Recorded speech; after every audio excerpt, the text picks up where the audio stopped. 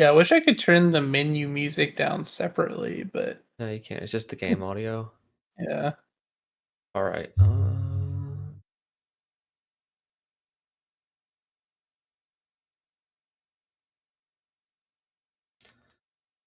All right. Give me a mic check. All right, mic check 1, 2.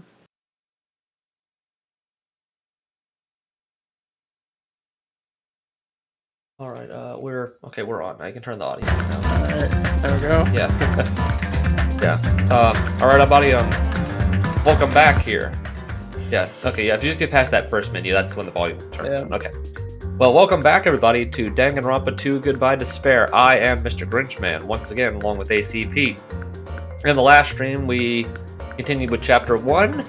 We had a midnight party, and unfortunately... the party got crashed. Yep, it did. The guy who planned it, Byakuya, is now dead. He got apparently stabbed while under a table. So we did... Well, it happens at the best of parties, you know? yeah, it's one of those murder dinner parties, you know? Yeah. So we did the investigation, found the last of the Monokumas, and we are up to the trial and are ready to get started. This episode we will be taking on Trial 1 and the post-trial stuff, and that'll probably be all we do tonight. So let's get underway, everybody. Yeah, Chapter 1 is not quite as quick as the first game.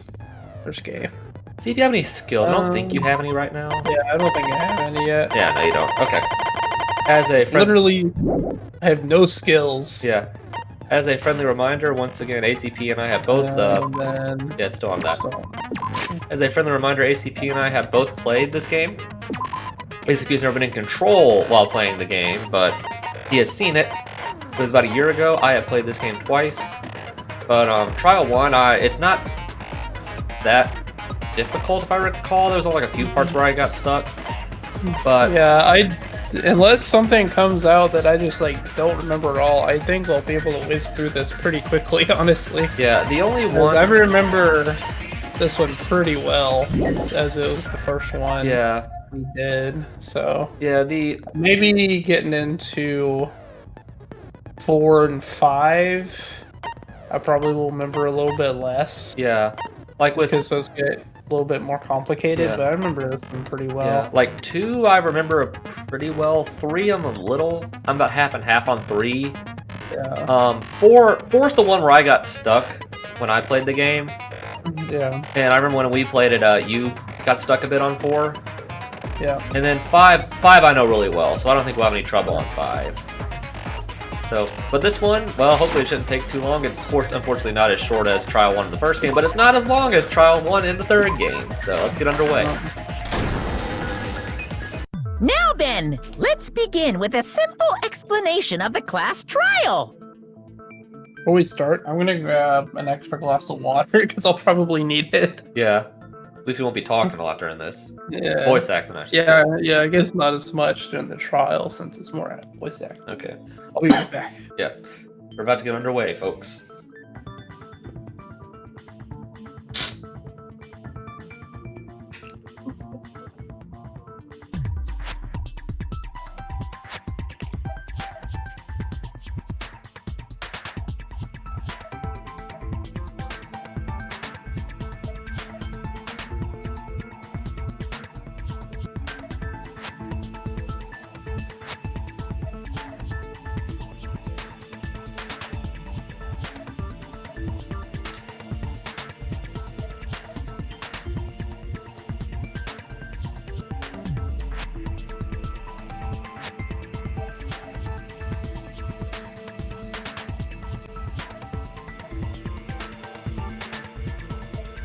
Alright, okay. I noticed something funny last time. We didn't have a cat interruption last time. No, I have I arranged my chair. I've actually chairs around my desk. So she couldn't jump up on the desk. Okay. While we were streaming. Okay. Well, let's get underway. So... During the class trial, you will present your arguments for who the killer is and vote for who done it. If you vote correctly, then only the blackened will receive punishment. But if you pick the wrong person, I'll punish everyone besides the blackened, and that person will earn the right to leave this island. You cut me off before I could say my joke. Such a cruel rule. You cut me off before I could say my Before we usual begin, joke. I'd like to confirm one thing. Is there really a killer among us? Most definitely. There's no doubt that the blackened is lurking among you. Such a sad state of affairs, isn't it? By the way, this class trial is gonna be 100% fair, so there's no need to worry. Yeah. Maybe well, like the first trial of V3. yeah. Yeah, for those of you who haven't played that game, yeah, there was some There problems. was some what do you call it? Trickery afoot. Yeah, there was. I'm the type who hates favoritism and prejudice. Well, not as much as I hate Monami, of course. You hate me that much? More than prejudice. Now, let's begin. You know, if it was implied, You're telling us to begin, but what are we supposed to do? you know, if V3 was technically like the written with the way that the plot actually explained that it was, that would imply that that was not spur of the moment what happened in chapter 1 with the actual murder, that it was actually planned that the murder was going to fail. Yeah. And that Kaede would have to be killed by, or Rantaro would have to be killed by someone else that wasn't Kaede when it was actually said that Kaede did it. So I mean, it was. I don't know how Kaede would have consented to that if the actual. Well, I guess it wouldn't have mattered if their memories were erased. They wouldn't remember what they consented to or what they didn't. Yeah. Yeah, well, that's a topic for another time. I talked enough about my opinion of Trial 1 last time, Yeah. in which I went off on a rant about how when we were talking about autopsies and how I think they should have noticed something, but yeah, Yeah. it's enough about that. Yeah. So we got a pressed ego in the chat saying hello. Oh, hello. I think they were in one of our streams last time. Yeah, it was back when we were doing the first stream, I believe. Oh yeah, they were talking Here. about the vulgarness of like Toko or something. Yeah. Yeah, they were chatting to us while we were trying to get the No secret complaining, item. let's just settle this with our fists. Well, hello then. I'm glad you're back. Glad you're here again. Were you even listening to the rules? Didn't that Byakuya bastard get killed in the dining hall, huh? Then everyone there is a fucking suspect. Yeah, what you're really trying to say is that you're not the killer, right? No shit. You guys went off on your own and started killing each other. This has nothing to do with me. Huh? What does that mean? Anyway, why don't we try talking about the most pressing issue on our minds? Huh. The most pressing issue on our minds? Where we found the body. It's very strange to find a body underneath a table. It's very strange to find a body at all, but Yeah, it kind of is. I mean, we are on a murder island, but yeah, you're right. yeah. And considering that, Let's start with that mystery. considering that there was no real sign of anything gonna happen until the blackout, then yeah, you're right. Yeah. The reason why Byakuya's body was discovered under the table in the dining hall table. We can start with The that. table and the table. Yeah, they say under the table so much in this trial. Yeah. We can start with that, but ultimately we need to find out who murdered him. Yeah, press ego mentioned it Yeah. says get ready to I repeat just- under the table. Yeah, I just said that, yeah. That's one thing I do Yeah. remember about this one. Yeah. If we can't do that.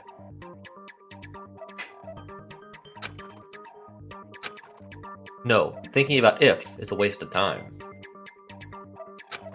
We have to do this, no matter what. So the class trial has finally started. From this point on, I will provide simple tutorials at every important moment.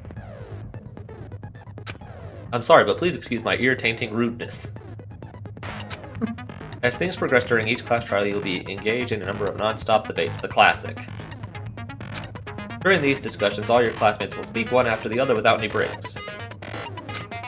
It's up to you to reveal any lies or mistakes contained within those statements.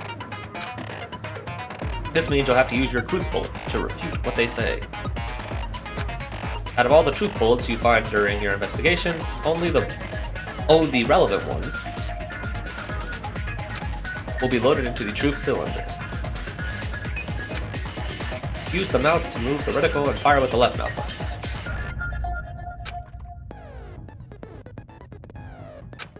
Take listen to each character's statement and choose your truth bullets to blast the right ones. Note that if you run out of time, you'll automatically fail, so be careful. If you press the escape key during these arguments, you can review the controls. Well then, good luck and have fun. It's interesting that 2 and 3 have different controls. They do? Yeah, I guess they do. They do. At least with the PC version I have. How'd you fire? Why was that way? Byakuya's body in a place like that? His body was underneath the table. Oh, yeah, I forgot how much the reticle moves before you get the upgrades. After the killer murdered Byakuya, they probably moved the body there. Huh? Why? Obviously by hiding the body. They tried to delay its discovery! Ooh. Like a dog burying a bone! Oh, what you just said is making sense or something like that. Why was Byakuya's body Let's see. The fast forward is the control. in a place like... His body was under at the very back of the dining hall. Was it spacebar to use the... No, that's the slowdown. It was left mouse to fire. Yeah. Well, I know how to fire. I just couldn't remember the slowdown button. There. Yeah, they didn't say that yet. I don't think you have the ability to do that yet. I think you can't do it till the tutorial where they tell you can. It is very useful during the hangman. After the killer murdered Byakuya, Oh, you do have it already. Okay. I guess it just doesn't tell you they that. probably moved the body there. Fire. You didn't fire. What? Oh, I was clicking the button. No, it that's just wrong. wasn't clicking. Yeah.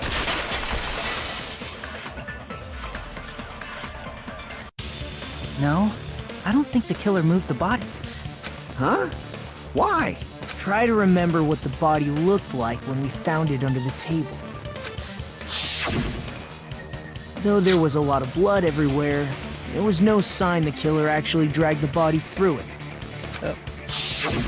So that's why you think it's impossible that the killer moved the body. I see. I get your point. Aw, and here I thought I had a genius idea. Too bad you're so stupid and boring and unpopular. Your life is meaningless. I respond better to praise, you know. But if the killer didn't move the body, why was it under the table? Byakuya was probably killed under the table. What? You think he was killed under the table? So Byakuya snuck under the table for reasons unknown, and that's when he was killed. Then, shortly thereafter, we found his body under the table. It's like 6 times in like 7 sentences they said that.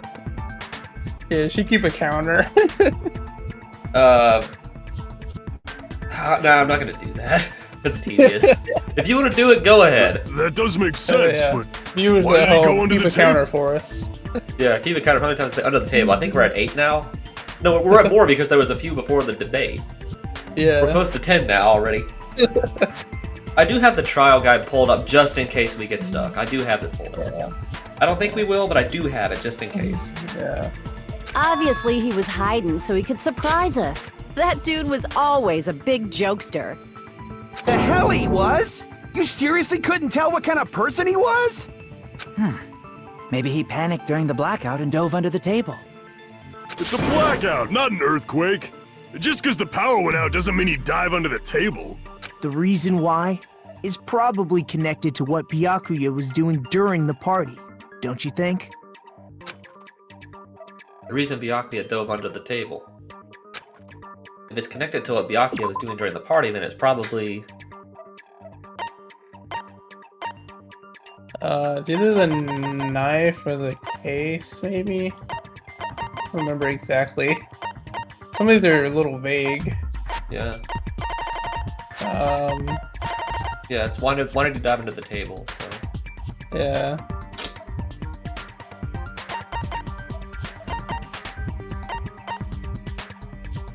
I'll just do the case, I guess, because he was. I don't think that's actually right, actually. Is it? No, I don't think it is. I'm trying to think of like. Oh, I know what they're checking out. It's like, what purpose did he have to do that specifically when he was looking? I think it's implied he saw something. So. Yeah. Because keep in mind, he could see. We determined he could see everything. Yeah. So why would he have gone over there? Is I think what they were looking at. I can prove it with this. Yeah, it was a knife. I Yeah. think that's what it was because. It probably has something to do with the knife we found under the table. Because we'd established last time he could see what he was doing. Knife? Oh, you mean that thing that obviously screams, I am the murder weapon! Byakuya probably noticed the knife was hidden there. So in order to get it, he moved under the table. He was particularly sensitive to the presence of dangerous items, so I cannot deny that possibility. But how did he notice that there was a knife under the table? If he knew beforehand, he probably would have done something about it before the blackout, right? Then, instead of knowing about it beforehand, maybe he saw it right at that moment. Like, for example, he might have seen someone trying to take the knife out from under the table. No, that's not possible. What? You seem rather confident about that. Of course. I have proof to back me up. This is almost like a real trial! Thank you, Monokuma. During the previous statement, there was only one weak spot. But from this point on, there will be various weak spots standing in your way. No matter how many weak spots there will be only one lie or contradiction in a debate at a time. Yeah, this ain't like the back routes. There's no back routes in this game. This means there will be... Is there actually no back routes in the game? What? Are there, like, no back routes at all? I don't think there are in this game. In one, there's technically one, sort of. It doesn't advance it doesn't advance the plot or anything. In fact, it just resets to a certain point. Yeah. But there is 1 in 5 in that game. I know we did the 1 in 1. Yeah. When we played it, and obviously we did a few in 3. Yeah, but... I don't think there's any back routes in this game. Yeah. Yeah, this means there will be false weak spots. Because they have the lies or whatever. Yeah. Yeah, there's no lies, but you can substitute bullets. Which I personally... That's the one thing that I screwed up a lot, was knowing when to absorb certain bullets. Yeah. Like in one, when you had... that was the one that stumped us when we played before. Yeah. Some of those we had to absorb multiple ones in order to get it. Yeah, like in one, when you had to do that, it was pretty obvious when you did. But here it's a little more vague. But you also need to lower your trust with everyone, and your influence gauge will take damage. The thing is, if you fail, if you miss, if your influence gauge reaches 0, you will fail. So please be careful. I don't think we'll have any trouble with that. You have to rely on your own logic to determine the weak spots are actually lies or mistakes. Also, if you concentrate by holding down the space key, you can progress slowly. Yeah, we figured that out. Yeah. Please use whenever you feel like statements are moving too fast to aim. I feel that could have been very useful when I was playing, especially with the Switch controller. Yeah. But I just never used it for some reason. Yeah. I think I started using it in Trial 4. I started using it. Well then, good luck and have fun. We get the idea.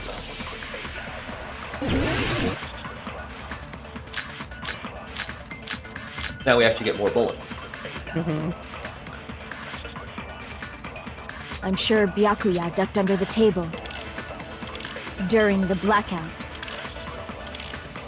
That sounds correct. If that's the case... I want to do one. So...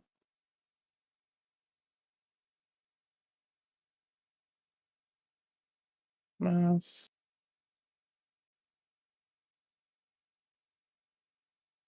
So the silencer is the one that grabs it, right? No, the silencer gets rid of the white noise. You just haven't gotten to where they show up yet. Yeah, that's right. I think I think you hold down. I think you would hold down the right mouse button when you get that. Yeah. It'll tell you when you do that, I think. There'll be a tutorial. During the blackout, Mr. Ham Hands must have seen the killer take the knife. But it was super pitch black! It was so dark I couldn't see my food. Byakuya couldn't see in the dark either. No, that's wrong! Okay, looking up, there's no secret scenes, nothing for trials in this game. No, Byakuya was probably the No, only that's one who was wrong. able to see in the dark. Yeah. Why do you say that? Yeah, because she probably never even looked at the crime scene, and she was also not in the room when it all went down. So Yeah. She was in the office, but then apparently was also not in the office, so she never really went in the dining hall with us. Yeah. And at least after she left. He Yeah. was using those night vision goggles we found under the table. He could have seen what was happening. So, are you saying Byakuya was the one who used those night vision goggles? Yep. Yeah, that seems to be the case. Your reasoning is out of focus. Oh, we get this already. I forgot this was so early. No, that's obviously wrong. It should be the other way around. Oh, yeah, we got the blade battle here. Other way around? Seriously? The killer used those night vision goggles, not Byakuya. Were you surprised by Mahiru's sudden argument? Yeah. Just between you and me, I was also surprised. Just kidding, I'm sorry. Now then, when this kind of argument surfaces, you will go in a one-on-one debate called a rebuttal showdown. In this mode, you will have to counter the other person's claim, draw out their weak spots, and argue against them. Please counter the other person's arguments with the Blotz keys. Based on the shape of their remarks, it's important to know whether to cut vertically, sideways, or diagonally. Oh, right. Oh, do you remember when I screwed this up in that one trial? You remember how bad that was? And based on that, you can skew the debate's mood to your advantage. On the other hand, if you ignore the other person's remarks, it will skew towards their advantage. In the bottom right-hand corner of your screen, a number shows the sharpness of the counter is displayed. This is the number of times you can cut during one round of the debate. You will also lose cuts of sharpness even if you miss, so be careful. When the mood skews to your advantage for a certain length of time, the other party's argument will changes. This means conversation will develop and advance. If that happens, they'll end up giving you, or end up divulging some weak points. However, you cannot normally cut these remarks that contain weak spots. Instead, it will skew the mood toward the other party's advantage, plus it's going to be very big. Just like regular debate, if you refute any weak spots with the left mouse button. Of course, if you don't have the correct truth blade, you will not be able to cut the remark. Huh? What's truth blade? I'm terribly sorry, it appears to be the only delay. It appears there's been a delay in contacting you. I will make sure the person in charge of contacting you takes a very long vacation. In this mode, truth bullets will be called truth blades. That's about it. There won't be any other changes to your handbook menu. Only the name was changed, but don't you think a change in feeling is important? If you press the escape key during these arguments, you can review the controls.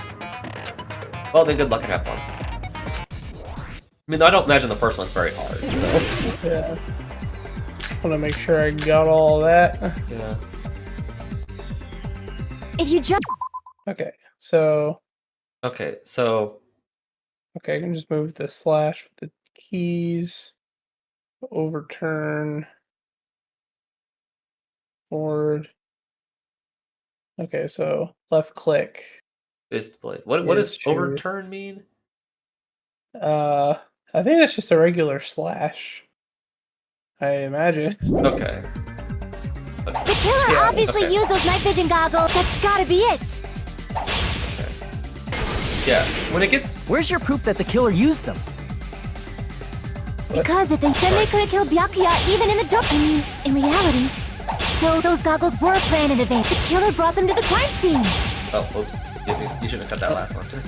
Yeah, I didn't know it was gonna be the last Because one. if they used night vision goggles, then they couldn't kill Byakuya even in the dark. I mean, in reality. So those goggles were planned and the killer brought them to the crime scene. Hang it. Okay. Because if they used night vision goggles, What? No! Then they could have killed Byakuya even in the dark. I mean, in reality, The that's controls what are happened. weird. Yeah. So those goggles worked. The killer brought them to the crime scene. Oh, no. You should have Dang waited. it! Damn it! If you just use common sense, the killer obviously used those night vision. That's gotta be it. Where's your proof that the killer used them? Because if they used night vision goggles, then they could have killed Byakuya even in the dark. I mean, in reality, that's what. So those goggles were planned in advance. The killer brought them to the crime scene. Okay, There we go. there we go. Allow me to cut through those I words. kept getting the controls backwards. Yeah, you see, like, why I struggled a bit with those. No, Byakuya was definitely the one who brought those night vision I goggles. mean, these early ones, they give you more than enough slices, but in like 4 and 5, you're really pressed for how many times you can do it. Yeah. Especially on mean, because I remember when we got to like trial 5, like in the 2 that you do that, there was one that I failed, like several times, because I kept missing. Sometimes I kept missing. But why? Inside the Duralumin case Byakuya had with him during the party, Oh, that's how you say that? he found a smaller case Duraluminum? for storing the night vision goggles. Okay. I was saying it wrong the whole Which time. means we can assume that the night vision goggles were kept inside that Duralumin case as well. Duralumin. Okay. Woohoo! I said assume! Ibuki never uses such clever language. Plus, Byakuya was the only one who could have taken the night vision goggles out of the case, since he was carrying it around before the blackout in the first place. I see. When you put it like that, it makes sense. Then, was that knife inside the case too? If there were night vision goggles inside, it wouldn't be weird for a knife to be in there too. It would be weird. I am weird, aren't I? At times like this, I'd rather be fantasizing about tonight's main dish. I don't like the way you said that. Ooh, you totally mean that in a perverted way. Thank you, Hiyoko. The knife was brought in the Duralumin. I'm gonna have to get used to saying it like that. Yeah, Duralumin. Yeah, Duralumin. No, that sounds like a Pokemon. That sounds like Duraludon, which is a Pokemon. Yeah. It sounds too much like Duraludon, but Duraludon did not exist at this point. Duralumin case, along with the night vision goggles too. No, that's not possible. The knife was hidden in the dining hall before the party even started. I should be able to prove it. Tonight's main dish was an option. I don't know if you saw There was that. duct tape left under the table where the body was found. The fake answers can be pretty funny. Huh? Duct tape? They probably hid the knife by duct taping it to the underside of the table. Oh, so that's why we found duct tape there. Though Byakuya was thorough, even he couldn't have noticed a weapon taped to the underside of the table. Unless he looked This for it. may be off topic, but why was Byakuya acting so paranoid? Not only did he bring a self-defense kit, but he had night vision goggles inside the case too. That's true. He went above and beyond being a little cautious. Now that you mention it, that applies to the dangerous items he confiscated as well. It's one thing to be a little cautious, but performing a body check is a bit much. He probably knew. Someone was planning to commit a murder. Are you saying he predicted the murder? Could it be? Was he also in possession of the all-seeing eye? You think so too, right, Hajime? Yeah. That's right, Byakuya probably knew there was the possibility a murder would occur. Yeah, it's an easy one. I think it's the last thing we got. Yeah. Well, one of the last ones. I can prove it with this! Yep. Everyone, can you please take a look at this? Be careful, the first kill will happen tonight. Someone will definitely kill someone. The hell is this? Hajime and I found this in Byakuya's cottage. It looks like a threatening letter someone sent to him. So, who's the someone? Nobody besides Monokuma would write such a dumb, threatening letter like that. Wasn't me! Wasn't me! Are you sure? The only lies I tell are friendly lies! Like, what kind of lies would those be? Like, Like, oh, you look great in those pants. Oh yeah, like the song, like that Doofenshmirtz song. Where it's like, you look good in that hat. Lies, like, you haven't put any weight, like that kind of stuff. Yeah. Those are still lies! Well, I mean, according Doesn't to... matter who wrote it yet. So, Byakuya became paranoid because of this threatening letter? Well, I mean, according to Doofenshmirtz, the ties that bind society together are lies, according to Doofenshmirtz. Yeah.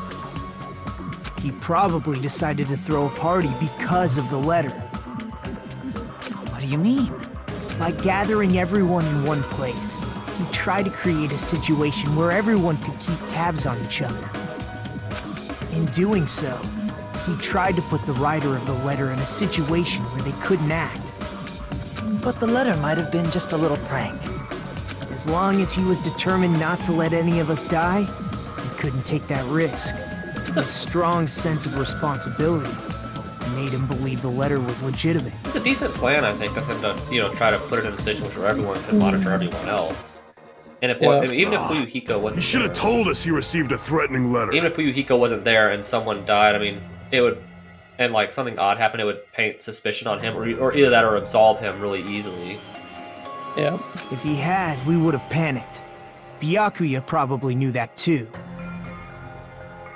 So, he tried to do something about it without telling anyone? I see. A strong sense of responsibility as our leader was his undoing. Screw that noise! Who the hell wrote that letter? Well, obviously, the killer. Killer.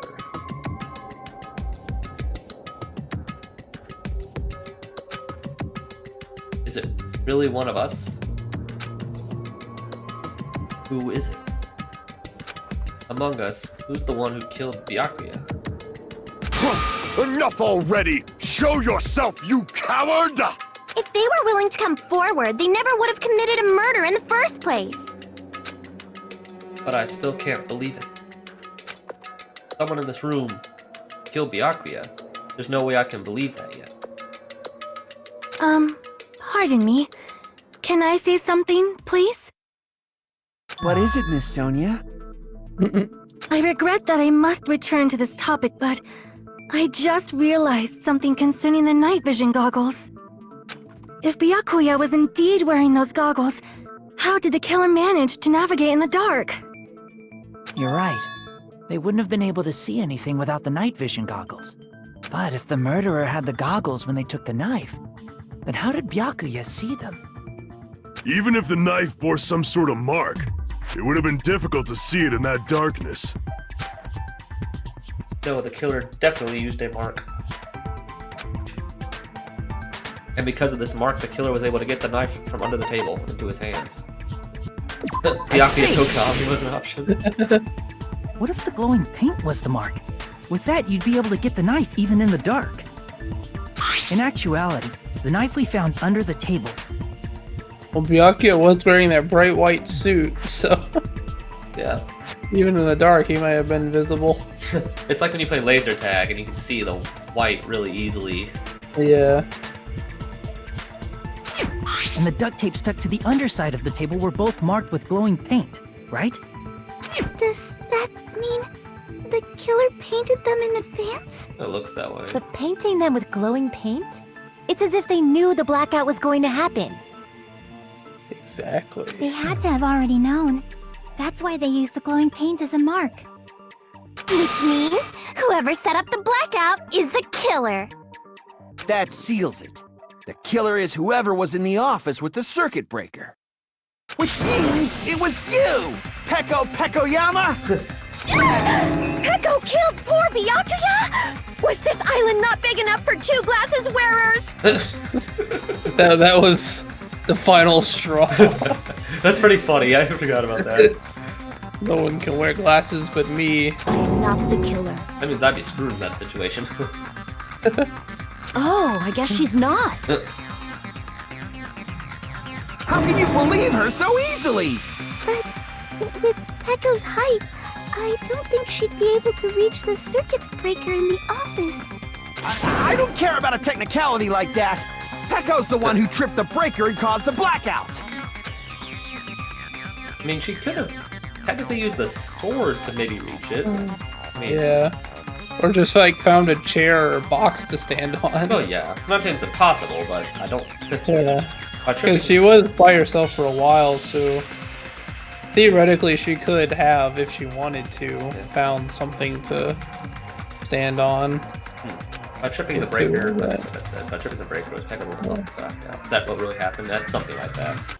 Yeah. Oh, okay, we get this now. After this debate, blue-colored weak spots will start appearing. If we call the weak spots you see up to now argue spots, the blue-covered weak spots will be called agree spots. This is back. When shooting agree spots with truth bullets, you need to flip your way of thinking. Instead of arguing around the other person's testimony containing lies or mistakes, please fire the truth bullets that prove the other person's testimony is correct. Was this in the first game? I don't think that it was.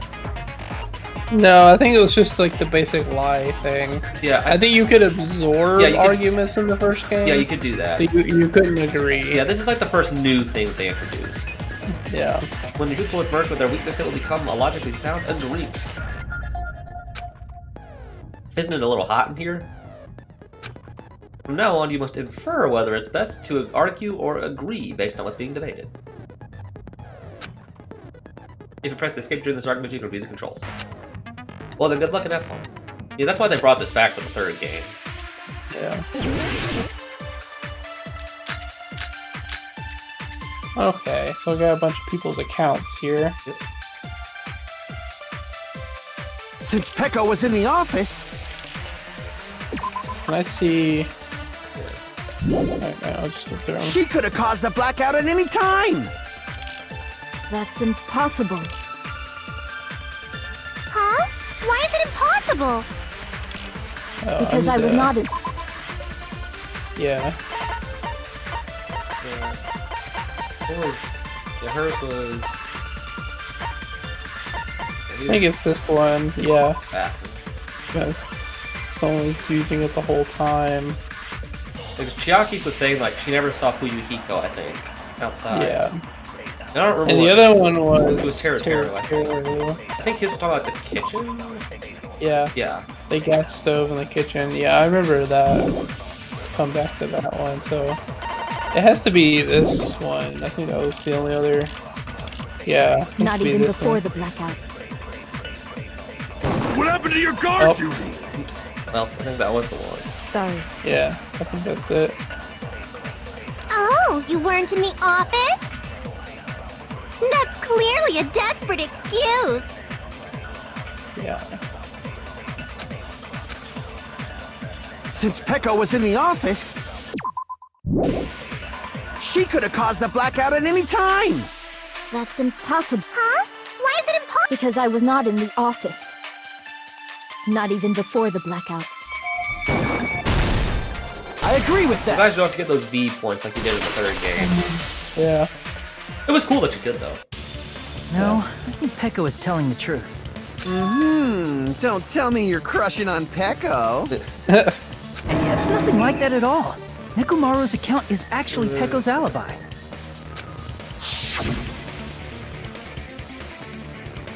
Oh, yeah. I've been trying to use it many times, but the door just won't open at all. It's true. Someone was occupying the bathroom for a long time shortly after the party started, and it was finally freed up after Byakuya's body was discovered. Then the person who was in the bathroom that whole time was actually... Everyone else besides Pekka was in the dining hall after the party started, right? I see. So there's no way anybody else could have locked themselves in the bathroom except Pekko. I guess that would be true. You locked yourself in the commode? You should have said so earlier. There's no way she'd actually say that. Gosh, you're so insensitive.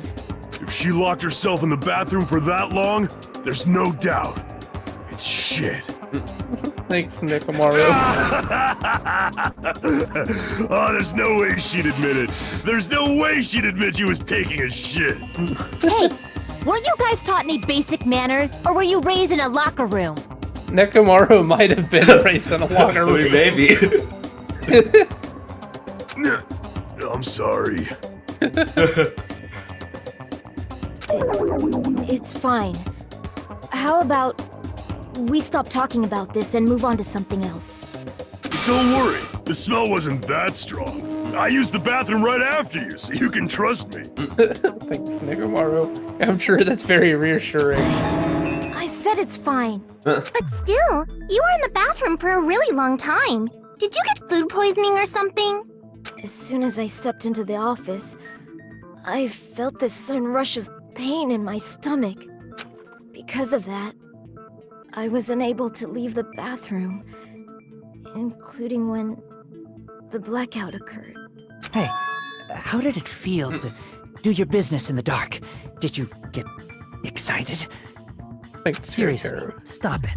But still, your stomach pain. Was that really just a coincidence? Hey, what's the deal? Don't butt into other people's business, especially if you didn't do any investigating. I'm only butting in because you fucking idiots are out of your element. I mean, if anyone's Stop gonna... this childish nonsense. Just what do you mean by coincidence? I mean, if anybody's gonna know about crime and stuff, it's gonna be the Yakuza. Yeah. What I mean is it possible someone slipped her some laxatives? Laxatives? If so, the killer could have tripped the breaker as soon as that girl left the office, don't you think? I see. That might have happened. The question is whether Pecco's stomachache was a coincidence or if someone intentionally caused it. Depending on the answer, the outcome of this trial could drastically change.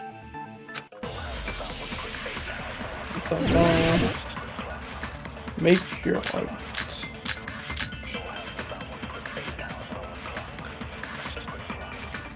Okay.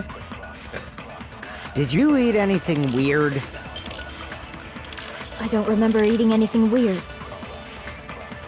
Now that you mention it... You brought food to the office, right? Just a little bit from the dining hall. There might have been some laxatives in it, don't you think? Taro cooked the food. How suspicious! I wouldn't do anything like that. I doubt that, buddy. Laxatives would ruin the taste. Interesting. Whether it was Okay. Did So, you eat anything weird? it would be this. It wouldn't be I that. don't remember eating anything weird. I don't think it would be that. It has to do some with the Now party that you dishes. mention it... You brought food to the office, right? Just a little bit from the dining hall. There might have been some laxatives in it, don't you think? Taro cooked the food. How suspicious! I wouldn't do anything like that. Laxatives would ruin the taste. That's not right. No. That's also saying that think he it was wrong. Crap. Yeah, I Did think you it's eat the anything thing, weird? That's the first one. First thing, yeah. I don't remember eating anything weird. You can fast forward, by the way. Yeah. Now that you mention it... You Just a little bit from the dining hall. What There do might you have been do some this? laxatives in it, don't you Is think? that the third game had like the old effect No, of that's like the wrong. old CRT when you fast forward? Yeah. I did like that. No, it's impossible that laxatives were slipped into the food in the dining hall, because Pekka wasn't the only one who ate that food. Akane ate some of it too. Oh, she ate a lot of it. Well, instead of Food Byakuya. had laxatives in it. I'm pretty sure Akane would have had stomach issues as well. I feel totally fine. Like I said, the dishes are innocent. Don't go making weird accusations. I apologize for causing a scene. Fuyuhiko should apologize, not you. He's the one who made the laxative accusation. It was a fair argument. Fuck did you say, bitch? Well, to be fair, it was a fair point. Business bickering. Oh yeah, that pose. It'd be funny if she said, "Cease thy bickering, fools." Let's just dismiss That would be funny. Pekka's stomachache as a coincidence and go back to discussing the blackout. See, sure, it's fool. We already know that, you trashy skank. You don't have to tell us. All right, yeah. Trashy skank? As long as the murder happened during the blackout, then the blackout itself is what's actually important. So we need to make it clear how the blackout occurred. Okay. To be fair, Fuyuhiko did make a valid point that something could have happened. It wasn't his fault. Yeah. I mean, Mahiru can be insensitive too at times. Who tripped the breaker and how did they do it? If you can't answer that, I'm gonna bop you on the head. Did they throw a stone and hit it? Maybe they used a remote control? They probably messed with the breaker. It does not have to be the breaker. They may have tampered with the power supply and transmitters. Or maybe they caused a power surge? There you go. I agree with that. But yeah, you called me out earlier, now I agree with you. The two normies gotta stick Just together. as Mahiru said, the blackout was caused by a power surge. Of course, that's not a coincidence. Someone caused it intentionally. Which is why those 3 irons were arranged to cause the blackout. When you found them right after the blackout, the irons were still on, right? So by leaving those irons on in the storage room, they deliberately caused a power surge. Yeah, it seems that's how the killer caused the blackout. Stupid fool! Alright, we get this. I love it, like, stupid fool! Hold on a second, let me speak too! What the heck? You say the irons in the storage room were used to trigger the blackout? That's inexcusable! Okay.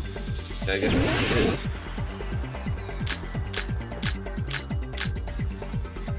If the irons in the storage room caused then for the killer to turn the irons on, you're saying they went all the way to the storage room? Then that means everyone who was when the blackout occurred can't be a suspect. No, just because people were in the dining hall doesn't mean they're not a suspect. But the people in the dining hall weren't able to if the irons caused the blackout, then the killer had to go to the storage room and turn on the irons. Now do you intend to take back what you said? But the people in the dining hall weren't able to if the irons caused the blackout, then the killer had to go to the storage room and turn on the irons. Now do you intend to take back what you said? But the people in the dining hall weren't able to if the irons caused the blackout. Allow me to cut through those words. There you go. The irons are just one reason the blackout occurred, but they weren't the direct trigger. The direct trigger was when the air conditioners in the dining hall and office clicked on. Air conditioners! Air conditioners! Yeah, this is very The surprising. timers for both air conditioners were set to 11:30 p.m. 11:30 p.m. Mr. Ham Hands died around that time too! I see. When the timers activated the air conditioners, the breaker was tripped and caused a blackout. I see. I understand. Indubitably. Indubitably? Indubitably? They probably checked the old building's energy usage in advance and used the irons to nearly max it out. So once they set the air conditioner's timers, they just had to wait until they started up on their own. If so, even if Pekka was in the office, it still would have been possible to cause a blackout, indubitably. Indubitably? Miss Sonia, not you too. Regarding the energy usage, they probably asked Monokuma about it. Dun dun dun! Is she right? Such a hateful bear! You deserve to die 1,000 deaths! Well, he technically has. 1,000, you say? If I died that many times, I might really stay dead, you know? Shut up! You guys just stay quiet! I couldn't have prevented the blackout even if I was in the office. But even so, I feel regret. If I was in the office, I could have reset the breaker in time. And maybe the murder wouldn't have occurred. No, the breaker in the office was built into a high area of the wall that's impossible to reach. Resetting the breaker in that darkness would have been impossible, no matter what. Sounds like you don't need to blame yourself. Even so, the killer is so sly. I'm starting to worry we may never actually find them. It's alright. You don't have to worry. Because they're just a petty killer, right?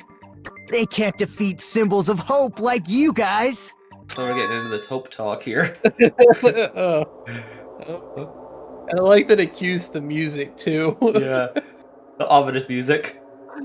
Yeah. There's no way everybody will lose now. This little incident will just be a stepping stone for you all. Was this music in the first game? I think it was. Yes. It's in 3. Yeah. I know they use it for this game, 3, and Despair Girls. Oh, that's right. It is in Despair Girls. Yeah. Yeah. I don't. They reused a lot of music from 2 and 3 in Despair Girls. Well, yeah. But, well, at least from 2, because 3 wasn't out yet. Yeah. Yeah. Aside from the It's a Kid's World music. Yeah. The weird carnival music, as I call it. Yeah, there's mostly reused music, but yeah. Actually, this one, sorry. I think this one is from 1. I know 1 had a very similar song to this. Yeah, I think I'm trying to when it would have been used. Yeah. I think it's. Oh shoot! What would it have been used? I don't know. I'm trying to when it would have been used. Yeah. Oh, it's Oh, I think it's in Trial 6 when they use it. It's after the Mastermind reveal, I think. Yeah, I think it's during when like everyone is like super depressed, despaired, or whatever. Yeah, I think that's right. And then like. Oh, speaking of the first game, I remember in the end, hope always wins. Yeah, speaking of the first game, I remember who actually was talking about the character. That was My Name is Ludenberg or something. That wasn't this guy. Yeah. I think this was the guy talking about the Japanese stuff or something. Mm-hmm. Yeah, I apologize for that confusion. We're getting to the hope speech now. Nagito? What happened to you? Huh? What do you mean? Yeah. Well, you have been saying this whole time that there's no way a killer could be among us. Oh, is that so? Well, let's just put that minor detail aside for now and talk about the incident. Yeah, he definitely knows more than he lets on. Yeah. For now, we found out how the blackout occurred. But the question is, who caused it, right? And at this point,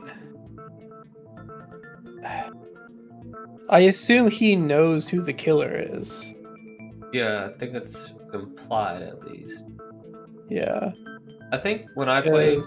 Sorry, finish what you were saying. I know we'll get into it later. I guess it's not super spoilers for us. But yeah, I mean, he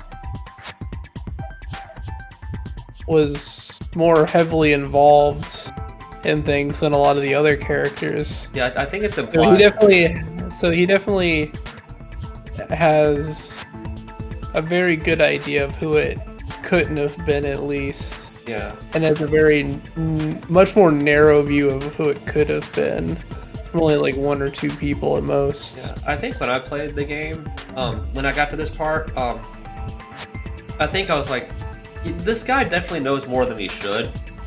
Yeah. And even before the trial, when they were talking, and he was talking about how it's not a killer, and they went to go investigate the cottage and stuff, it's like, I'm like, this guy probably knows more than he's telling us. Yeah. And it's at the point where it's like, you kind of know he's probably more relevant than you think he is. Yeah. Anybody could have hid and set the timers for the air conditioners.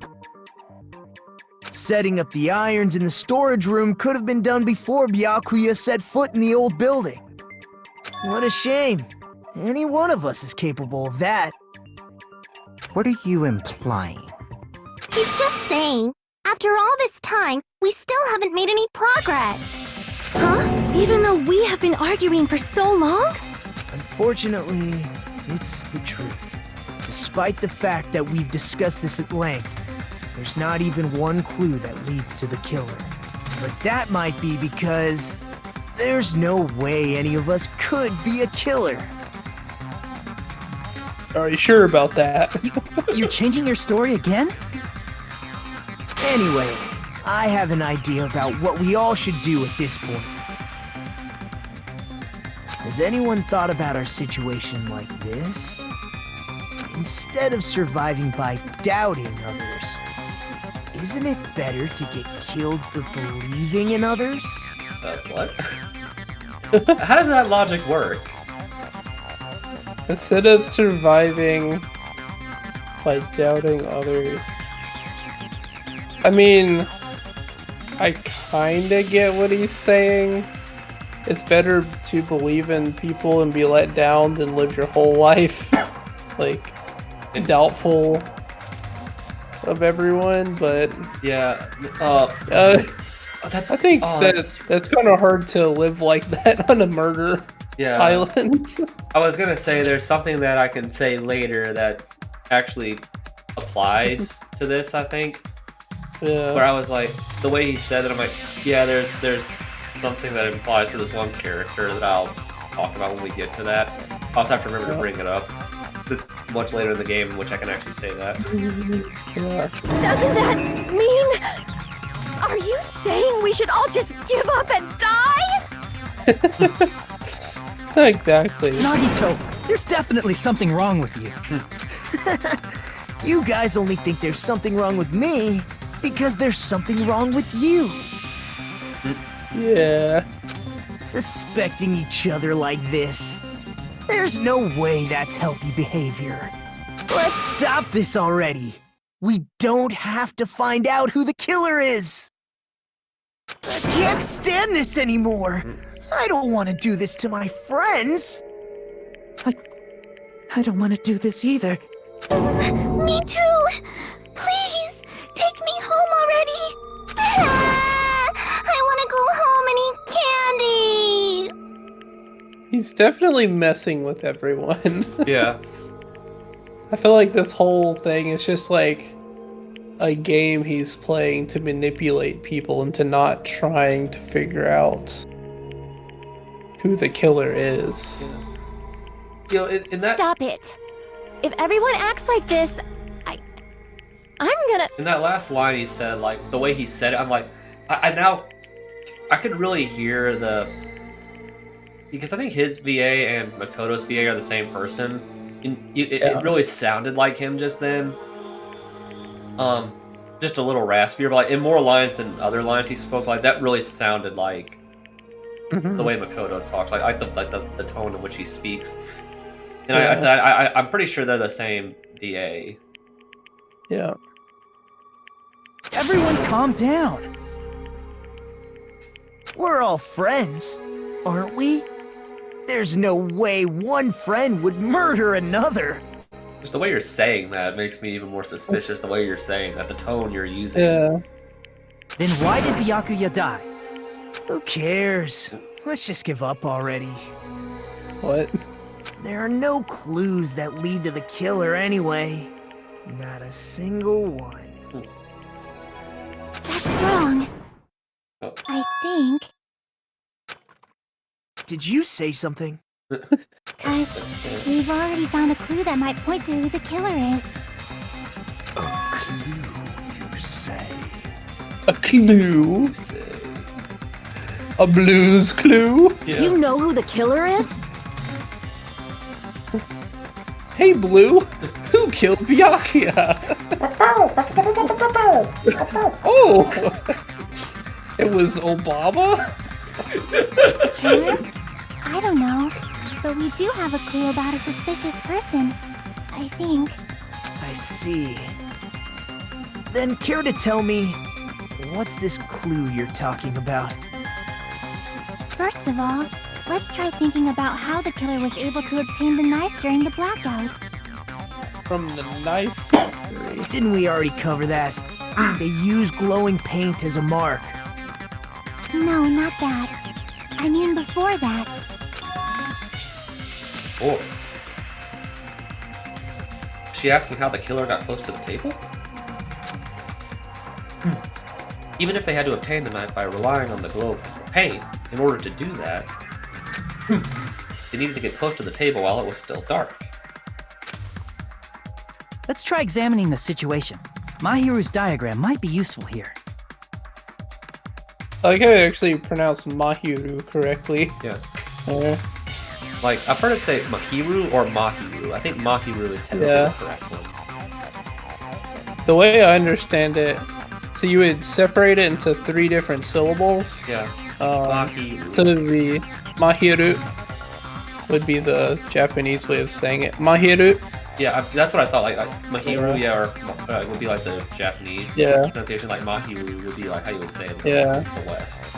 And that's how I say it. It's like each vowel is a lot shorter in Japanese. So it's Mahiru, Mahiru. Yeah. Like something like that. And the R at the end is actually pronounced like an L. Yeah. Mahiru.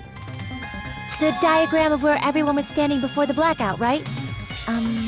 Here it is.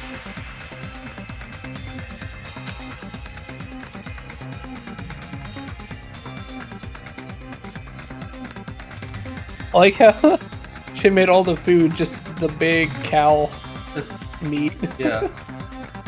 Even though that was technically only in the kitchen and never on the tables. Yes, you're right. Yeah, it doesn't matter. Yeah. Just as I thought, this diagram is a clue. I like to overanalyze things in these games. Oh yeah, that's the fun. Yeah. I can't wait till if we ever get to do, which I really want to do, like those like 2 fan games I've talked about, where I get to overanalyze in a game I've never played. Yeah. Oh, speaking of, you just made me think of it. I got the Steins Gate visual novel game. I don't know if you're familiar with Steins Gate. I've never heard of it. But it's an anime based around time travel. I've never And heard they made a really good visual novel game based on it. And I think that would be another one we'll have to do. Yeah. A lot of visual novels on the list, as well as the 3 Arkham games. Yeah. Okay. I just feel like the visual novels are fun because we get to do like the voices and stuff. Yeah. While we're doing it. Yeah. Okay. Analyze the game. Yeah. Yeah, okay, looking it up, Makoto and Nagito are voiced by the same person in English and Japanese. Okay. English it is Bryce Pappenbrook in English dub, or the English translation, and Megumi Okata in Japanese. So they are voiced by the same person. That's clearly shown in the diagram. Yeah. First, we need to discuss how the killer was able to move to that table in the dark. I think if we do get to that game you just mentioned, I think you can play that one, and I'll just be I'll be there. But well, I'm the one who owns it, so yeah. And if we ever get to like do those other games, that was some of those fan things. I think I'll take those. Yeah, you can do the fan games. Yeah, because I would love to actually play a game blind for the first time. Yeah. Play a Danganronpa game blind again. That would be fun. I think that would be fun. So yeah. Although I don't know if those games have voice acting. What are we looking for again? I don't even remember. Oh, I think it was the core. You got it. Oh right, the core. That's right. Must have used the desk lamp to move to that table in the dark. The desk lamp? I hope you don't mean they turned on a light or something. There was a blackout. There's no way the killer could have used the desk lamp. Of course there's no way they used the desk lamp. Like the killer actually used. I can prove it with this. They didn't turn the desk lamp on. They used its power cord. Power cord? They could have felt their way to that table using the power cord, right? By doing that, the killer was able to move to the table, then use the glowing paint to find the knife. And there's only one person here who could have done that. Who? The only person who could have possibly done it. Me. Because technically he was the second closest person to the lamp. Yeah, I guess he was. Oh well, yeah. You're the only one! Yep. Hello, buddy. Yeah. Nagito, it was you, wasn't it? Me? Judging from everyone's positions before the blackout, the only person near the power cord was you. Which means the only one who could have felt their way to the table using the power cord was Nagito! That's just a coincidence. But still, you had a chance, right? A chance to hide the knife under the table? Nagito's chance to hide the knife under the table was... We're working out right after the blackout. Right after the blackout. Right after the murder. Yeah. he just like after the lights come back on, he's over there just like taping the knife. Yeah. He's like, it was. I see. It was me, guys. I just found this here. Nagito, weren't you cleaning the dining hall all morning? If so, you would have had a chance to hide the knife. That's... You factor in the power cord and the time you spent cleaning. You're the only one who could have done it. Seriously! That's all just a coincidence! If it was just one coincidence, it'd be fine. But when it's one right after another, I wonder, is something like that even possible? Could it be? Did you give yourself cleaning duty on purpose so you could hide the knife under the table? Now that you mention it, Nagito did prepare the drawing to pick who cleaned the dining hall. To be honest, I already prepared a drawing because I assumed something like this would happen. You go through the trouble of preparing this, just what did you think would happen? Whoever draws the chopstick with the red mark on it will be in charge of cleaning, okay? Does that sound fair? You rigged the drawing, didn't you? That's how you got picked to clean the dining hall, isn't it? I don't know if you're the killer or not, but regardless, it proves that you're suspicious, right? If that's the case, that strange speech you made earlier, that was part of your plan too. You got us to lower our guard and tried to hide the fact that you did it, didn't you, you motherfucker? Well, just admit it already! Nagito, tell me you object to this. Frankly, I don't want to believe it either. We investigated together. You were so kind. I can't believe you're the one who killed Byakuya. He's gonna start laughing. Nagito, Yeah. say something. Probably. Yep. That face. He's That is an going expression. into what you would call this, the Nagito presence. It's I don't know, the true Nagito. Yeah, the true self reveal, I guess. Yeah. Yeah, that is an expression he's got right there. Yeah.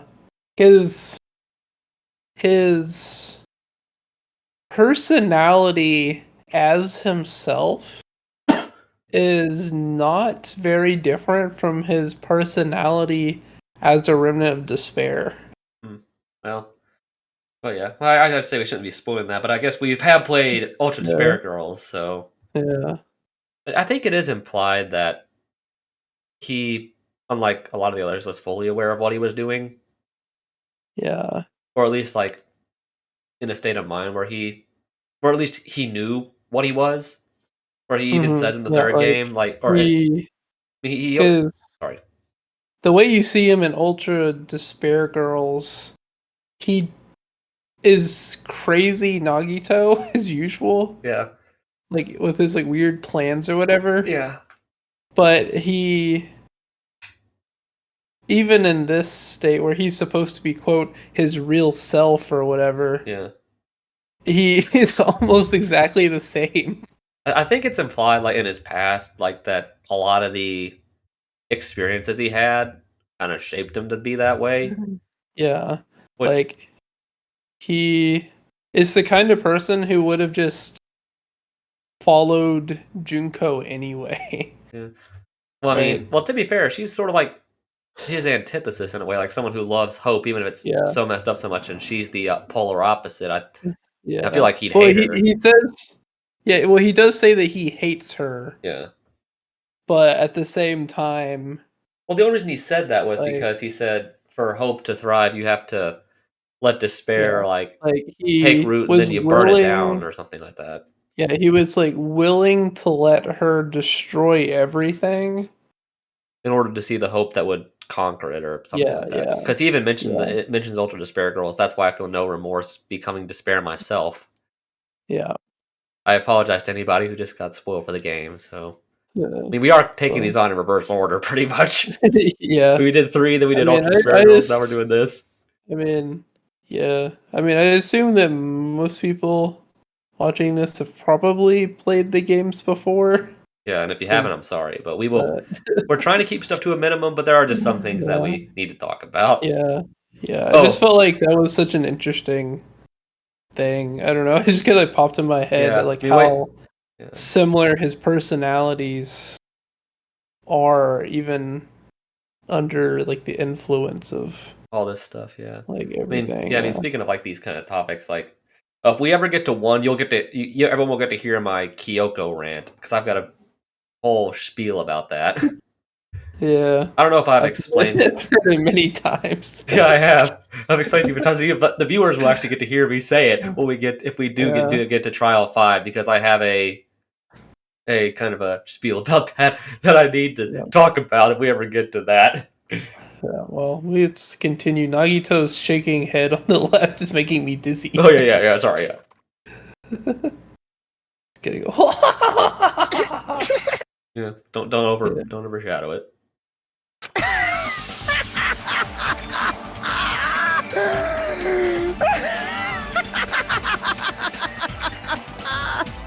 I don't think Imagine if you met a person like this in real life. Yeah, I mean, yeah, dude, like that would be really disturbing.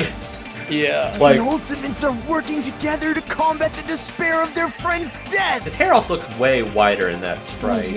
Or in that art right there. I mean, if you met a... How wonderful!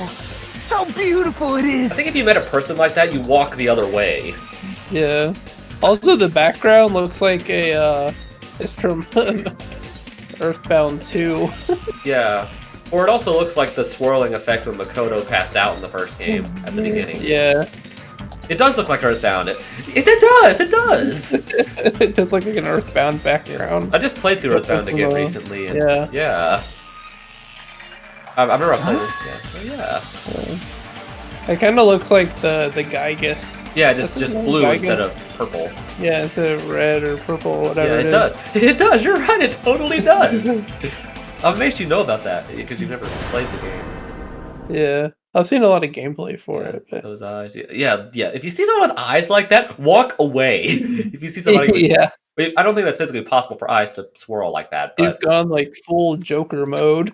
Yeah, that's how that's how I would describe this personality. He turns into the Joker. Just not murder happy, like to where he's like gonna go out and just kill a bunch of people for fun. Yeah, he's like the Joker of hope. Yeah, the Hope Joker. The Hope Joker. I wonder if he was like in like the DC universe, how he would react to some of these villains. Like what would he say? Yeah. He would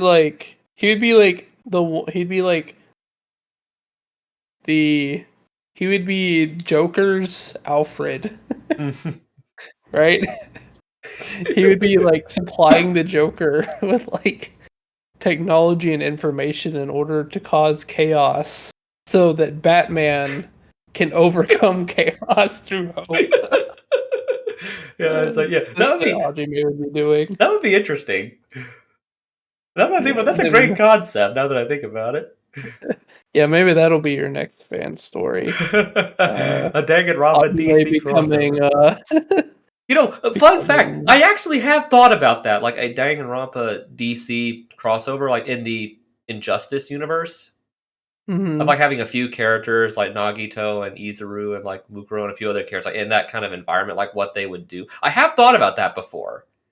Yeah. Like I don't think I've ever told you that, but I have actually thought about that and narrated to myself sometimes, like what would happen in that situation? And it's just kind of funny you bring that up because I've thought about that before. Yeah. Maybe you're right. Maybe I'll do a story about that at some point. I don't know. At that moment, Nagito's eyes. Yeah, if you see someone with those eyes, everybody, walk away.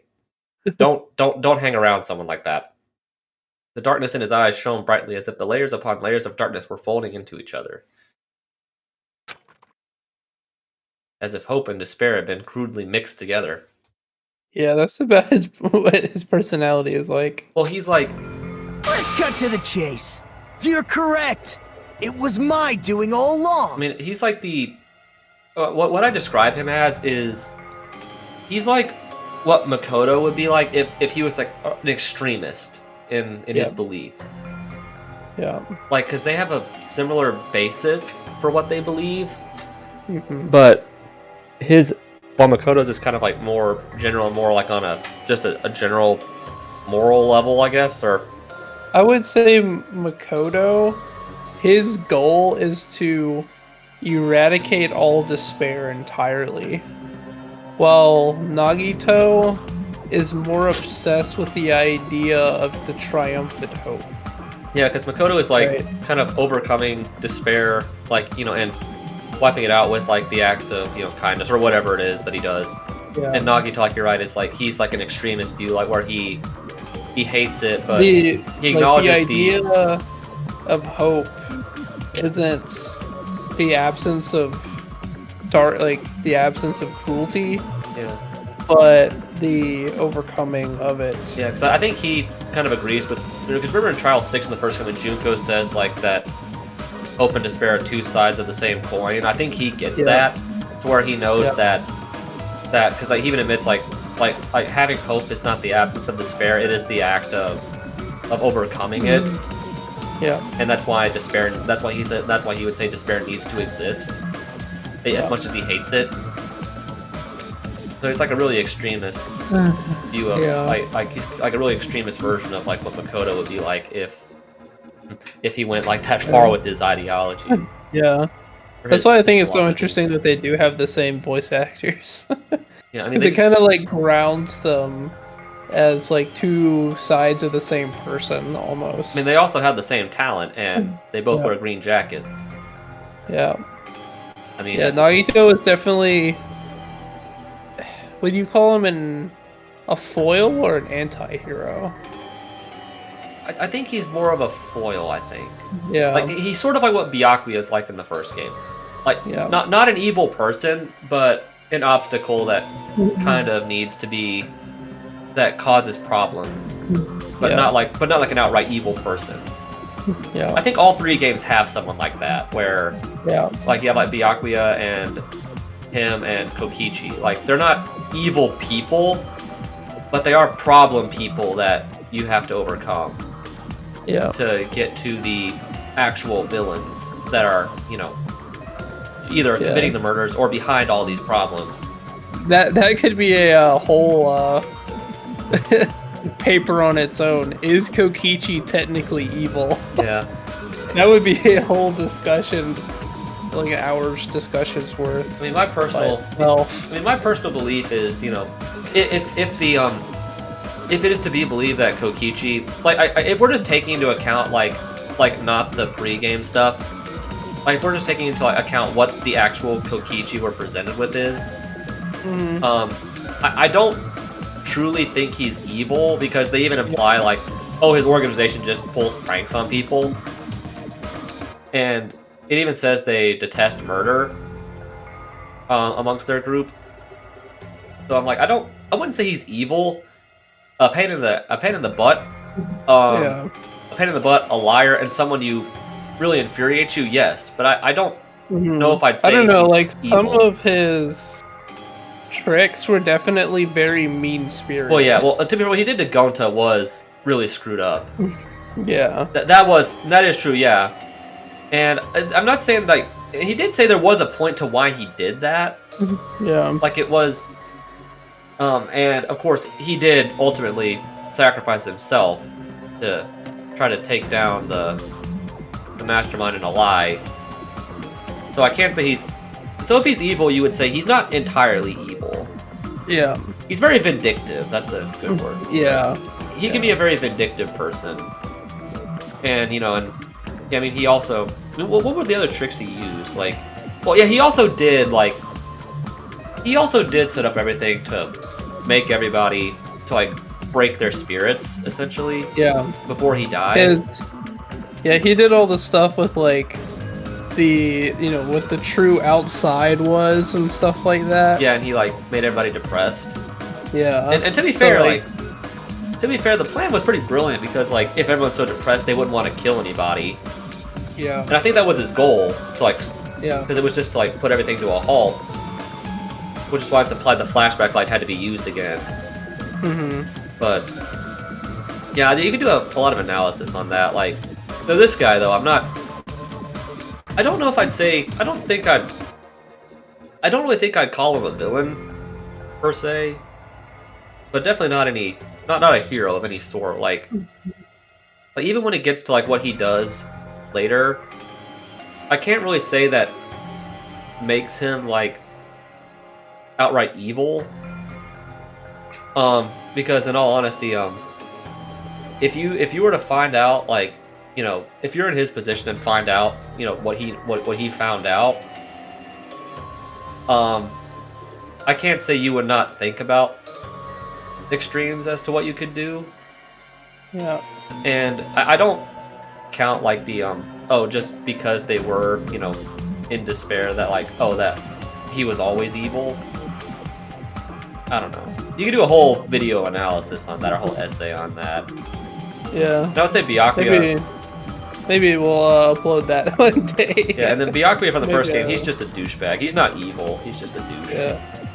He's just like one of those rich snobs. Have you ever seen those videos that are like ranking Family Guy characters from least to most evil? Oh yeah, I've seen those. I love those.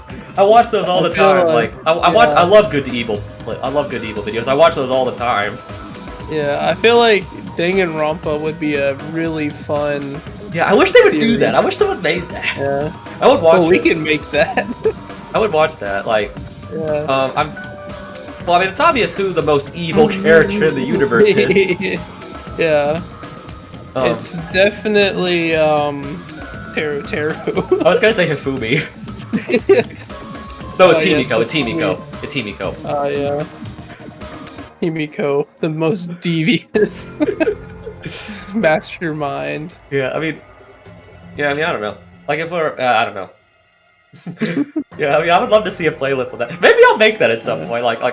Maybe I won't make like a video, but I'll make like a list. Maybe I can make the a list. The most evil man in Danganronpa. Yeah, I would have to make like a guys list and a girls list, because there's like, if you take, you would have to divide it up by games too, because it would be a lot to do. Yeah, because there's 16 in each game. Because there's 16 in each game. Yeah, a lot to do. Yeah, and also, if you added all the side characters to like the well, if you did include all the characters from the anime, yeah, that would have to be its own. That would have to be its own thing. Yeah, the anime. If I included it, that would be its own video. Like, and I don't think that Monokuma or like any of the robots would be included, because it's obvious kind of where they would be.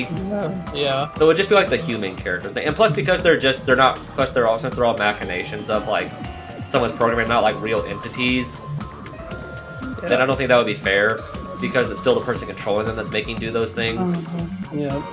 But I think if I guess I could do like one for each game of like who was. Yeah. Now I can't say it would be, you know, perfect.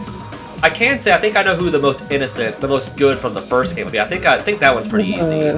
Yeah. I think that's Chihiro. I think that's easy. I guess let's move on. So this isn't like. But him or. I'm the one who hid the knife under the table before the party started. Sorry about that rant, everybody. There's just so much shit to talk about. That's why we wanted to do this game, like that we'd taken on before. You know, there's a lot of interesting topics we haven't been able to talk about. Yeah. There's so much you can analyze.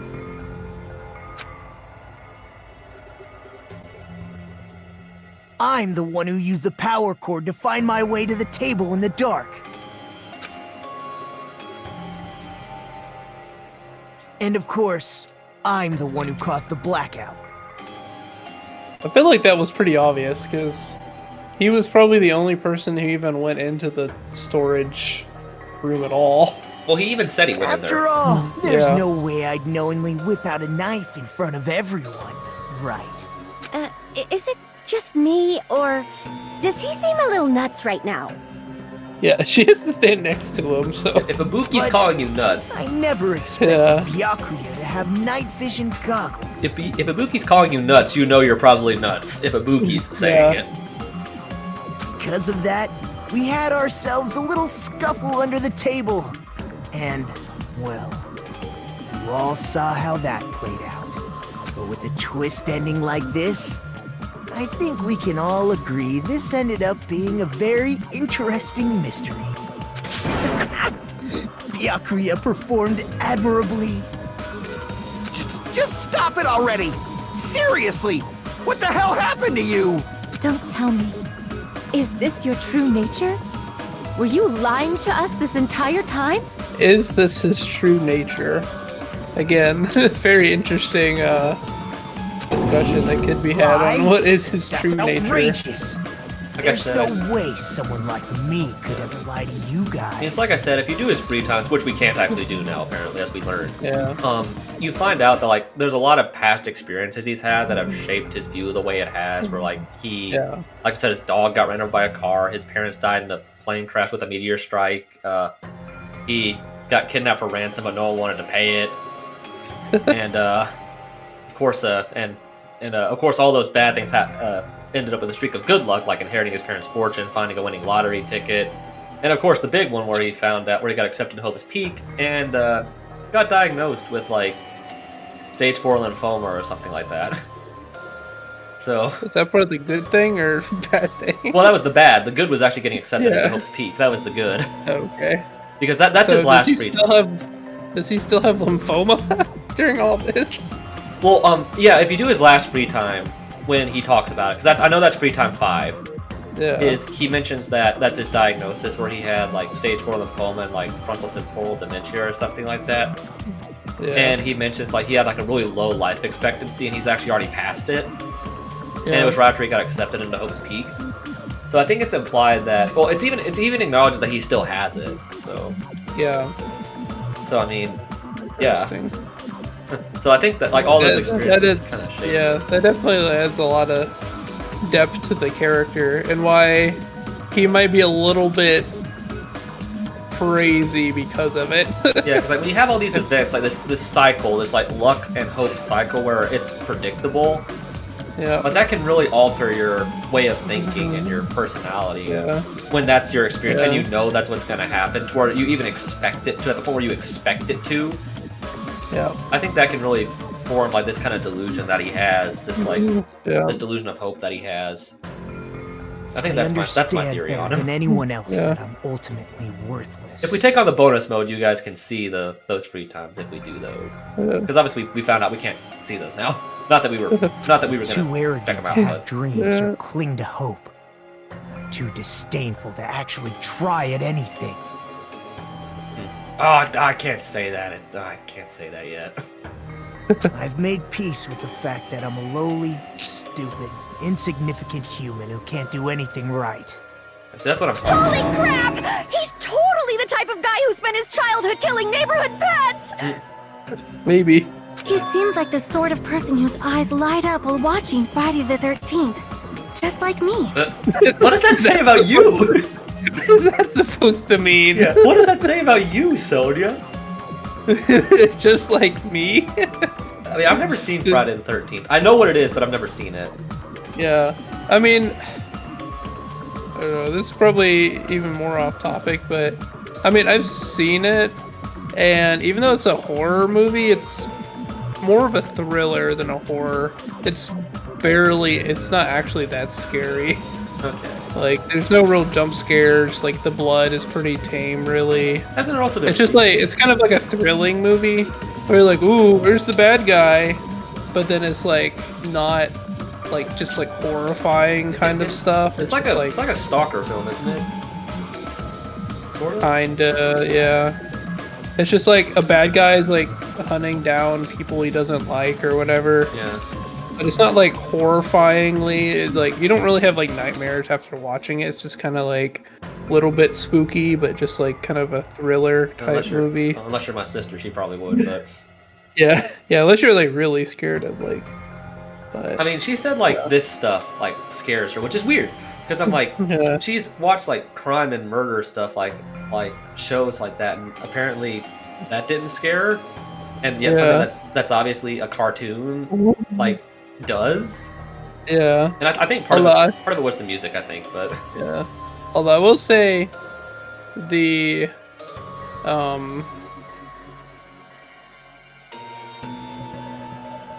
was it 3 with the radios in this game? Yeah. I get which one is which mixed up in this one, but yeah. That one I will say is probably the spookiest trial. Or at least the investigation is probably the spookiest one in the whole series for me. Oh yeah, because you have the With all the stuff with the hospital. In the video, yeah. Personally, I thought that's up there. I think the other spooky moment for me in this game was the caged child song. Yeah. From the third. That definitely is up there. I think all the stuff in the hospital is probably just a little bit creepier. Especially because you're walking around at night a lot. Yeah. You're walking around at night, and there's all like the weird Monokumas running around. Yeah. I don't think anything from the first. Nothing from the first game struck me as particularly scary. No. Like, or disturbing.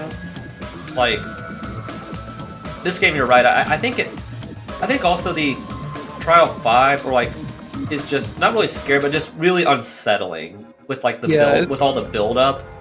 Yeah. In Trial 5, or like Chapter 5, I think like the whole chapter just has a big feeling of unease and like suspense, like something big is going to happen. Yeah.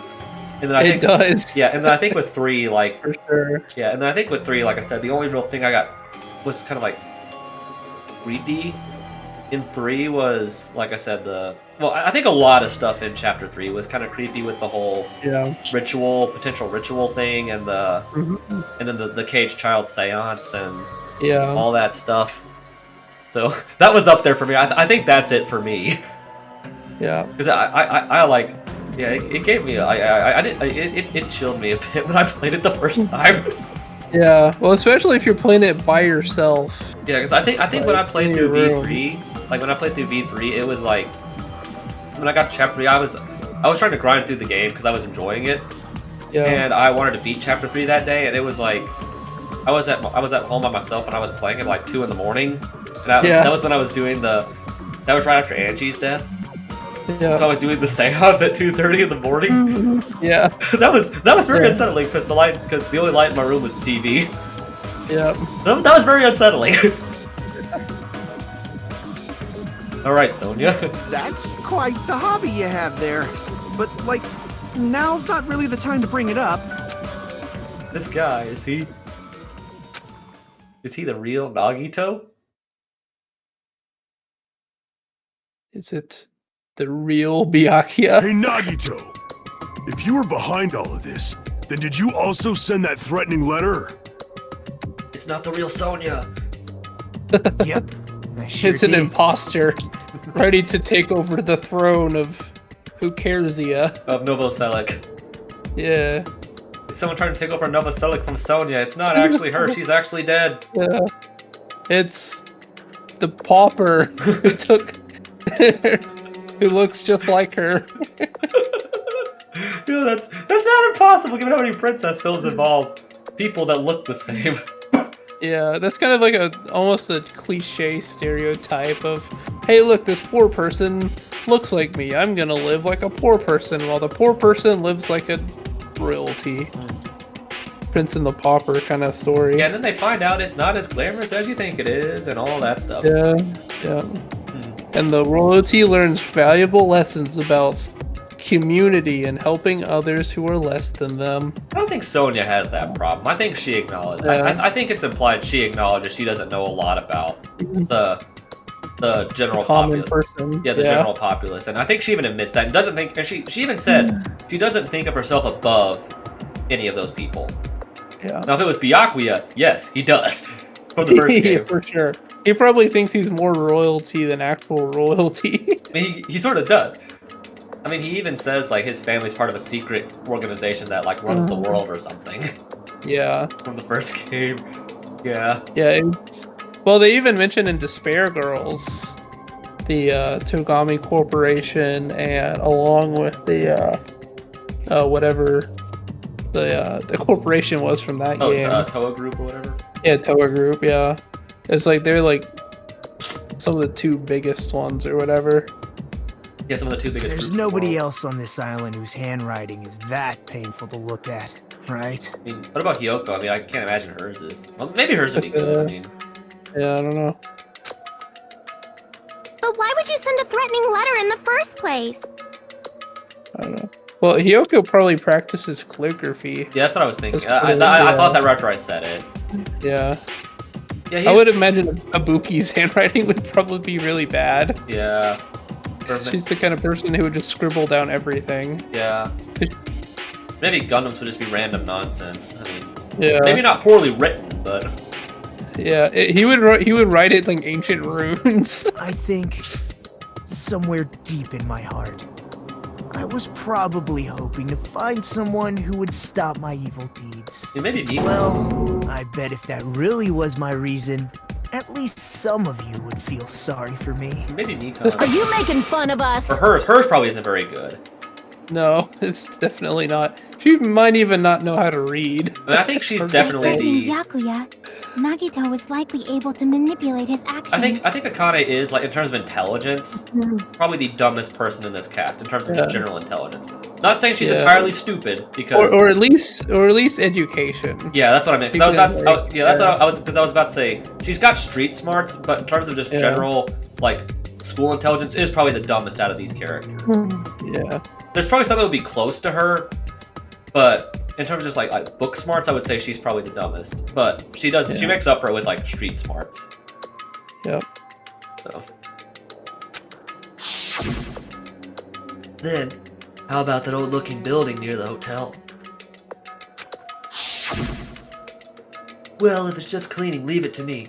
I'm actually pretty good at it. In doing so, Nagito was able to manipulate everyone to the scene where the murder would occur. Am I wrong? That reminds me. Nagito was the one who suggested I guard the office. Well, not only is the storage room packed with lots of stuff, it's hard to see in there and full of cobwebs. And I was so busy cleaning the dining hall that I didn't even have time to clean the storage room. If you stayed in there for a long time, I think it'd be bad for your health. In that case, why don't you guard the case in the office? Oh, I get it. If Peko was guarding the storage room, Nagito wouldn't have been able to use the irons. The threatening letter, along with all your suggestions, it was all a trap to manipulate us. Yep, that's true too. But you're wrong about one thing. Huh? I didn't need to rig the drawing for cleaning duty, you know? We're getting into this now. Yeah. If that's true, then how did you conveniently get picked for cleaning duty? I see. Well, there's no way I'd expect you to remember it. A worthless talent for a worthless human.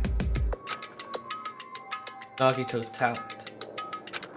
I believe his talent is... Ultimate transporter. Ultimate unlucky student.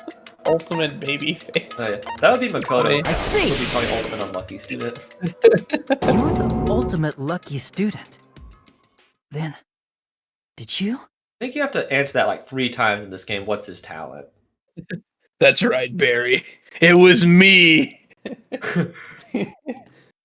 I went back in time. How's Have you your seen mother, that video? Barry? What? Have you seen that video Think where, like, was it Anti-Flash or Oh, Yellow? Reverse Flash? Reverse Flash. He was like, me, Barry. It was me. That time your girlfriend touched you and you instantly cummed. It was me. I went back in time and jerked you off in super speed. I don't think I want to see that now. Like this really old meme. Yeah. It's like, I made you. I don't know. I just Okay, let's not talk about it. Uh, That's one of the, well, not the first time I guess that's been brought up in this, because we had Mew in a series, so.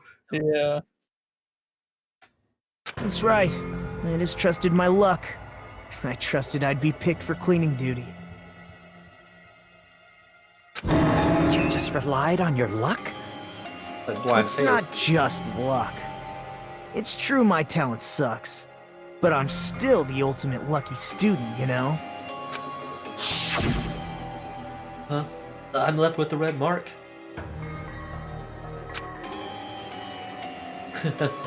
For someone called the ultimate lucky student, you don't seem very lucky right now. How wrong he was. That's exactly what he wanted. At the time, Hajime said I wasn't lucky, but it was actually the opposite. I was lucky. That's why I got picked for cleaning duty. just like I wanted. Enough. I don't care about that anymore. More importantly, why did you kill Byakuya? Answer me! Byakuya was a very capable leader. For someone like him to get killed, oh, the despair it brings. Monami's still looking around in that It's rope. only fitting that you symbols of hope should use his death as a stepping stone to shine even brighter. Couldn't you have killed someone else? That was my only motivation. I mean, couldn't you have gone for someone else like, Teru? Yeah, or like... You're not making any sense! Fine, let's start the damn vote already. I'm ready to fucking kill this psycho. Please! Monokuma! Please, wait! Huh? The fuck?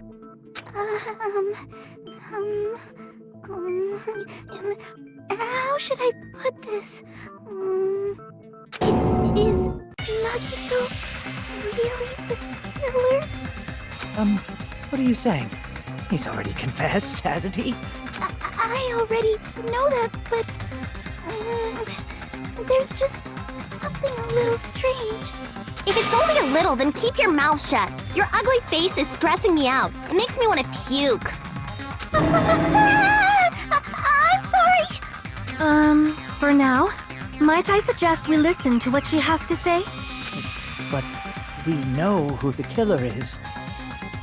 Do we? Simply listening is acceptable.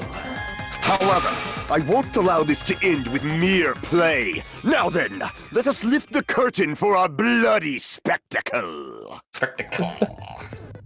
Oh, this. Okay, white noise in the game now. From this point on, lines of white noise will appear to disrupt your reactions.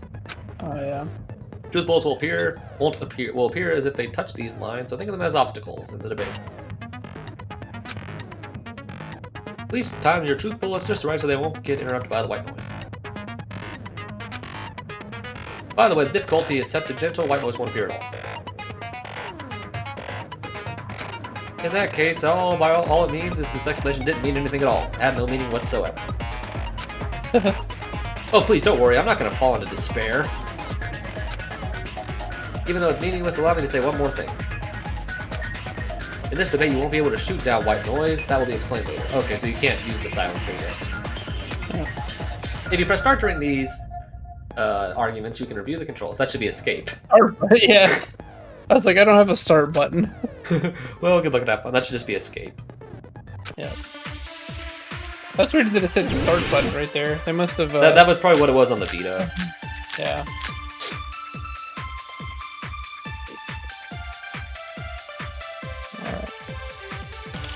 I think it's strange that... The killer is so obviously Nagito! Oh, you can't shoot it. He has already confessed. There's no reason to deny it. You know...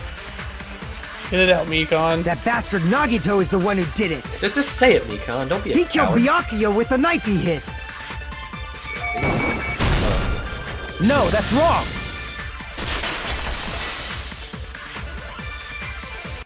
That knife might not be the murder weapon. That's what you wanted to say, right, Mikon? If you weren't so timid, you could actually get your words in edgewise in these debates, Mikon. What the hell are you talking about? It's obvious the knife was the murder weapon.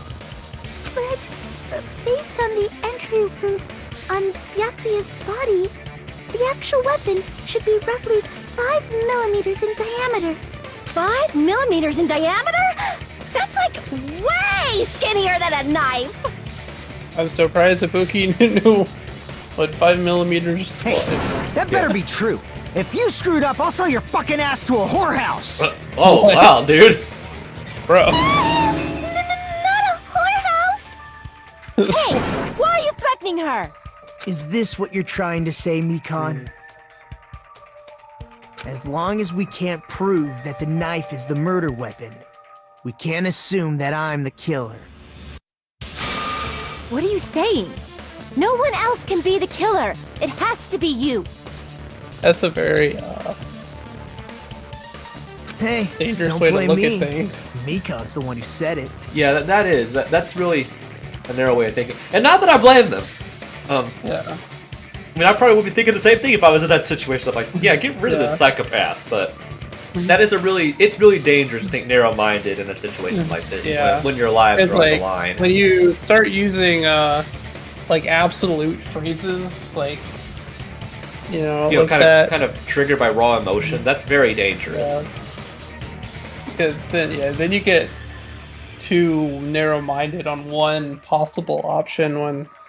Especially in these games, the obvious answer is literally never the correct one. Or at least the one they're presenting as the obvious answer. Yeah. That's a better way to put it. That's the one thing they always do in these games.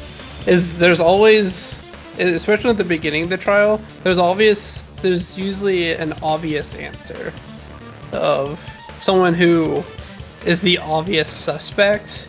And the game is like, hint, hint, it could be this person. Yeah, because in the first game, like the first game, it's like, oh, it's Makoto. It's like, oh, everyone thinks it's him because it was his room. The second trial, it's like, oh, it's Byakuya because they found out he messed with the body. And the third, oh, it's Hiro because he's passed out in the robot suit that they thought killed everybody. Yeah. I guess so, 4, they don't really do that, but... Yeah. But, like, they do that a lot. And by, like, V3, sometimes they'll even have, like, 2 misdirects in a single trial. Yeah. Which is probably why they're so long. Yeah, because there'll be like the obvious answer, and then there'll be a plot twist, and it'll be like, oh, it could be this person, and they'll be like, oh, just kidding, there's more. Because like in the first one, in the first trial, they don't really do that too much. At least it doesn't take very long. In 2, they really do. Like it's like you have that whole segment of Himiko just being stubborn, where it's like, oh, they think it's her, and then it's not, and then in 3, they go through it like say, oh, it was Kyo, and then they go off that for a while, and and then in 4, it's like, I don't know what it was 4. It was then of course 5. It goes. You have the whole debate of like, oh, who's actually dead and whatnot. Mm-hmm. I think at least like 5, they sort of changed up the formula with how they do that. Yeah. With the exception of Himiko just being stubborn. Yeah. With the exception of that, at least I think that, like you said, they change up the way of like how they handle the first suspect. If you get if that makes any sense. Yeah. Like this game, and especially the first game, they do that. Yeah. Like, this game's not as bad, but or at least not done without purpose. Where the first game, it aside from Trial 4, I think. All of them kind of did that. Yeah. Well, actually, I guess Trial 4 even did, because Hina goes on a rant about how, oh, it's the people that hated Sakura that killed her. Yeah. And then you have like, oh, Hiro said he did it, and then Toko's like, oh, I did it, and then it's like, oh, it turns out neither of you did it. Yeah. And then Trial 5, it's like, I guess Trial 5, to be fair, there was only 2 suspects they were looking at. So yeah, but like this game, at least, it's not as bad. It's still there. It's like Trial 2 does it too. I'm sorry. I love these discussions, Hey, though. Nagito. Are you still hiding something? Hiding? Like, during the blackout, did something happen between you and Byakuya that we don't know about? Who knows? After all this, what else do you intend to hide? Jeez, the moment your back's against the wall, you get all silent. You piss me off. What happened during the blackout? It's funny you say that, Himiko. Or not Himiko, sorry, Kyoko. If you cross your eyes like this, Ibuki. it gives you double vision. Don't get distracted! Our lives are at stake, Kazuichi has not had much to contribute to this trial. He doesn't do a lot until, like, I think, like, 3 and 4 he does a decent bit. Yeah. Huh? Whose life is at stake? Yeah, she hasn't done much either. She's like, steak. I like eating steak. Throughout the course of the game, she doesn't actually do very much by comparison to some of the other characters. Yeah. Seriously, how long is it gonna take for you to understand the damn rules? Nobody can see in the dark, no matter how hard you think about it. The truth is beyond your sight. Don't you think that's a pretty clever metaphor? Despite the fact that it came from me? No, that's not it. Not it?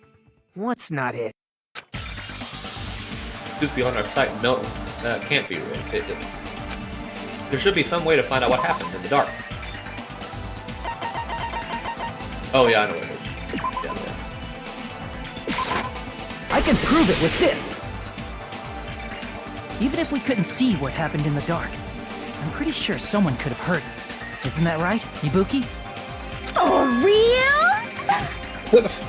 Oh, reals. So we had two memes, like, for reals and hell nah. remember that from the last one? Yeah. Where Monokuma's like, oh hell nah. Don't act so surprised. You were the one who told me, remember? How everyone was shouting during the blackout? Everyone, calm down!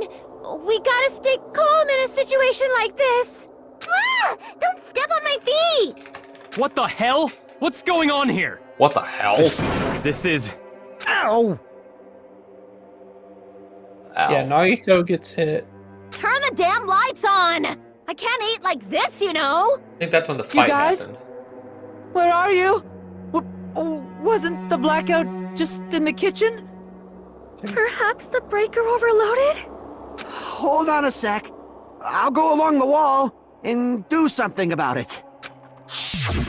Such perceptive hearing. Impressive. I'd expect no less from the ultimate musician. It's a good thing your ears are awesome because your face, style, figure, and personality totally suck. Wow. Thanks, Yoko. You've cut me deep with your knife of truth! So she even admits that the rest of that about herself? Yeah. That's not good. After hearing what Byakuya and Nagito said in the dark. What the hell? What's going on here? This is... Ow! It almost sounds like Byakuya fought back against Nagito or something. Well, that's actually what happened. Huh? As a sign of respect for Ibuki's talent, I have a small confession to make. I was actually shoved out from under the table by Byakuya. I think that was pretty obvious. Shoved you out? Just as the blackout occurred, I hurried to duck under the table and grab the knife. But Byakuya, wearing his night vision goggles, caught me and shoved me right out from under the table. I think that was pretty obvious. That's right. I'm so incompetent that I couldn't even grab the knife. So Byakuya stopped him when he was trying to get the knife. And he got shoved out from under the table before he could even grab it? Well, it sounded plausible. It sounds plausible. I mean, just from listening to what they said, both said at the time. What the hell? What's going on here? This is... Ow! I couldn't interpret it like that. No, actually. Or I could interpret it like that. Now that I think about it, that sounds like exactly what happened. After getting shoved out from under the table, I was just as confused as you guys. I lost sight of the glowing paint, and I didn't even know where the power cord was. Before I realized it, the lights had come back on, and Byakuya's body was lying under the table. Hold on! Are you saying you're not the killer? From the very beginning, the idea to throw a party, hiding the knife, setting up the blackout, it was all going according to plan. But unfortunately, my plan failed. And all thanks to Byakuya's night vision goggles. What happened after that? Even I don't know. You failed? Then you're not the one who killed Byakuya? Then we're right back to square one! How can that be? We spent all this time talking back and forth! Meaninglessness. What other word is brimming with so much despair? In all honesty, that is You one of the can't most... give up. You need to have hope. Do your best and move forward. That is one of the most depressing words to me, like, meaningless, like, finding out something you did, like, especially if you put in a lot of effort to it and it didn't matter. Yeah. Like, to me, that's one of the most depressing things in life. Like, I've dealt with that a lot sometimes, where I put in a lot of effort into something, and it still doesn't work out, and people who, like, put in less, still succeed. And, like, that honestly is, to me, one of the most depressing things when stuff is, like, the idea of something being meaningless. Like, yeah. Little personal insight into my my mindset right there for all you viewers. Yeah. Rising to the challenge again and again is why you guys are the symbols of hope.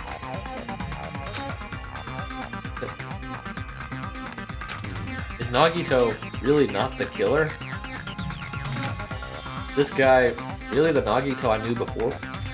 Did you really know Nagito before? I mean, they didn't really talk that much. No, I mean, they've only known each other for a couple of days. Yeah. Yeah, there you go. No, there's no way I can say that.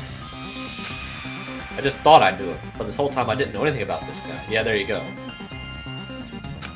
I didn't know his true character. It's as simple as that. But now is not the time for me to dwell on that. We need to find Byakuya's killer by any means possible. Because if we don't, we will all die here. And now we're at the halfway point, everybody. If I recall, the second half of the trial is shorter than the first half. Well now. Let's see if I can do my Monokuma voice. Here we go. Now then, the class trial has reached its climax, but... Okay, here's a question for you. What's this? To those you who've figured out who it is, how about you try out the Guess the Killer challenge? Whoever fails to guess the right killer will have their save data melt away like butter. That'd suck. I did look up if that actually happens, and it doesn't. Yeah. Because I wanted to try it to like see what would happen, but especially because this is just before the save point. Yeah. And that does not happen. Even if you, they don't even let you do it. Like if you say I know what it is, like they won't let you do it. Yeah. But I mean, he does. But if you guess right, I'll reward you with $10 billion. Yeah, I don't think that's correct. 10 billion? Of course! For those of you who don't know who the killer is, you can just continue on. Now then, what are you gonna do? B. Yeah, it doesn't even let you do it. Yeah, if you hit B, it does nothing. Yeah, there you go. Just kidding! You can make a choice. There's no way you'd be able to guess who the killer is. Well, I mean, you could guess. Actually, you could guess. I would argue that from the clues, it's pretty obvious who it is, even at this point. Well, at least somewhat obvious, yeah. Yeah. I mean, you're not I feel wrong.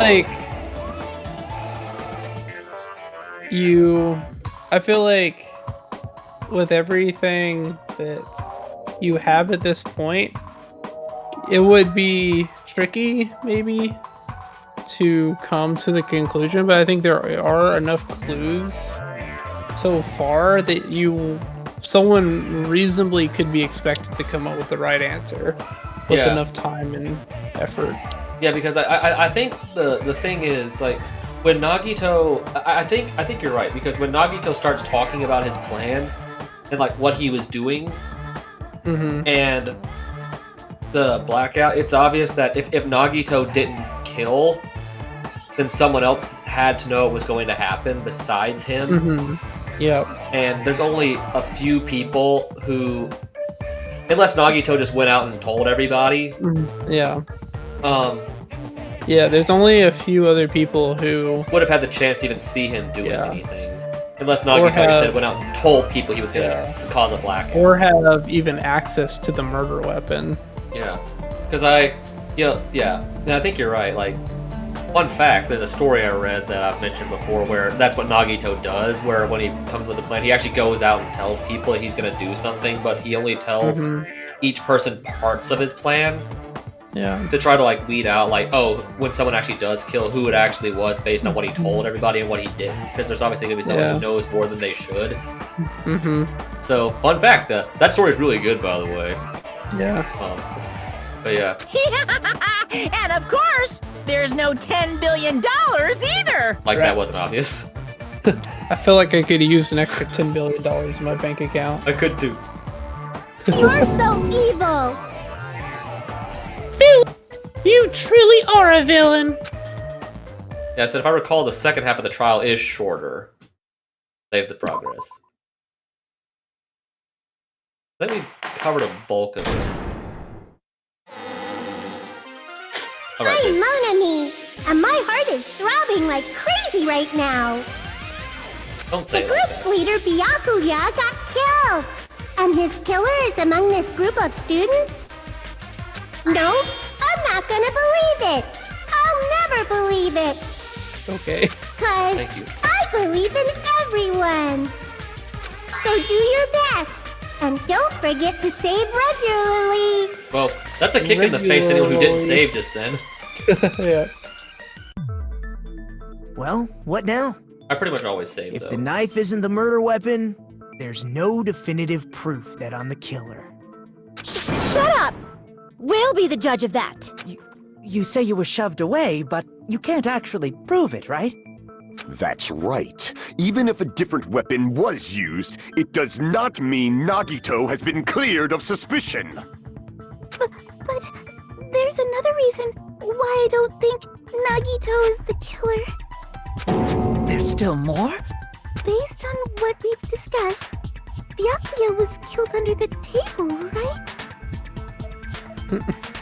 Is there something wrong with that? Well, even if that's true, I feel Nagito looks, clean. Nobody's ever complimented me on my appearance before. Not even my own mother. Well, considering she's dead, I mean... Well, I mean, he was old enough to have been complimented. Yeah. I presume it's like he was like in middle school when that happened? Yeah. The plane crash? Or the plane hijack? He was old enough to at least know who his parents were. Yeah. I feel that's an exaggeration. I'm not talking about your looks. The two most self-depreciating characters in this cast, Mikan and Nagito. I see! Are you trying to say something like, why didn't Nagito have any bloodstains on him? Yes, that's it. Because under the table, there was a lot of blood splattered everywhere, right? Oh, there was. With how the murder transpired, would it have splashed around like that? You mean on like the sides of the cloth? Yeah. I feel like if someone was actually stabbed like that, the blood would just drip straight down. It wouldn't go like flying outward. Unless he was like rolling around, flinging it everywhere. Well, I think it's implied he... Well, they said he was stabbed several times, so it's likely that the first one didn't actually kill him. Exactly. So he was probably still... Yeah, I guess. He was probably still moving a bit until he was finally killed by one of the later. He said he was stabbed like 10 times, so I presume like the first one probably didn't kill him. True. Yeah, he probably was like kind of rolling around in pain while getting stabbed or something, which caused all the blood to splatter everywhere. Bloodstains on the inside of the tablecloth. If he stabbed Byakuya to death, it's strange he did not get splattered with an appropriate amount of blood. I didn't get any blood on me? That is weird. You just used something to block the blood, didn't you? Something that might have been used to block the blood splatter. Hey, you actually said something What do useful in you this think trial. it could have been? She actually said something useful. I guess we did see something I could have used. Isn't that right, Hajime? Yeah, we did. Excuse me. Yes, that's the only one thing that could have been used. Yep. It was definitely this. Where is it? There it is. There it is. I mean, it had blood on it, I mean. I can prove it with this. You're talking about the bloodstained tablecloth we found in the storage room, right? If there are bloodstains on it, that settles it. Nagito used the tablecloth to block the blood splatter. But that was found in the storage room, right? Are you suggesting he hid it there after the murder? Yeah, you mean after the lights came back on? What would he have done if we'd seen him? That's true. The tablecloth was pretty big. So even if you tried to hide it and take it with you, wearing a tablecloth, going under the table, getting a knife in a blackout, and stabbing someone. That's not just impossible for someone like me. Wouldn't it also be impossible for you guys too? Then, what does it mean? Maybe the killer didn't necessarily stab Byakuya under the table. Huh? No, there's no mistake that the murder occurred under that table. Even the inside of the tablecloth was bloody, so there's no denying Byakuya was killed there. But that doesn't mean where Byakuya got stabbed and where the killer did the stabbing are the same, right? I don't understand at all! The place where Byakuya got stabbed and where the killer did the stabbing are different? Huh? Hajime, you look like you're onto something. Really? But it sounds like a riddle. I feel like I'm onto something, but it's still not clear what that is. Under the table, but not under the table. If it's somehow possible, it's the only way that makes sense. Moving forward, we should put aside all unnecessary preconceptions and just choose the answer. I think. In scenes where you have to figure out the important words, the improved Hangman's Gambit will occur. I air quote that. It's a lot worse than the first game because it can be a real pain in the butt. Harder. Yeah. And they made it a lot better in V3. Yeah. The goal is to line up the right letters in order so it reveals a keyword to the instant in question. Improved Hangman's Gambit's like a puzzle game. Various letters will be flying across the screen in all directions. There are 2 rules you must remember. 1, if 2 different letters clash, they'll take damage, and 2, if 2 of the same letters clash, they will fuse. You must make 2 of the same letters clash, and not try to make 2 different ones clash. That's what's most important. In order to do that, you'll be given a technique called catch and release. When you move the reticle on the mouse, press the right mouse button so it's on top while it's on top of a letter. You can snatch the letter like a vacuum. This is what it means to catch it. However, you can only catch 1 letter at a time, so be careful. When you press the right mouse button while you have a letter caught, you can shoot it where you want it, where your cursor's aiming. This is how you release the letter. With catch and release, you can change the position of the letters and hit them, letters into each other. Make sure you hit the same letters, you can fuse them. The fused letters will get bigger and bigger and freeze. By pressing the right mouse button, you can blow it up and erase it from the field. This is called firing the letters. Catch and release with the right mouse button, and after you fuse them, fire with the right mouse button. That's a lot of right mouse buttons. However, if you want to erase the letters, you won't be able to clear the game. If you just erase letters. Ultimately, the main goal of the improved Hangman's Gambit is completing the keyword. Display the question with the tab key to figure out the keyword with that. We'll answer that question. And about lining up the keyword. Instead of pressing the right mouse button to fire the letter, press the left one.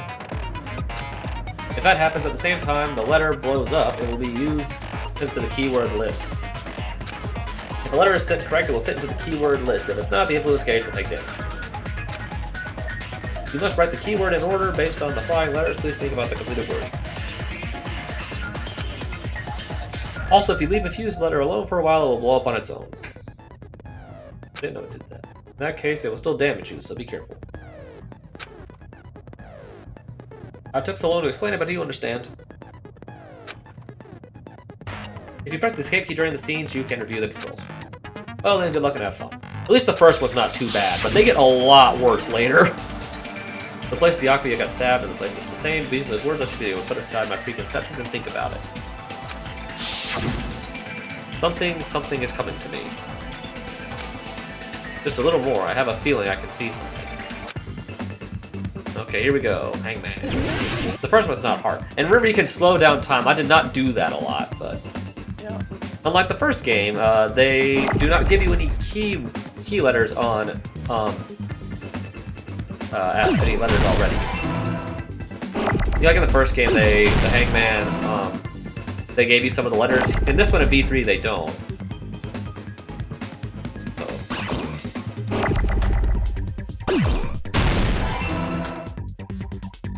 You can still get rid of the letters, even if you don't use them.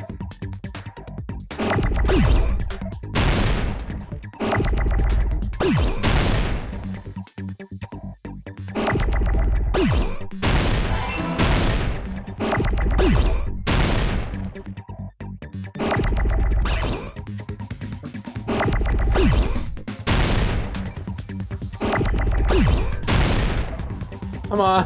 Where's the letter? Can I speed this up? No, you can't. Oh, there it is.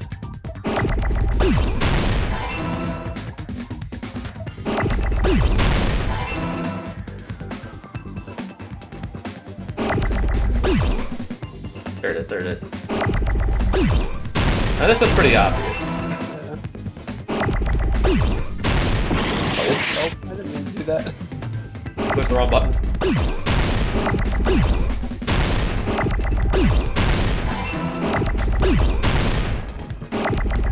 I will say this is a lot easier on the computer than with the Switch. Yeah, like what I was trying to do? That's probably why I failed. Because I can move so fast with the mouse that... Compared to when, because like, yeah, when you use the control stick, it takes a bit for the reticle to move. Yeah. Oh, hit the wrong button again. There it is. As long as I don't mix up my left and right mouse buttons. Yeah, yeah, I can like flip the mouse around and like grab all the leathers. Got it! Yeah. The killer must have stabbed Byakuya from under the floorboards. Under the floorboards? Under the floorboards? Under the floorboards? That's impossible! Impossible! The floorboards in the old building are full of gaps, and there was no carpet laid out under the table. If they stuck the weapon through one of the gaps, they could have stabbed Byakuya to death. If so, that means the killer was able to get under the floorboards. From where? And how? I don't know that yet, but I have a feeling there's someone here who does know. Oh yeah. That's what, if I remember correctly, one person should know how to get under the floorboards. Yep. Where's that guy? He was just two spaces. You're right? the only one! Yep. Hey, Gundam. You dropped your earring in the dining hall, right? Are you referring to the Hellhound earring? About that earring. I said, are you referring to the Hellhound earring? About that Hellhound earring. You dropped it beneath the floorboards, right? Ah, there it is. I have found it. Truly, that is the Hellhound earring. It seems God exists for my benefit. I see, good for you. However, how do I recover it? I cannot fit my arm through this opening. Were I to use a tool, it would probably not reach either. Just a bit longer and I would have reduced everything, including that old building, to ashes. However, it's just as the old legend said.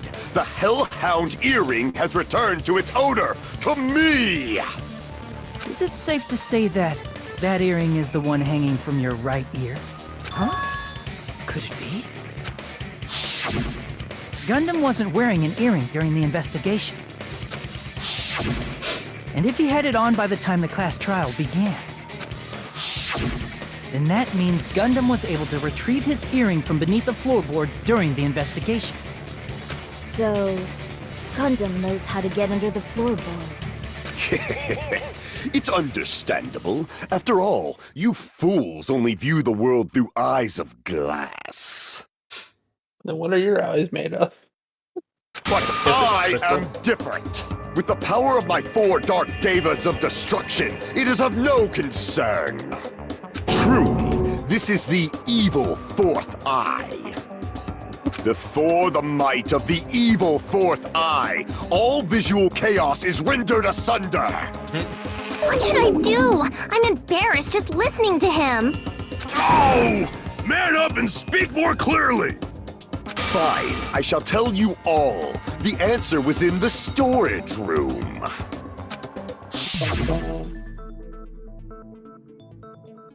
No one's sleeping there. One of my 4 dark devas of destruction, Mirage Golden Hawk, Jumpy, has seen beyond the chaos.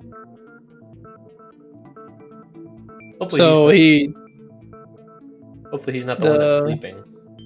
Yeah.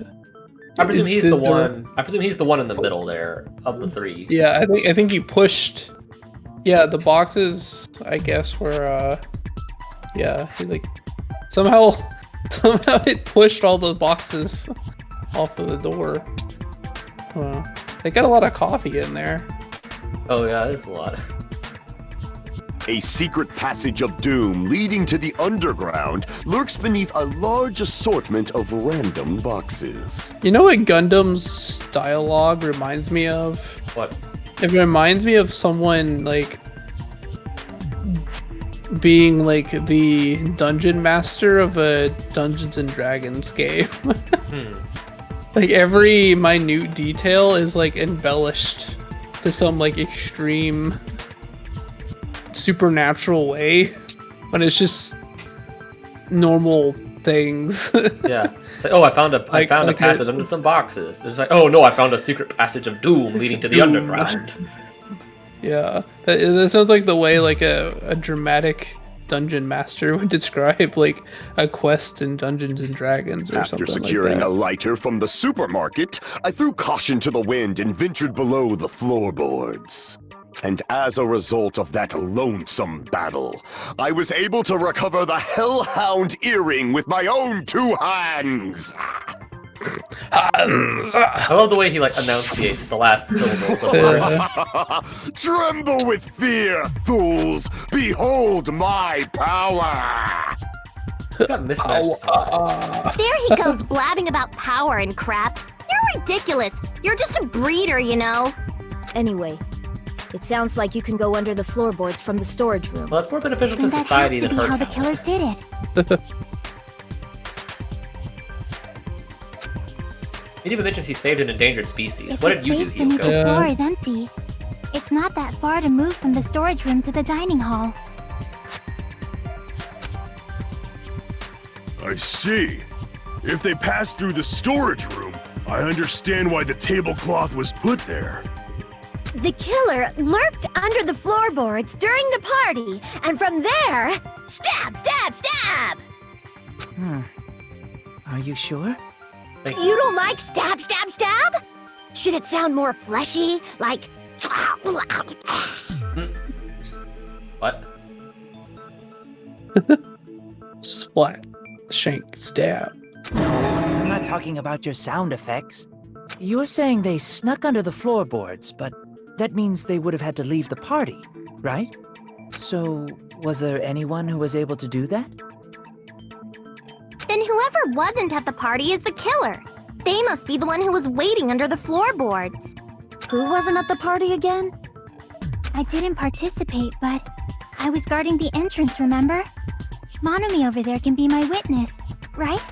Yes, this Monami over here is your witness. It's very sketch. Yeah. I believe there's no need to discuss this matter further, but I was unable to leave the bathroom. I was in the kitchen for a long time, but I frequently went to the dining hall to deliver my dishes. The only person who wasn't at the party...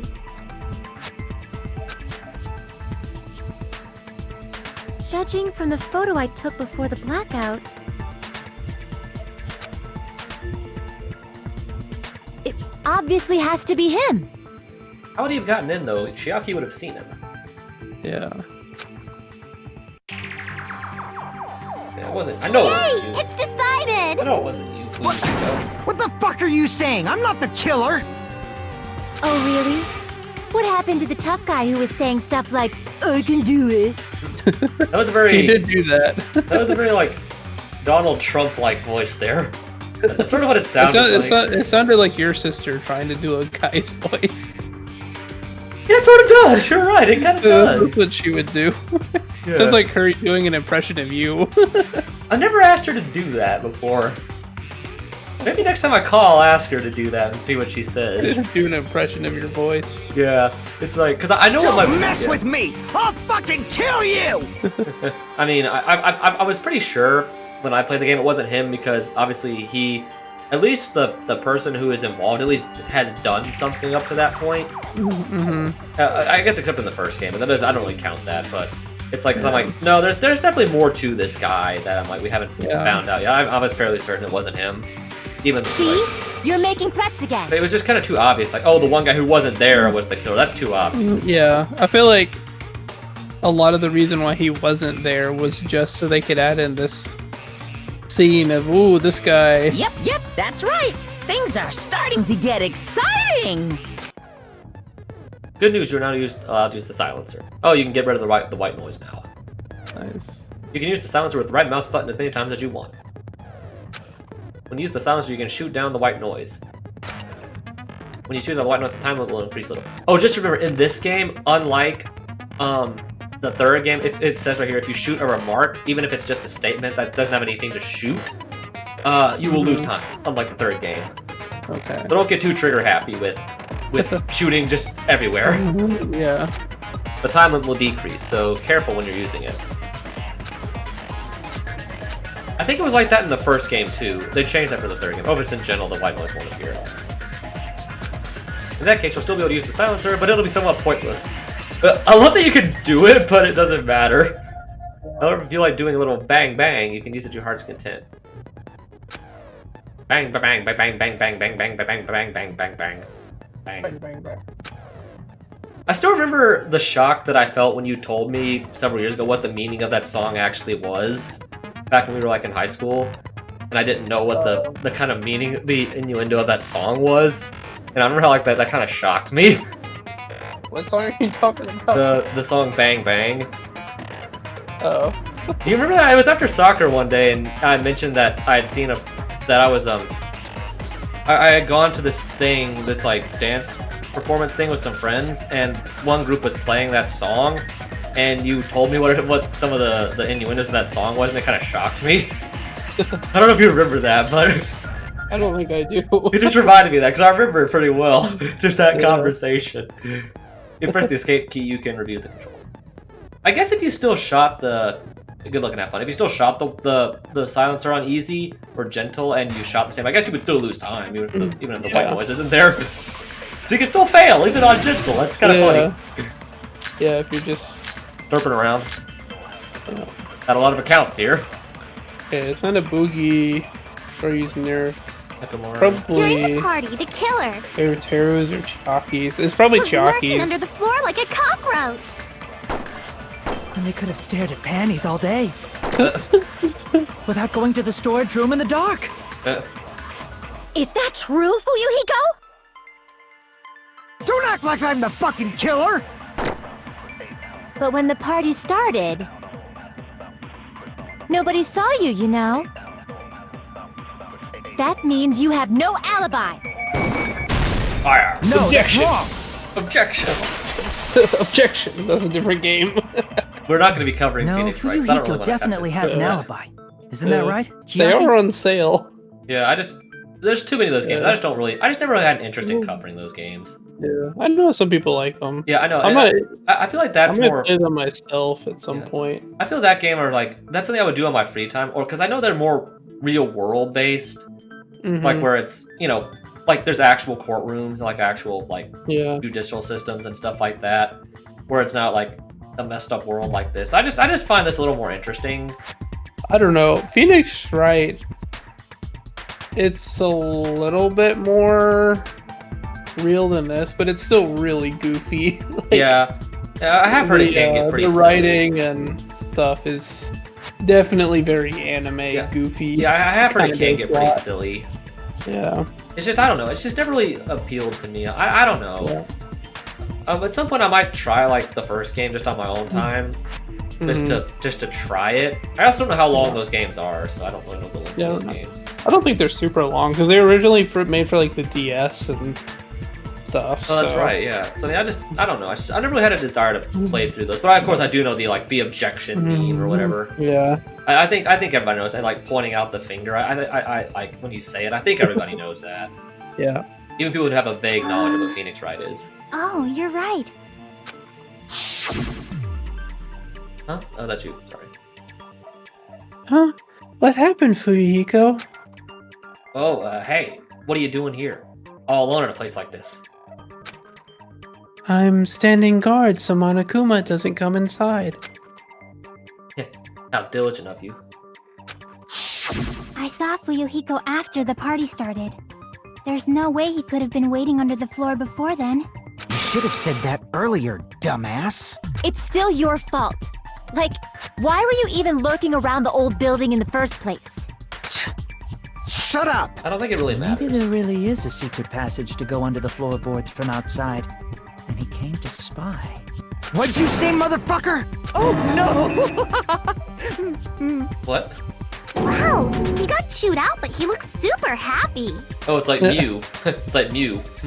Regardless, it's impossible to go under the floorboards from outside. Chiaki and I already confirmed that. Then someone definitely went under the floorboards through the storage room during the party. During the party. It was probably during the blackout. Well, if someone disappeared during the blackout, no one would have noticed. But walking down that dark hallway to the storage room is like trying to make Eggs Benedict without any eggs. You're right. I couldn't even see the office in that darkness, and that room was much closer. But is it really impossible? It might be better if we examine that possibility a little bit more. It was super dark, you know? There's no way you'd be able to find your way to the storage room. Is that even true? Like, I feel like in a real world example, if you really wanted to go all these to the storage room, you would just have to beforehand memorize where the walls and turns are, right? Yeah. At least you could just have to get your way to the door and then feel your way along the wall. Exactly. If you knew like the direction you had to go beforehand, like you said, and just feel your way along the wall. Yeah, I feel like if you knew what you were doing, you could easily find your way. Now back to the storage room. Now getting into the passageway. Now if you didn't have a light, some way to see then, which I guess if you're in the storage room, you could have just put something there. But getting to the room, you're right. I don't think that would be. It could be done. Yeah. But I can't stop thinking about it. I feel like there's something I overlooked. For clarity's sake, once again. It appears we're getting close to the final stage. Yeah, he definitely knows. The blackened or the spotless? Which is superior? I think it's time to settle this. Or at least he knows, like, who it could have been. I guess now he would know for sure, now that we're in this area now. We're in the in-game now here. Yep. The hallway was really dark during the blackout. Moving to the storage room like that is like making a seafood bowl without fish. Is it really not possible? What if they used a string like the cord? Maybe there was another pair of night vision goggles? What a pain. I'm gonna go with my gut. What if they used a light? It definitely sounds impossible. Hold on. Killer's method for moving the dark. Oh yeah, no, no, it is. It's definitely a light. Yeah, you're right, it's the light. The hallway was really dark during the blackout. So, no. Moving to the storage room like that. It has to be the fire door, kitchen. It's like making a seafood bowl without fish. Oh, I know what it wants, yeah. Is it really not possible? What if they used a string like the cord? Maybe there was another pair of night vision goggles? Bang, bang. What a pain. I'm gonna go with my gut. What if they used a light? A lie. I agree with that. Oh, a light. Sounds like that villain being the Wreck-It Ralph when he's going into the volcano soda. I know. the killer had a light with him. Oh, I was right? You didn't But where even know could you they were have right. found a light? There was one nearby for sure. See? It's written on the kitchen's equipment list. 20 forks, 20 knives, 20 spoons, 5 iron skewers, 3 frying pans, 20 wine glasses. There's also iron plates for barbecue and even a portable stove for cooking hot pots. Iron plates and a portable stove. I do recall seeing them on the shelf over there. The kitchen seems to be well kept. There should be no problems using it. It's the portable stove. Portable stove? The portable stove isn't powered by electricity, and it's also small enough to carry around. So, the killer used the portable stove to move from the hallway to the storage room during the blackout. I see. I never considered the portable stove. But there's a hole in your argument. Huh? A hole? What kind of hole? Oh, dude. It would be great if you could explain it to me in much more detail. Really, dude? What's with the menacing? Oh, I wasn't making a perverted joke or anything. It's really not a perverted joke. I'm serious. Repeating yourself just makes it even more suspicious. Thank you, Mahi. Now then, Hajime, will you battle against me? No, that's wrong. Nice reference. No, that's wrong. Will you be able to break through my argument? I believe I will. What does he mean battle? It sounds like he's enjoying a game or something. I guess you're right. It is sort of a. Yeah, I guess you're right. It is sort of a game to him. You're right. Yeah. Because it's a game. Because it's a game. We'll get to that later, guys. Damn it! There's no way I'm gonna lose against someone like him. That's very late when we get to that, but we will get to that. You've heard us mention it several times throughout the previous games we've played. Yeah. Anyone who doesn't know that would be very Did confused. you forget what Kazuichi said earlier? He said the hall was too dark to see the office. I think we even mentioned it in The light Arkham. from the stove that you mentioned. It contradicts his testimony. Or are you intentionally doubting his testimony? I can't back down! Okay, button mash. There you go. Easy. I can I button don't mash doubt with what the best of Kazuichi them. said. Yeah, you can. What are you trying to say? The reason Kazuichi couldn't see it was because the hallway was dark, right? So if a light was shining in such a dark hallway, wouldn't Kazuichi have seen it? After all, he was walking near the hallway, right? He was just It always slow. does that. It was slow. Always moves like. The reason Kazuichi couldn't see it was because the hallway. So if a light was shining in such a dark hallway, wouldn't Kazuichi have seen it? There you go. Allow me to cut through those words! I will cut you. Nagito, did you forget? Or are Well, you just well, pretending? I can't say that either. Huh? What are you talking about? There should have been a wall that blocked light. A wall. I'm talking about the fire door in the hallway. If you close it, it would form a perfect wall in the hallway. Plus, the hallway rounds a corner just beyond the fire door. So even if there was a small gap in the door, as long as they passed the corner, the light still wouldn't peek out. I see. To actually notice the fire door. Just as expected of the ultimate... The ultimate. Oh. You still don't remember your talent, do you? Wow, how condescending, Nagito. Right now, Hajime is just basically the ultimate nobody. Or the ultimate normal guy, I guess. Yeah. Who cares about that right now? Nagito, what are you plotting? For someone who insists he's not the killer, you are quite nosy. You sound so scary. If you're that angry, why don't you take a deep breath? You sure like to piss us off. How about I shut your fucking mouth for you? Hey! It's okay if you guys fight, but I won't allow a burly brawl that might offend people. We would want to offend people in our game full of murder and blood. That's pretty good. That's pretty good. More importantly, can you hurry up and decide who's the blackened already? Time runs out when I get bored. Fine, I get it. You're telling me to pass the torch, right? Pass the torch? We're going to ask the real killer, not an imposter like me. to show themselves. With a seance. You're obviously the killer, right? If you think I am, I really don't mind.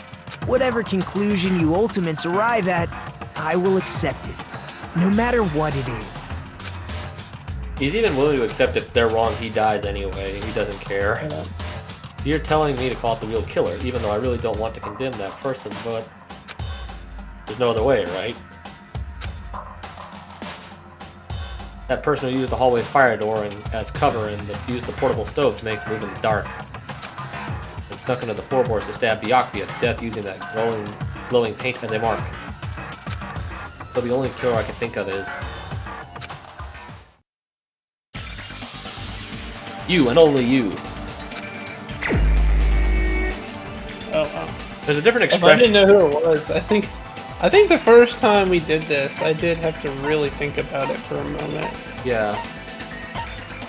I think I had a pretty good idea when I played. Yeah.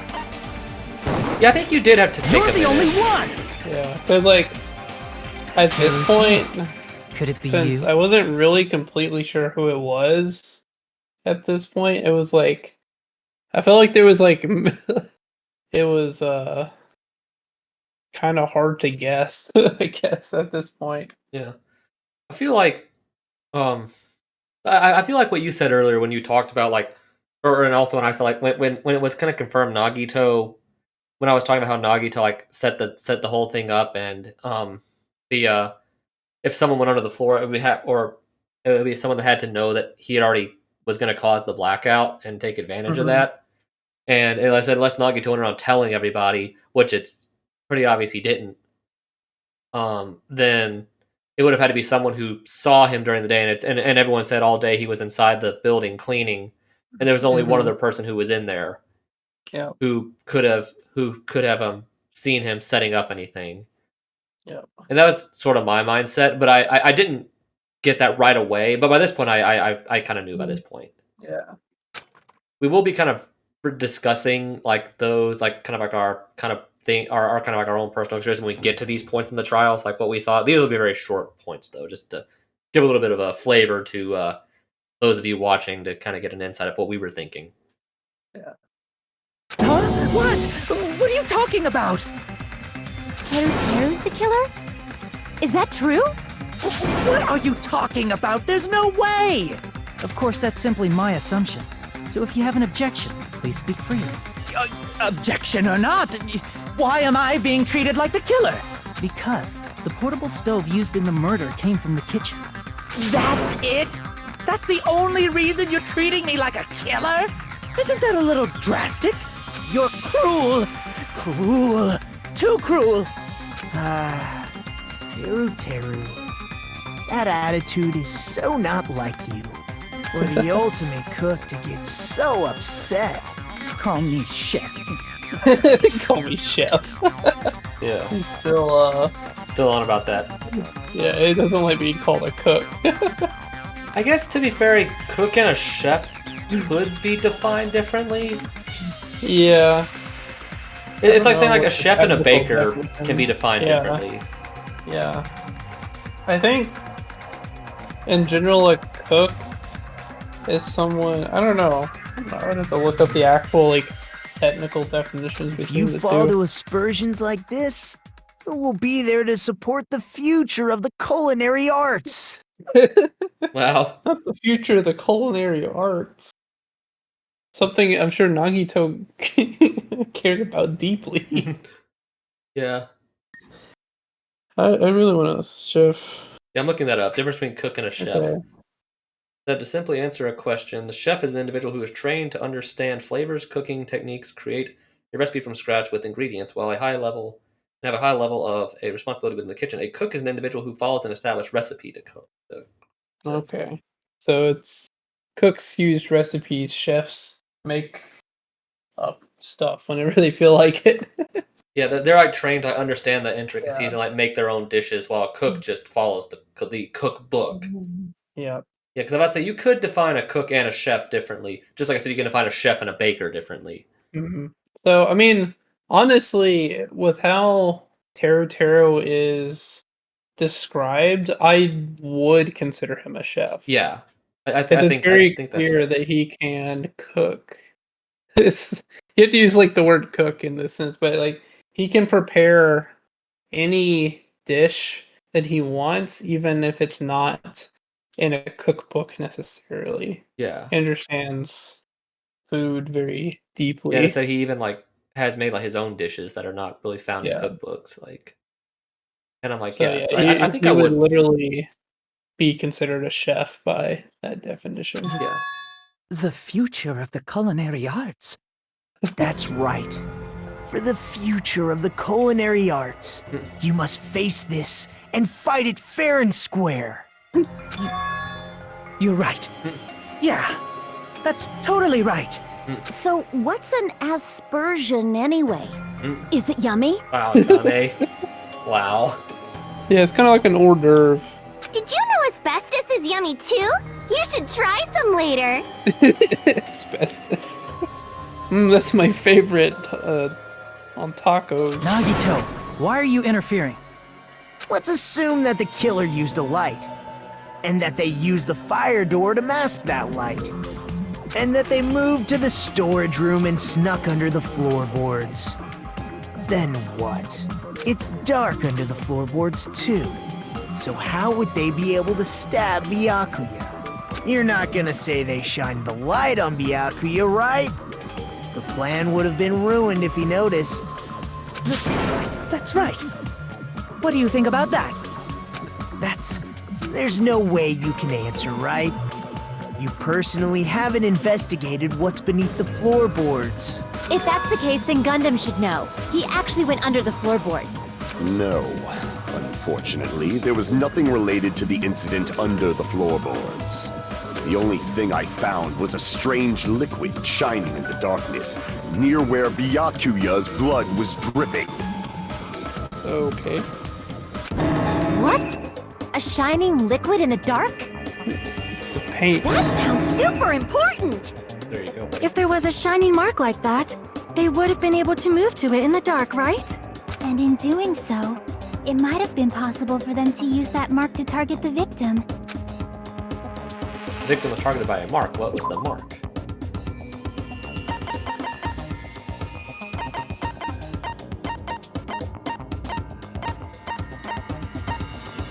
I think it's the knife.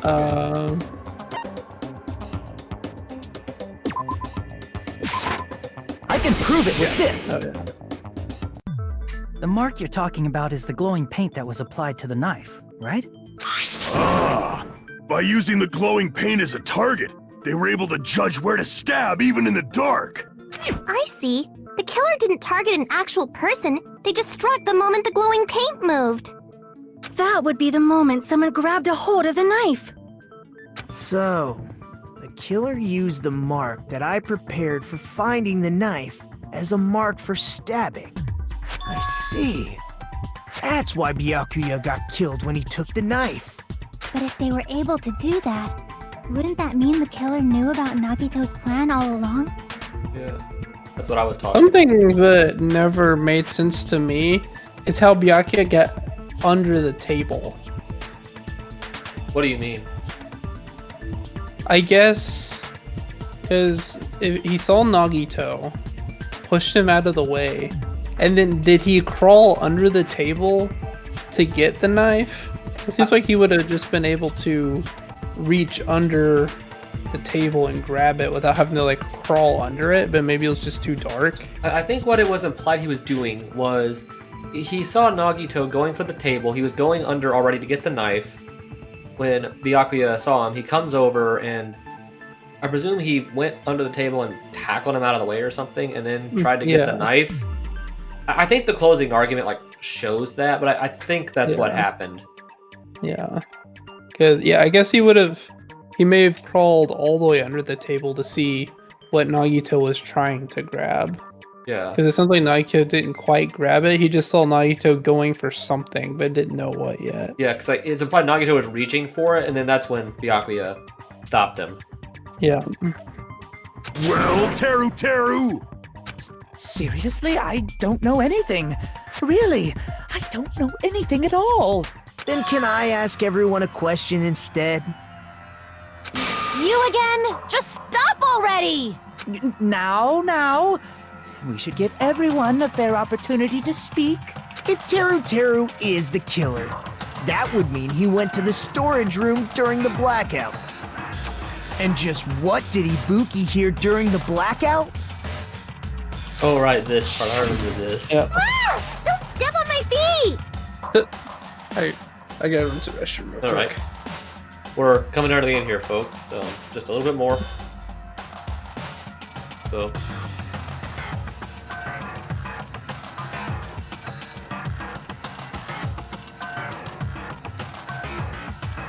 We've been going for almost 3 hours here, buddy. We are almost at the end of this trial.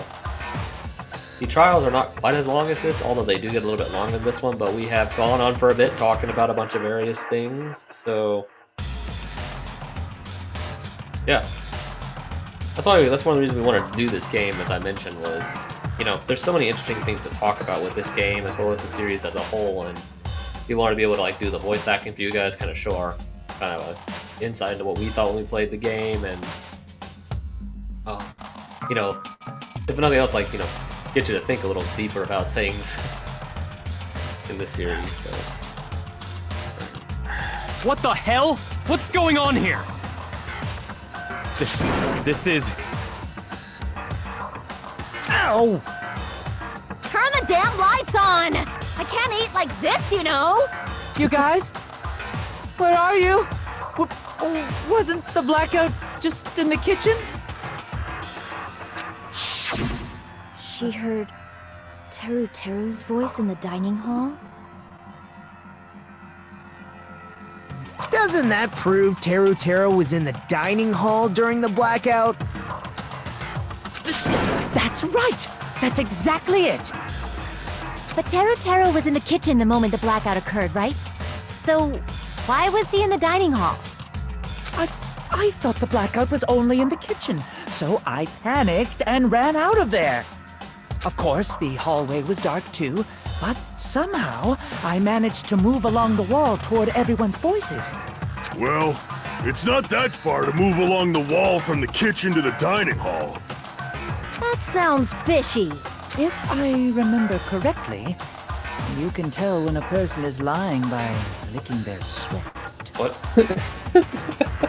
That's, I don't know if I want to test that theory. If you want, you should try licking me.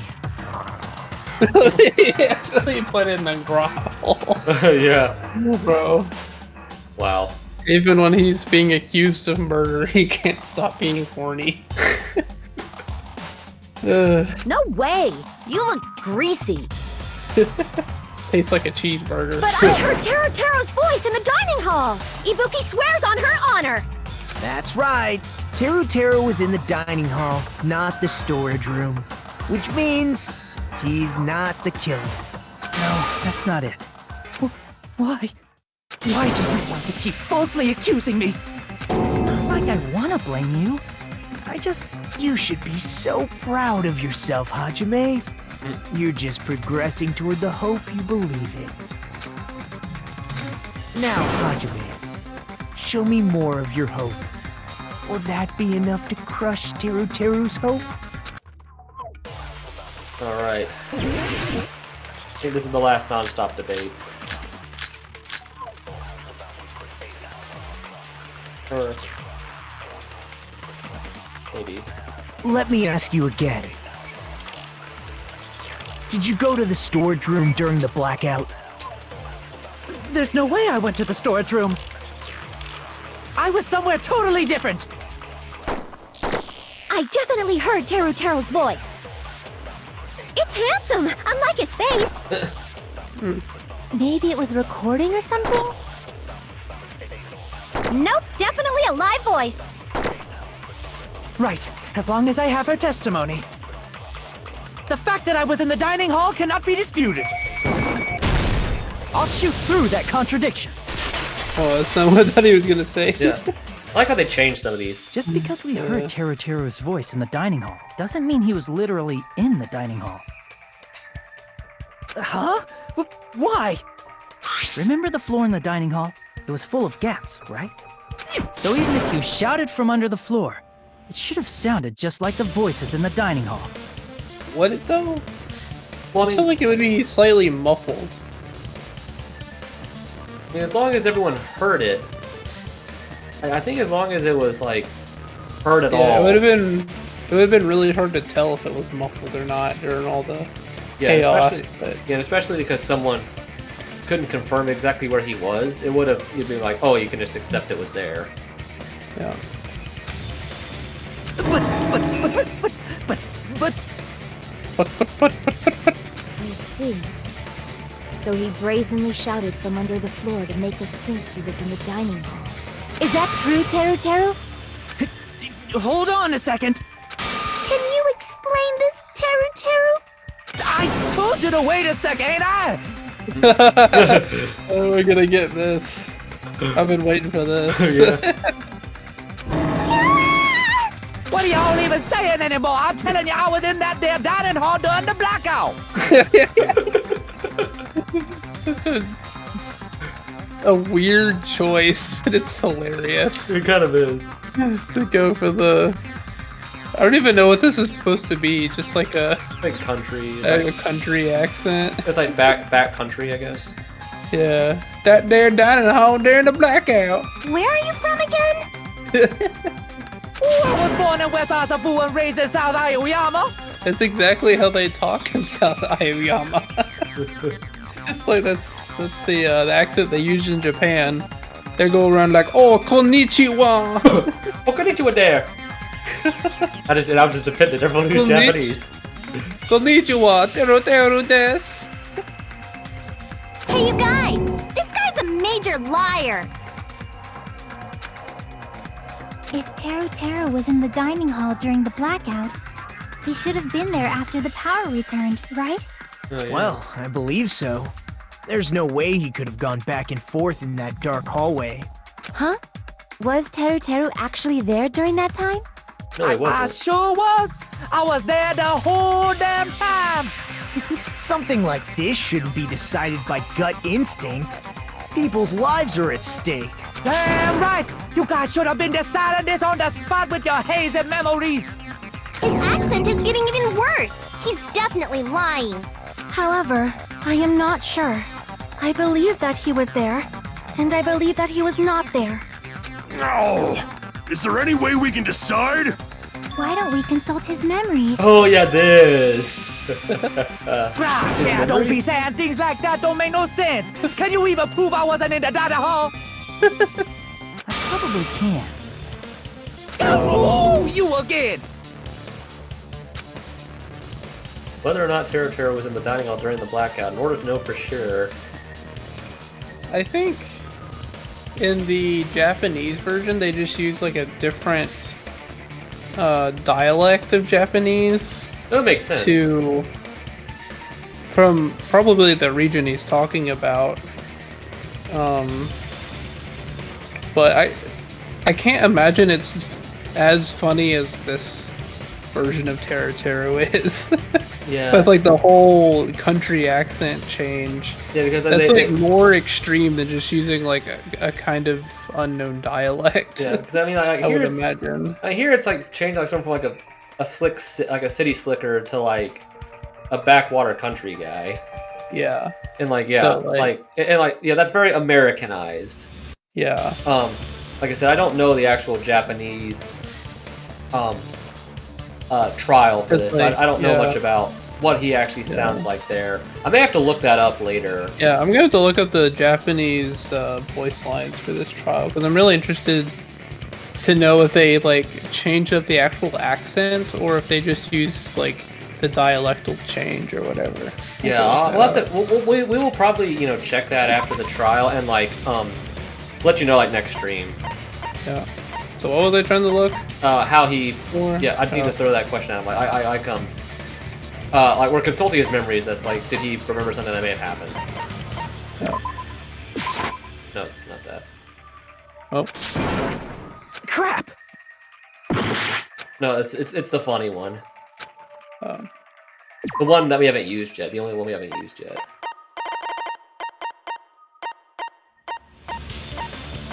Which one I will use? I wasn't really paying attention. Yeah. Oh, this Yeah. I can prove it with this!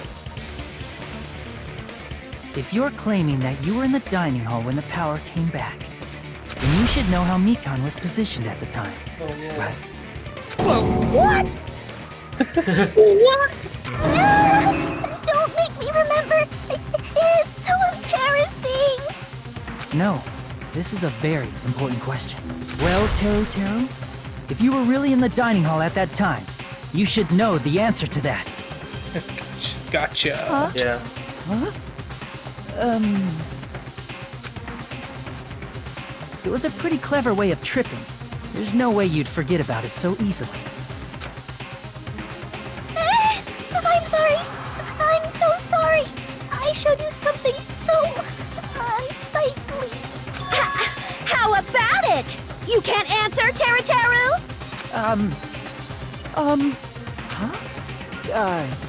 Huh? That's weird. Just slipped from my mind. The guy was back to his regular. There's no way Yeah. it would slip from your mind, especially not a pervert like you. Oh yeah. Thank you, my hero. Even so... Nagito! Say something! I guess you might have to give up now. Wait, give up? What do you mean, give up? Teru. I'm disappointed too, you know. It's lonely watching someone I admire reach the limits of their hope. It kind of feels like a broken dream. Nagito, what are you doing? Why are you messing with the killer like that? Well, hold on a sec. Don't go moving this along on your own like I really am the killer. Huh? But it's already decided, right? The murder weapon hadn't been cleared up yet, Chef? It's no use. I can't understand him anymore. It appears he's saying the murder weapon hasn't been cleared up yet. I wonder. Yeah, imagine the Japanese. He starts using like a lot of like weird slang that most people would not be familiar with at this point. Yeah. This is the last one we have to do. Understand him? But it's such a sad defense. This is too cruel. Okay, there's Oh, two. you calling me the killer? Then where's the weapon? Come on, Manumi! Enough with the whimpering and translate! He said, if you're calling me the killer, then where's the weapon? Like for us being from the South, we just know people who talk like that. Yeah, I kind of do. Like, there's definitely people who have deep country accents. Yeah, like especially people in like Clanton and stuff. Yeah. They, like actually just talk like that. Weapon, huh? It's not the knife, right? Judging from Byakuya's From wound, Preville. it was a thin-edged tool that's roughly 5 millimeters in diameter. Also, if they stabbed from under the floorboards, the weapon would need to be at least 50 centimeters in length. Oh, Gundam. After all this, who cares about the weapon? Not good enough! Not good enough at all! Not good enough at all. He said, not good enough. Not good enough at all. I think this is one Fine, of the few. I got it. Let's try thinking about what the weapon was. I think this is one of the few times where the weapon isn't confirmed till like right at the end, because a lot of them it's pretty. Yeah, it's like they try to confirm the murder weapon like really quickly. Yeah, because like in the first game. Except in 3. Yeah, because I guess because yeah, except in Trial 1 and Trial 5, the actual murder weapons aren't cleared up right away. Yeah. Because in Trial 1, it's pretty obvious it was the shot put, and then Trial 5, it's obvious it was the press. Okay, even that one. Don't wanna do it. He said, try to do it. That didn't sound like that. Yeah, even that one is really What a trash. confusing accent! Hey, we need to focus and think about this.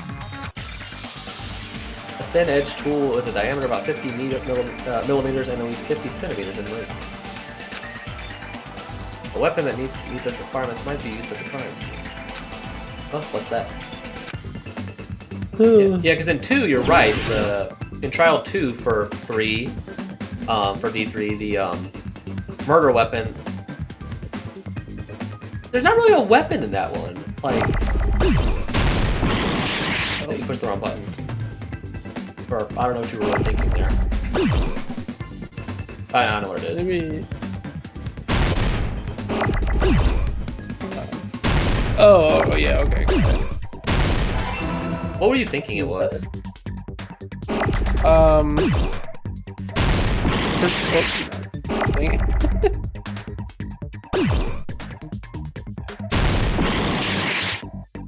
Keep messing this up.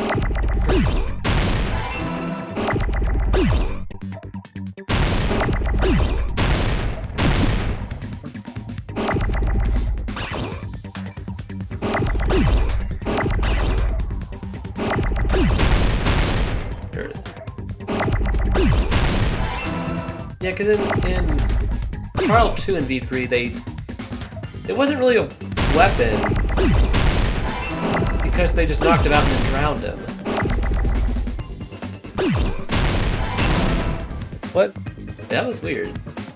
I hit it and it's still like hit. You see that? Yeah. I think that's the only one where there's not really a weapon that kills someone. Is it ER? Yeah, it's ER. It's ER. Oh, that could have been bad. Oh, dang it.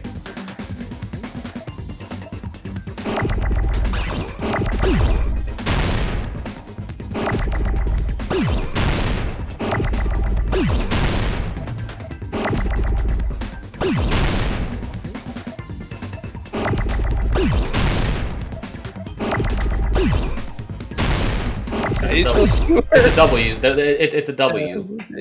W. Yeah. Yeah. W-E-R. Yeah. I'm not good at spelling under pressure. I'm like trying to like. Did it again. Yeah. You can't actually put more than 2 letters in one to blow them up.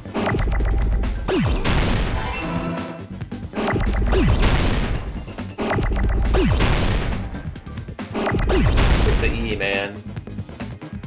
Where's the E, man? Not the O. No, there it is again. There it is. E. R. S.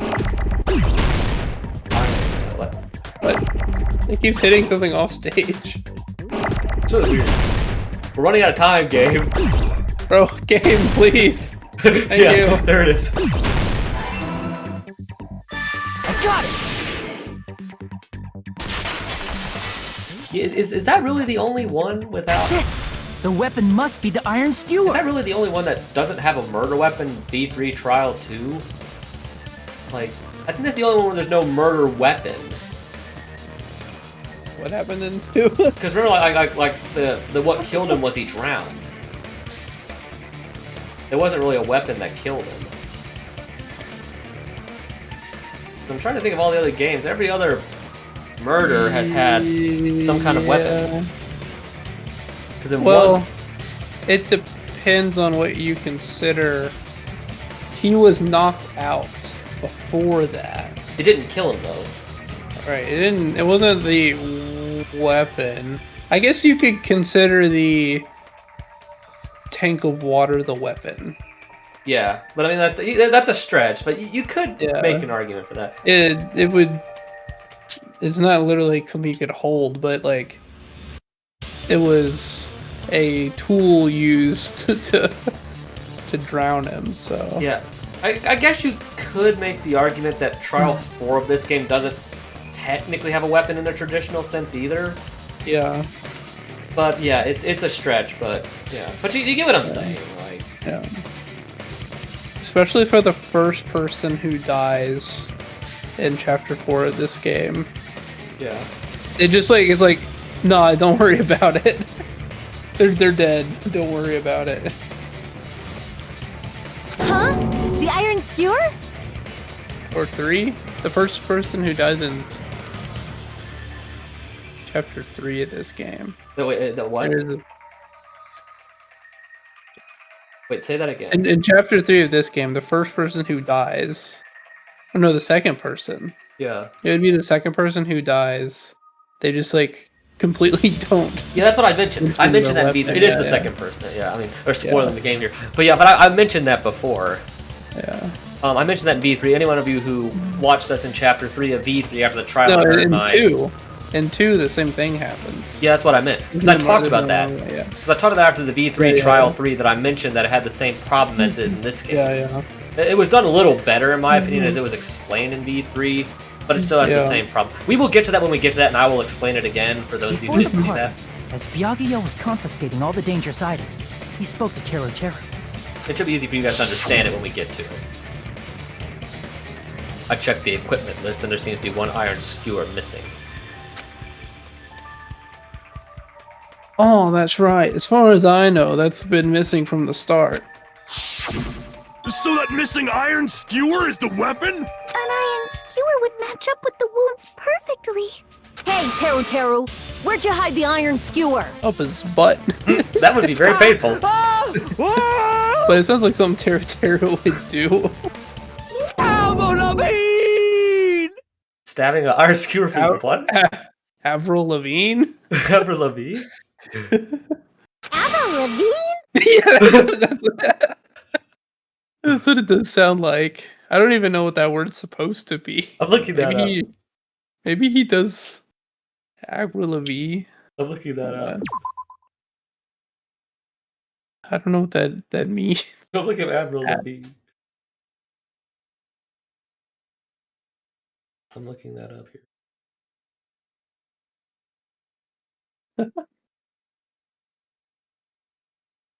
I don't know if that is a real word. Cool.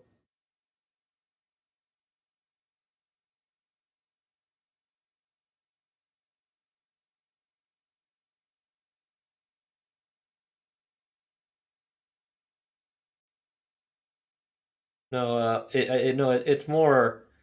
No, that one word itself is not a word. It just refers. Yeah. It refers to the singer. Yeah, I think that's literally the. Yeah, the Canadian singer. Avril Lavigne. That's funny. Yeah, it's like because remember like some of V3 had a few of those like quote unquote like American jokes. Yeah. Like the Trump joke. Yeah. That was one of my favorite jokes in that game. Yeah. Where it's like, and then they also talked about like the Patriots? yeah, the Patriots, yeah. Or it's like it's the year of the Jets, F the Patriots, or something like that. Oh yeah. Yeah, I still love the Trump joke where it's like the Prime Minister enlisted Karumi's help to make this country great again. I love that joke. I forgot that was in the game until we got to that. I love that joke. I know this wasn't an American. Did you really just say that? I know this wasn't an American joke, but remember the Sonic joke where he's like, "I hate that hedgehog." You remember that joke? Oh, and speaking of this trial, real quick, you remember that one of the back routes we did where it mentioned going under the floor? I think it was in Trial 3. They mentioned Romano, who was like, "That sounds familiar." You remember that? Not really. All the games have blended together in one big mess in my mind. Well, I remember that part. I guess I just remember more. I don't know. Okay. Well, you've played the games more than I have. Well, yeah, I played V3 twice. This is my third time through this game, and I played through 2 twice as well. Or 1, I should say 1 twice as well. And I played the Ultra Despair Girls. That's just twice with the playthrough we did, and the first time I played. V3 I played twice. This game is my third time. I guess Ibuki would be surprised he's talking about Avril Lavigne. Consider that's probably one of the main inspirations for her design in the first place, with like the purple and black and stuff. Yeah. He's just saying random shit to fuck with us. You probably dumped it somewhere on the island, didn't you? This school trip has a no littering rule. If he had violated it, the island sirens would be ringing non-stop. I like that even during this, they still have the no littering rule intact. Well, because it's implied that Monokuma can add rules but can't delete them. I think that's implied. Yeah. Island sirens? Just for littering? Also, I was on guard duty, and I never once saw Teru Teru leave the old building. Which means he obviously hid it somewhere in the old building. It's probably the kitchen again, right? Teru, just man up and be straight with us. Oh,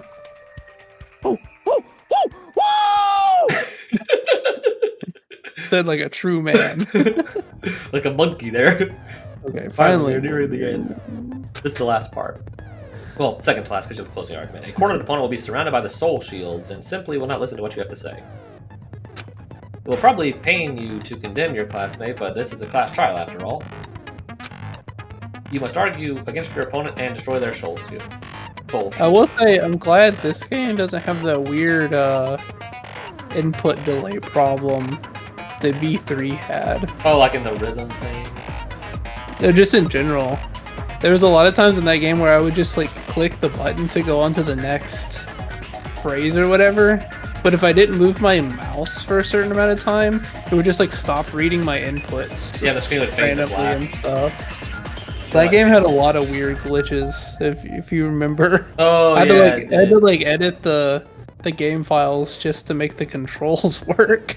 Oh yeah, because you had that problem with the... It like switched the A and S key, I believe. Yeah, because we had that problem in the very first one. We were trying to do that. Yeah. And then remember I died like really fast at the platform. Oh yeah, the Death Road to Despair. It's like there was just like this crazy input lag, and I couldn't control the characters.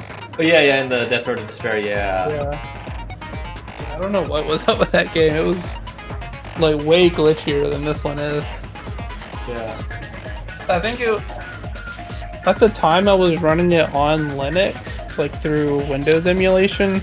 That might have been part of it, but because when I played it on PS4, I never had any of those problems with it. Yeah, obviously be optimized for console, but yeah, I was playing like a port of a console game on Linux, so yeah, there's probably some kind of weird issues that I was having that weren't in the actual game. Well, we got through it, so yeah. After almost 90 hours of gameplay, we did get to that. Yeah, 80, close to 80 hours. Yeah, you're right. This game won't be nearly that bad. Like that. This game is not nearly that long. We'll probably be at like 50 hours. Yeah. That's still pretty long, though. Yeah, I mean, compared to the first game, which is only like 30 or less. Yeah, we did. Honestly, you could probably speedrun the first game in like 4 hours if you knew what you were doing. Yeah, well, yeah. You would just have to like skip all the dialogue, or fast forward all the dialogue, and know exactly what to do in the trials. Because you would still lose some time in the trials, just even if you had to skip past everything. Yeah. And you could definitely beat the game in under 10 hours. Yeah. Maybe 4 hours is pushing it, but you could probably get it in under 10 hours. You could probably actually get it to under 8 if you were really fast. I'm sure the I just want to real quick. Yeah, the speed running record is 3 hours and 45 minutes. For one? For one. Okay. But the average time is around 4 hours. Okay.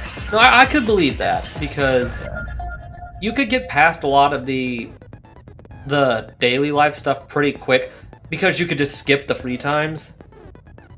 Because you can skip the free times, and then you can fast forward the rest of the dialogue. Yeah.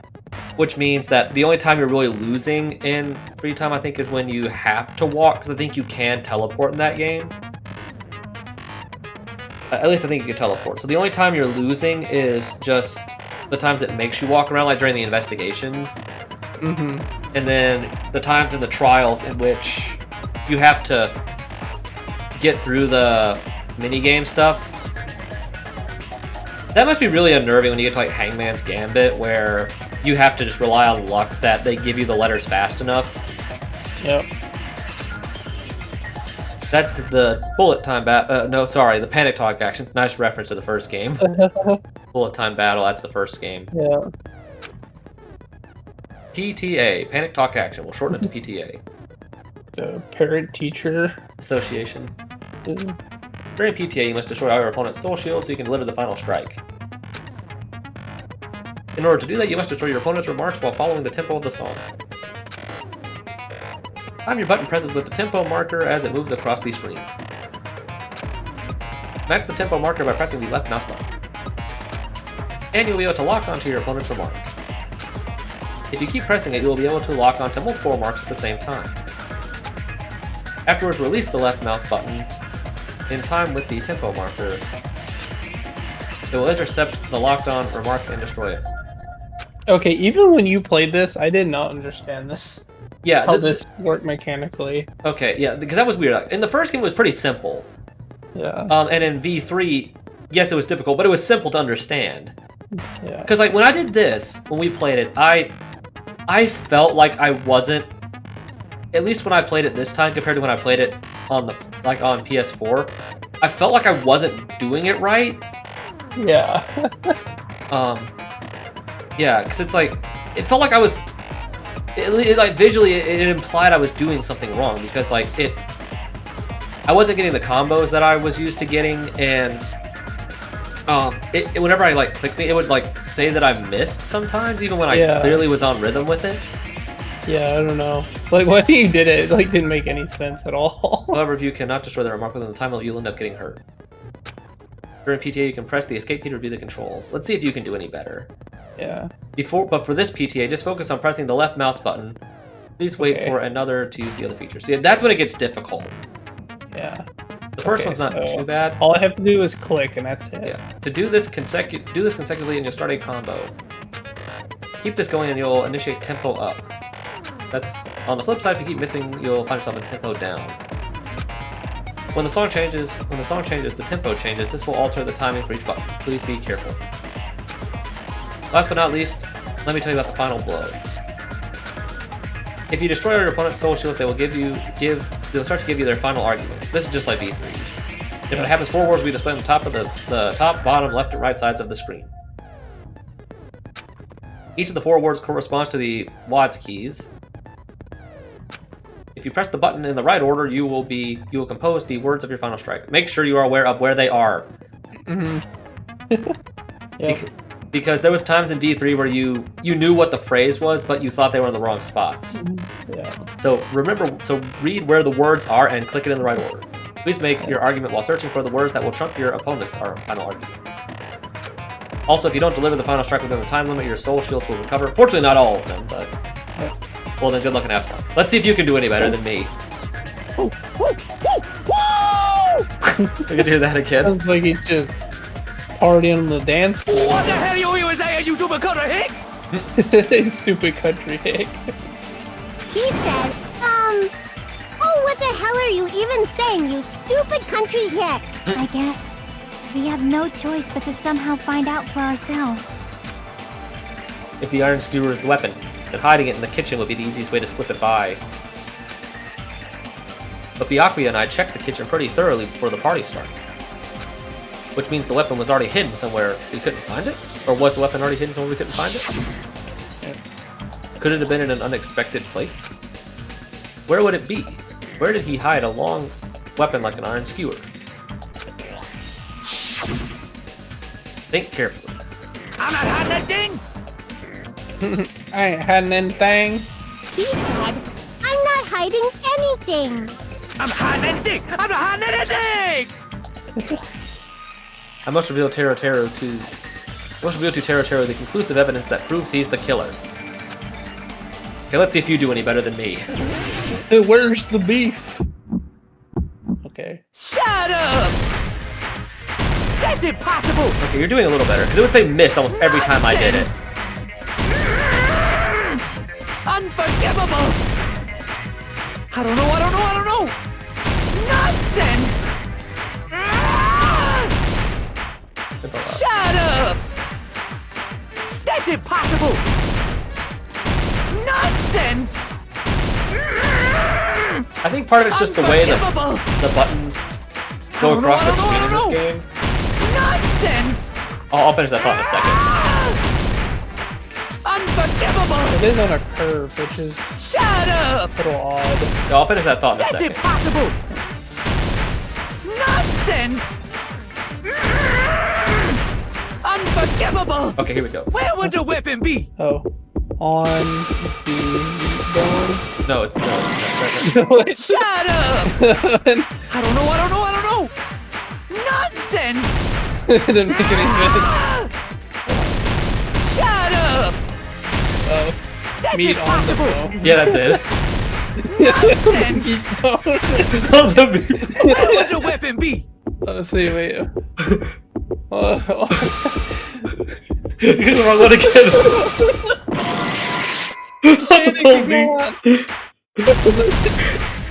Are you just laughing too much over there? Meat on the bone, okay? Were you laughing too much over there? I'm getting tired now. Well, we're almost done here. We're almost done. Where would the weapon be? This is the end. Oh, man. No, but what I was saying was... The iron skewer had been hidden inside the piece of meat on the bone. What I was saying was, I think the reason this one is a little wonkier is because you know, like in V3 and in the first game, with the little reticle where the notes come across the screen, it's displayed in a vertical way, where you can see them coming like straight across. Here they're coming in from the side at a weird perspective. And so like sometimes a weird curve. Yeah, sometimes like you click it where you feel it's on time, but it's actually late or early, and I think that's what it is. I think that's what was throwing me off when I did it, because in the first game it was pretty easy, and in V3 it was pretty easy because they even give you a little reticle the time the button presses. But here it's like I said, it's at an odd angle. I think that's what it is. Okay, we're almost done, everybody. We just got the closing argument left.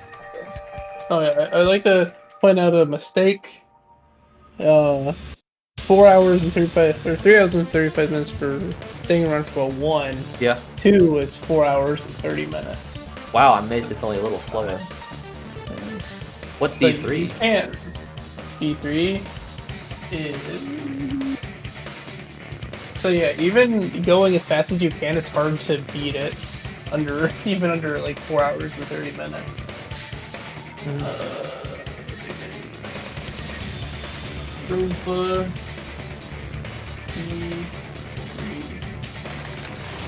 6 hours and 13. Okay, I imagine it was over 6 hours. Yeah. So yeah, it still takes quite a while to.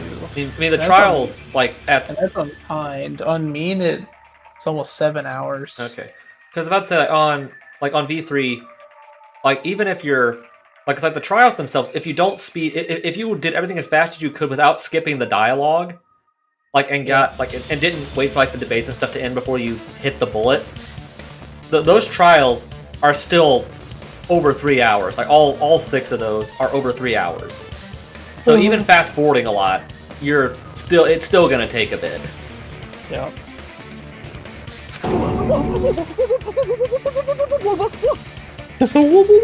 What are you saying? There's no way I'd hide anything in a place like that. That's clearly impossible. I mean, that's inside the food. Impossible. That's what Byakuya and I thought. That's why we overlooked it. It seems there are no dangerous items, like that skewer and the churrasco earlier inside that pile of food. That appears to be the case. I wouldn't have known what to do if he said fish bones and meat bones were also dangerous items. Ha. But in fact, the only place you could hide the weapon was inside the food that couldn't be inspected. Out of all the dishes you prepared, the only one that could hide a weapon as long as an iron skewer is the meat on the bone. What now? I'm using my right to remain silent. Hey, you should have been doing that longer, Terry. There's no way that exists here. Thank you, Gil. Yeah, you don't. Yeah, that's only an American thing anyway. The Japanese also have a right to remain silent. Yeah. We need to confirm this now! So if we eat that tasty-looking piece of meat and find the iron skewer inside, bullseye! All right. Monokuma or Monami, one of you hurry and bring over that piece of meat. 1 minute. Just give me 1 minute. I'll eat the whole thing! Wait, hold on a second. Time out. I guess the meat is still in the kitchen. What are you doing? Hurry up and bring it over! About that. Yeah. Already gone. Where did Monokuma go? I'm right here! With the meat on the bone. Yeah, he's chomping down on it. I'm already eating it! A bear that eats meat! That's most bears. Unless you're, Wait, now that I think about it, that's pretty normal. yeah, unless you're Winnie the Pooh. Yeah. But how does Monokuma even eat it? That's a good It's question. not like he's a real bear. That's a good question. What is this? Granted, the Mono kids did eat food too. Yeah, that whole weird So- thing. With like, what was it, honey? Yeah, like Mono Kid got drunk on the honey, and then there was like Yeah. that other scene with like the weird police food or something. Yeah. The Mono Cubs dialogue kind of blurs to me. Yeah. There's a lot of weird scenes with the Mono Cubs. There's a lot of weird scenes in general in that game. Especially when, what was it, Mono Kid and, Monefone? Monotaro and Monefone. When they were like, had that like weird thing going on. Yeah. Yeah, that was They were Monotaro. really, yeah. They were like pretending to be like a couple And they, or like, something. Yeah, they thought Mew was their mom or something. Yeah, that was, that was just weird. Yeah, That's my meat! and there were a lot of weird scenes in that game. Like, you remember that scene where like Shuichi was going to like Mew's lab and he saw like what Mew was doing to Kibo in that one scene? Yeah. Yeah, there's a lot of weird stuff in V3. Yeah. I've never eaten anything like it in my entire life! The taste brings me back to my days in the wild. Days in the wild. This is bad! Seriously, this is really bad! My! There's something inside the meat! Look what came out! Isn't that? Is that an iron skewer? Check it out. The handle looks like it's made of bone. Pretty clever. The sword of destruction, encased in bone and sheathed in meat. It brought catastrophe unto Byakuya. You know the writers had fun writing that sentence. I know, that is good. I love that line. Encased in bone and sheathed in meat. It brought catastrophe onto Byakuya. As expected of Teru Teru. Such a fantastic weapon from the ultimate chef. What? You're wrong! I'm not the killer. I'm not the kind of person who would kill someone. I got it. You all set me up. You guys set me up so you could blame this on me. Jeez, what a disappointment. Such an unseemly defense for an ultimate like you. Can you really call that hope? Hey, Nagito. I'm sorry, but can you just be quiet? Thank you, Chiaki. Fast food eating hicks. Yeah. Yeah. Same. I feel. I'm probably gonna get some fast food after this. Yeah. I ate some pizza earlier. Yeah, I had some chicken. I had like I cooked some chicken pasta for lunch. Yeah. I'm probably gonna go get some fast food. Lisa, you're all nothing but a bunch of poor, loudmouth, fast food eating hicks. I will say now that my college semester started again, I did really miss some of the food on campus, because all like the campus restaurants all closed during the summer, and there's one that has really good Chinese food that I always enjoy eating for lunch. So I'm always sad when it closes during the summer and I can't eat there for like 3 months. Yeah. Well, get it back. So. Yeah. Yeah, that's what I had for lunch today. Got some chili lime chicken and rice. Nice. You don't need to translate anymore. Somehow I can tell what he's trying to say. Never should have waited about cooking on your quick. Never should have wasted my cooking on you ingrates. Let's just deal with Nagito later. More importantly, we should first. I guess we need to settle this. Once and for all. Closing arguments? Yep, this To is do it. that, we need to go over the entire incident from beginning to end and make everything clear. What was the entire incident? And then I can prove Taylor's crime. That's right, if we don't do it, we can't end this no matter how much time passes. So, we need to do it. So it's finally come to this, my throb is chesting. My throb is chesting. Every case has one last feature to bring to the class trial to an end. This is the closing argument. In this phase, you'll be given a complete summary of the case. I think besides the basic lie with the truth bullets thing, the closing summary is the most consistent thing across all the games. It is handled a little differently, where like how it's done, like where the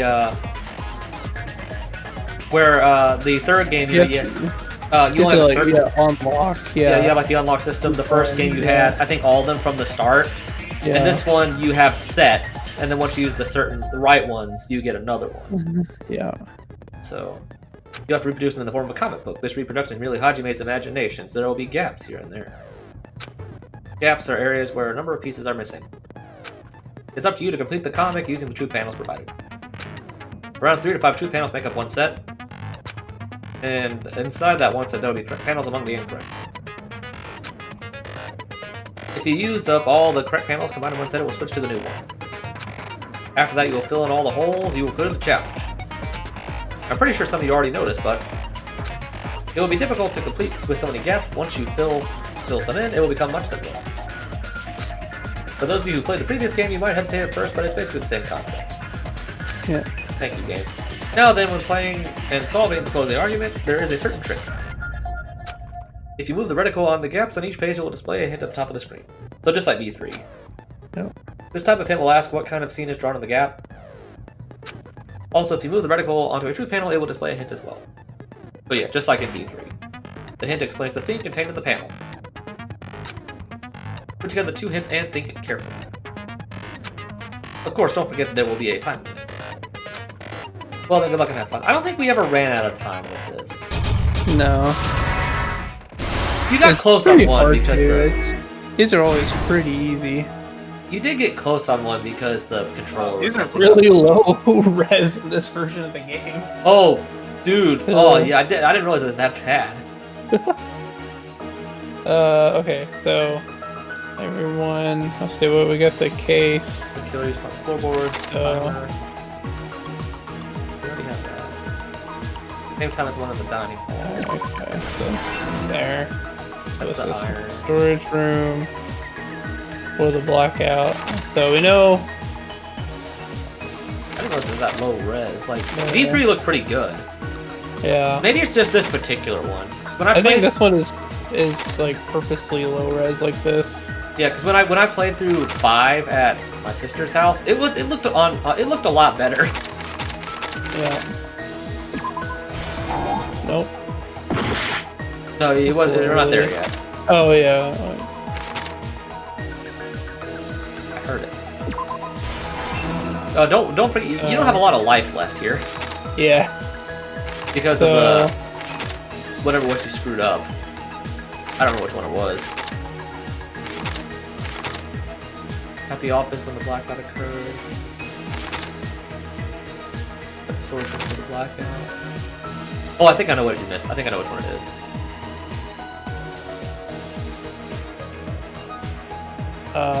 Wait.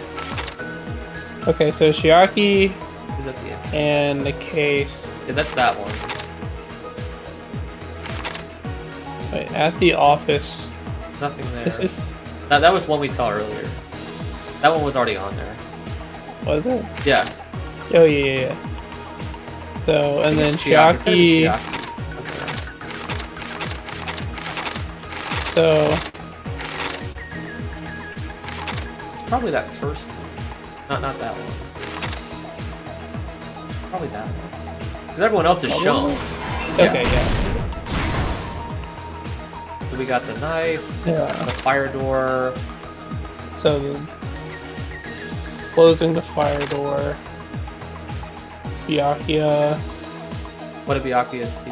Who did? Oh, who? So. What did the killer obtain in the storage room? What did the killer do exiting the dining hall? Okay. would be closing the fire door. Yeah, I think it is. Here. And then that was the first. We saw that one. Yeah, so saw that one. So it's night vision goggles equipped. Did we see that one? What was found in the table? It must be. It has to be this one. Here, yeah. And then gotta be that first. Weapons hidden. Retain the light. That's our Byakuya. Yeah. Put on the goggles.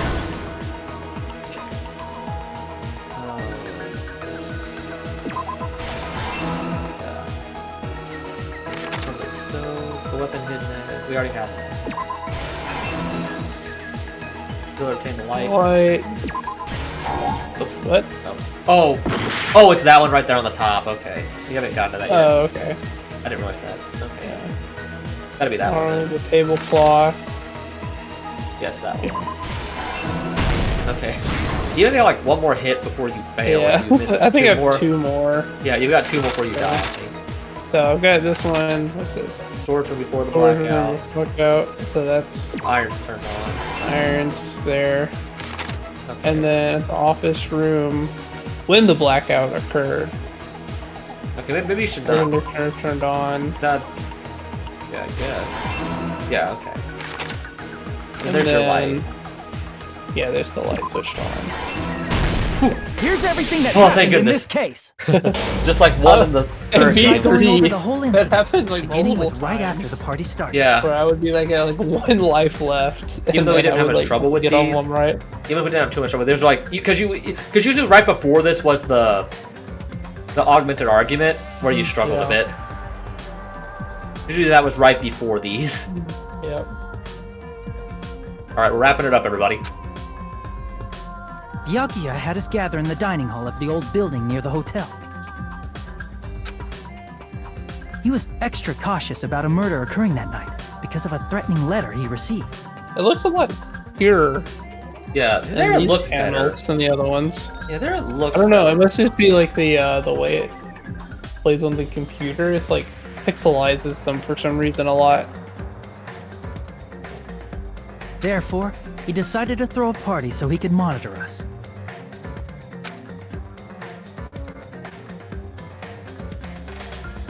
Though one person didn't come, the rest of us assembled at the dining hall, and the party was underway.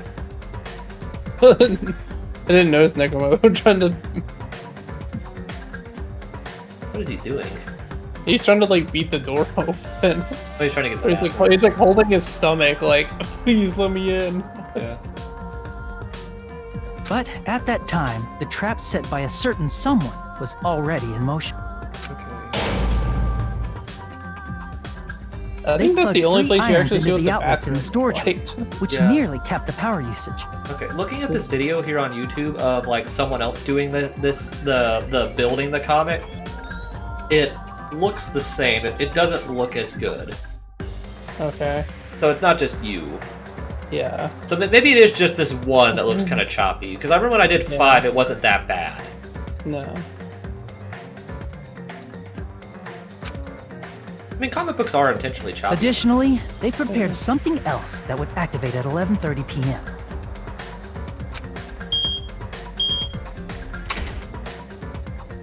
The air conditioners in the office and dining hall. Yeah. They had already set the timers for these. Yeah, it's just this one. Because like I'm watching the video of 5 and it's the same as I remember. So it's just this one.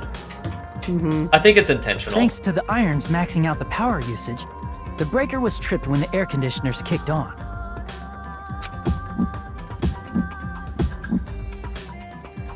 Since the windows in the old building were covered, the blackout plunged the dining hall into total darkness.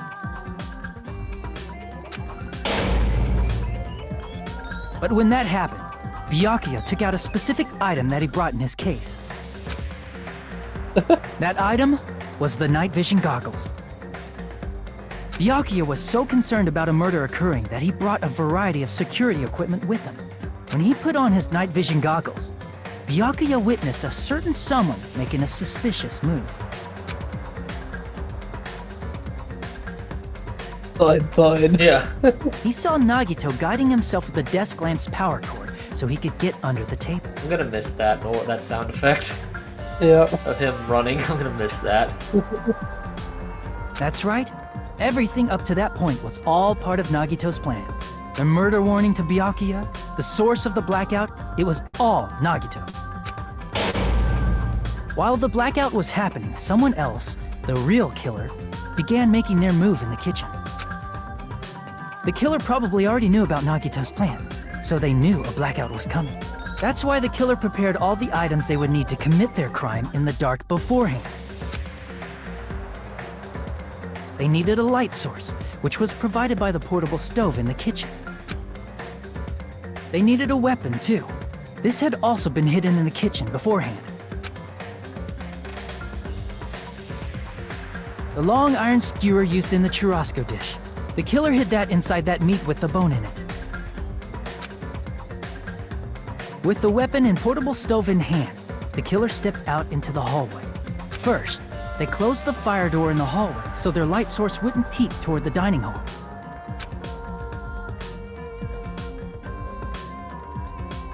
Then, guided by the light, the killer headed toward the storage room and grabbed a specific item.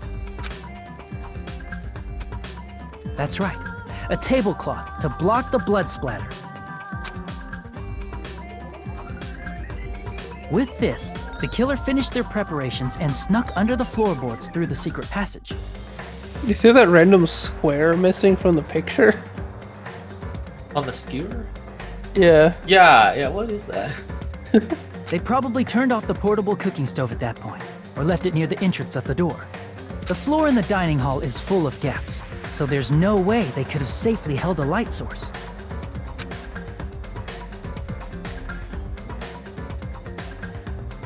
But thanks to the glowing mark they painted earlier, the killer was able to get beneath the table.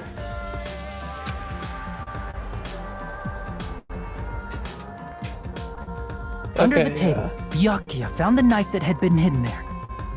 So yeah, he pushes him away, then crawls under the table to find out what he was going for. Yeah.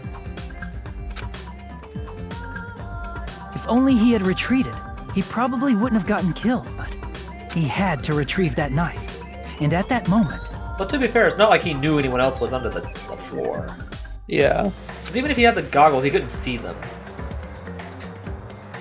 The killer lurking beneath the floorboard stabbed straight up with the iron skewer. The killer had been waiting in the dark for the moment when the glowing paint began to move. After they murdered Byakuya, the killer purposefully shouted from beneath the floorboards to make it seem like they were still in the dining hall. Afterward, they came out from underneath the floorboards and rushed back to the kitchen. And then, after hiding the murder weapon in the kitchen, they rejoined the group as if nothing had happened. There's only one person who would have been able to commit this crime, especially if that person is someone who'd think of an unexpected way to hide a weapon inside food. The question mark, I like that. I love these transitions. Isn't that right, Teru Hanamura? I love these transitions in all the games. That face. Oh! That's what happened. How about it? Did I get anything wrong? This is a mistake. A mistake, I tell you. I would never kill anyone. Would never.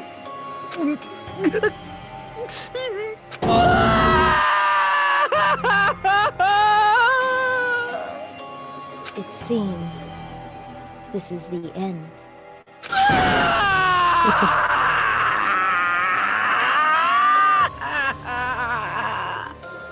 The end for now. Yeah, that's very ominous there. Alright, how'd you do? Probably an A. Probably a B, because you had that one. Oh, no. Oh. Well, you had the... Oh, no, B, because you had a few that you failed. Wow. A B? That's bogus. Kind of is. How many coins? Oh, we got like 118 coins for that dude! Yeah. Okay, it was the It was those last two that screwed you, I think. It looks like your argument has come to a close. Oops! I lost control of my wild side for a second. Was that a side effect of the meat I just ate? Well, putting that aside, let's move along to the nerve-wracking voting time! Which I don't think you actually do in this game, right? Please pull the lever in front of you and cast your vote! There's only... Just a reminder, make triple sure you vote for someone. There's one trial where they make you do it. I'm gonna eat you up just like that meat from earlier! Why did this happen? Who will be chosen as the blackened? Will you make the right choice or the dreadfully wrong one? Such heart-pounding excitement! Well, it's not like it's not obvious who it is at this point. There is one trial where they make you actually do it. Yeah. But every other time it's just like the first game.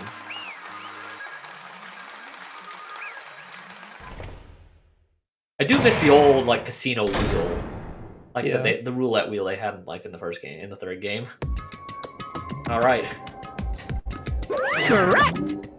Yahoo! That's right. This time, the blackened responsible for killing Byakuya Togami is Teru Hanamura. No. You... Are you serious? Out of all these people, are you saying a Ponce like him is the one who killed Byakuya? Was it Ponce? Why? Why did you kill him? You've got it wrong. It was a mistake, I'm telling you. It was just a mistake. I was only trying to save you guys. Hey! I was only trying to stop Nagito from murdering one of you. Huh? Trying to stop? What do you mean? I spent all morning in the old building preparing the dishes for the party, and then I heard a weird laughter near the dining hall, and when I peeked over there, he's like doing this like, I saw him. I saw Nagito in the middle of cleaning duty, putting the knife under the table. I had a bad feeling about it, so I continued to watch what he was doing. And when I saw him place the irons he brought in the storage room and mess with the air conditioner timers, plus he was grinning, just grinning by himself the whole time. So I questioned him. When that happened, he... You caught me? Oh, I've been caught. What? Been caught? Hey! What are you doing? What are you scheming? I'm planning to kill someone, of course. Huh? Teru, just to let you know, it's pointless of you to stop me. If you stop me now, it doesn't matter. I will never give up. Whether it's tomorrow, the day after tomorrow, or the days beyond that, I'll definitely start the killing. Impossible! What now? No matter how much you want to leave this island, that's just... I see. So that's what you think. Well... But that's not it at all. This isn't about my survival. I just want the killing to start. What? What are you saying? I love everyone here. That's why I want to be of good use to them. I love all the Ultimates, and I admire them for being symbols of hope. Amazing! That's right. In the name of hope, I love everyone's talents from the bottom of my heart. That's why. I don't want them to lose against something like killing. I want them to prove to me that hope will never lose, no matter how daunting the despair they may face, or the despair may seem. I want everyone to prove to me that hope will never lose to despair. No. What are you saying? I don't understand at all. See?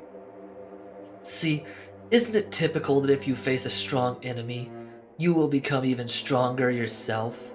Well, not if they kick your butt, no. Which means that the stronger the despair you face, the stronger everyone's hope will become, right? I want to see that brightness. And in order to see it, I'm going to become everybody's stepping stone. I want to make your hope shine. It's as simple as that.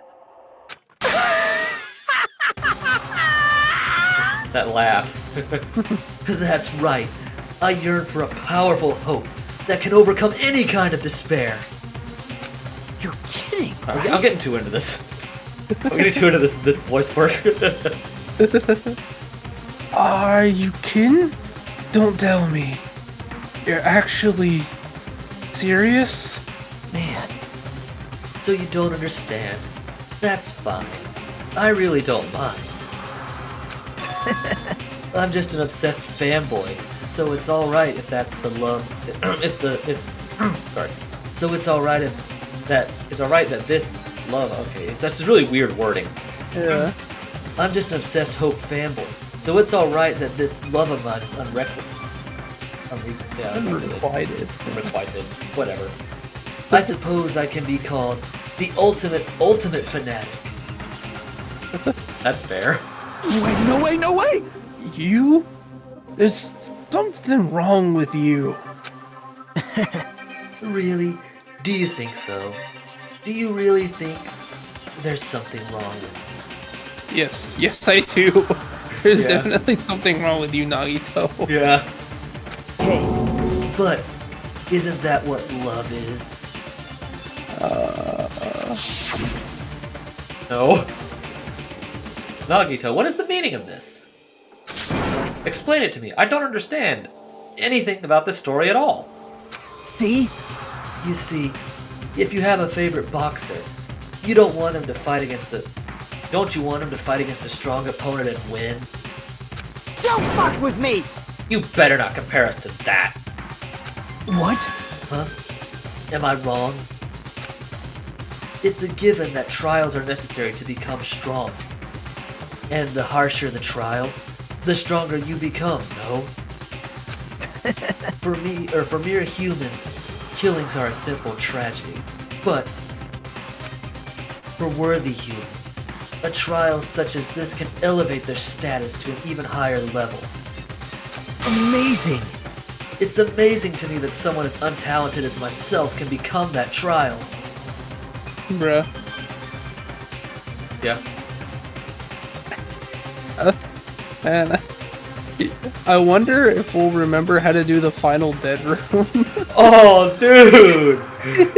Oh, you guys, if you don't remember, you don't know this, but when we got to that segment, we tried to actually beat it without looking up anything. We probably spent almost a full 3 hours on it.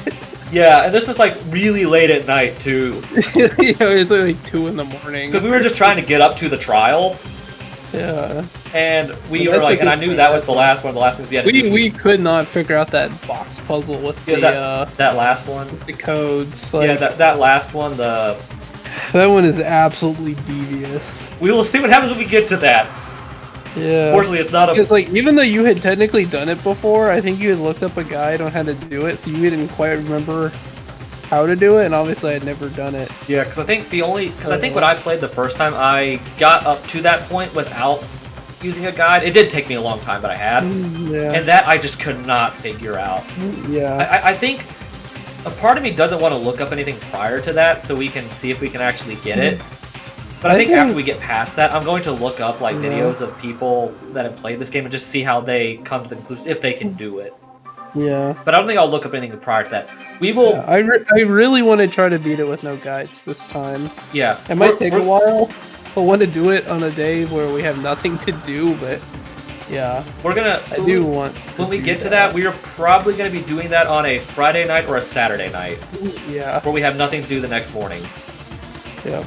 So I think when we get to that, the only thing we'll be doing is probably, I don't know. Well, I don't want to have to split that into 4 parts because, well, I guess we can split it into 3 if we did everything leading up to. Well, I guess what we could do is, well, I guess it would just depend. If we just did the trial separately and did the investigation with the final dead room in one stream, as well as maybe the rest of the stuff in the funhouse, maybe we could get it in 3, but it'll just depend when we get to it. We will be, when we get to that, we like he said, we will be doing it on a day when there is nothing to do the next day, so we will try to beat it legit. I think we probably should put a cap on the time it'll take us, like, if we say, like, we can't figure it out in, like, over an hour and a half, we cap it, but I don't know. We'll figure it out. Yeah. But we do actually want to try to figure it out legitimately. Fortunately, it's a bit before we get to that. There's no point in someone like me surviving. It's far more significant for me to die as everyone's trial. Great! There's no greater honor than becoming the foundation so that your values may ascend to brave new heights. What's going on? Stop it, you're seriously starting to piss me off. What's going on? I don't understand at all. Are you saying you basically wanted to commit murder for fun? It's not the same as someone killing for fun, but I guess it looked the same in your eyes. I have no intention of surviving and leaving you all to die. Is that why you didn't mind when Taro discovered your plan? That's wrong. Or perhaps that was intentional too. Huh? So... Nagito wanted to involve us in the killing. Plus, it'd be better for him if the mystery was more complex. Exactly. Yeah. Yeah, if it was just he grabbed a knife, stabbed someone, that wouldn't be a very hard mystery to solve. Especially He'd be just standing there with a bloody knife. Yeah. With probably either Hiyoko or Hajime dead. Because Hajime was standing right next to him. So he probably would have been the one stabbed by the knife. I think he would have gone for someone who actually knew what the talent was. Because Hajime is like, I mean, if he didn't know his talent, unless like he thought like the despair of like someone died when they didn't even know their talent or something. Yeah. I think Hiyoko probably would have been the easiest to kill as she's like the weakest of the group in terms of like probably physical strength. But like in the dark, no one would have known. Like they would have been able to fight back at all for sure. Well, yeah. Well, to be fair, like, they maybe could have seen him coming if he had the knife with the glow paint. Like they could have seen him if they were looking at him. Yeah. But I guess they may not have known who it was that had it, unless they could see a silhouette or something. Is that why you blatantly revealed your plan to Teruteru? You expected to pique Teruteru's curiosity, and you look forward to the mystery becoming more complex. Well, you're basically right. It's true I was looking forward to that. That's why I took the time to tell him about the secret passage I found while I was cleaning. What? That was your doing as well? You're right. I just casually mentioned it. Oh, it's dangerous if you fall, so don't get close to it.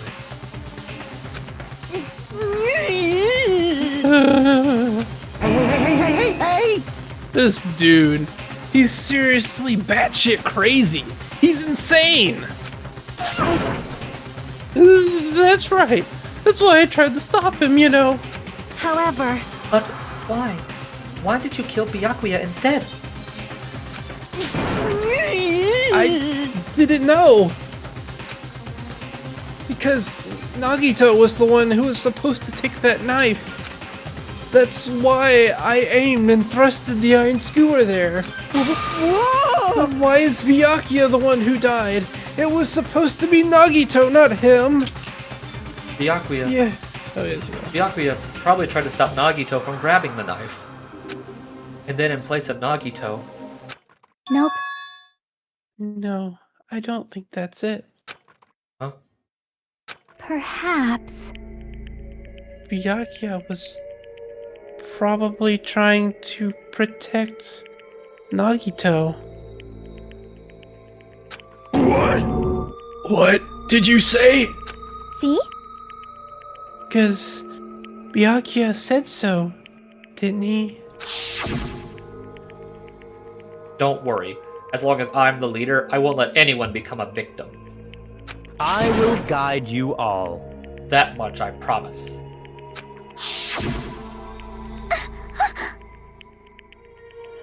In order to protect that, in order to keep that promise. As he was wearing the night vision goggles, I'm sure he saw someone moving under the floorboards. And that someone was aiming for Nagito. Why? So, Byakuya gave his life to protect Nagito even though he was trying to take the knife? I see. Byakuya is amazing. To keep his promise to protect everyone, he actually threw his own life away.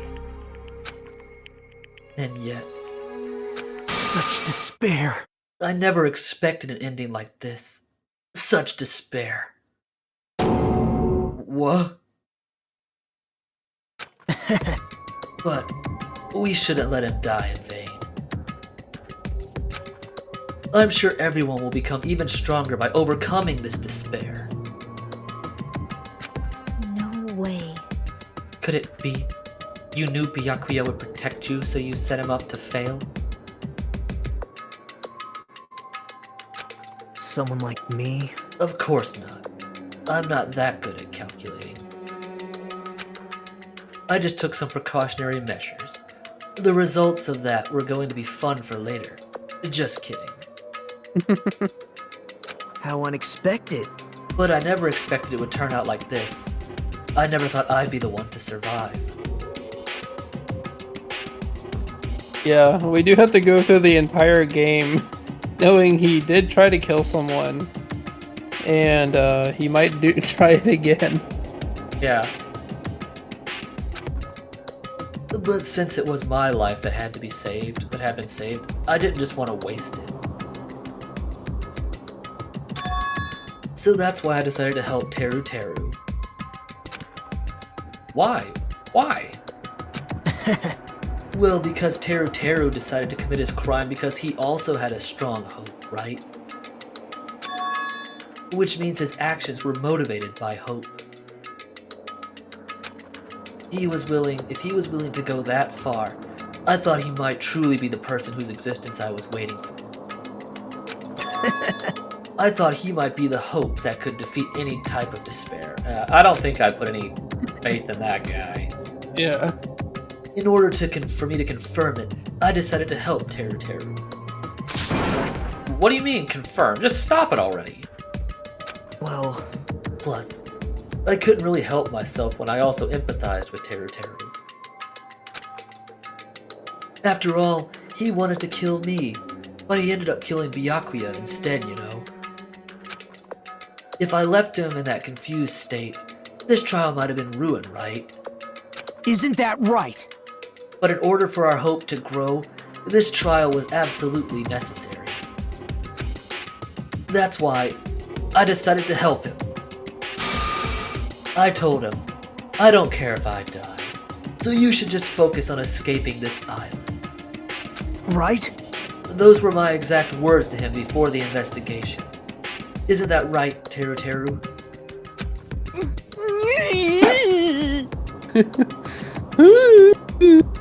This is wreaking havoc on my vocal cords, trying to do this voice still for so much dialogue. That's how I feel like doing a ton of Monokuma at one time. In the end, my help just wasn't enough. And this turned out to be a bad ending for Teru Teru. But you should be proud of yourself. You will not die in vain. Great!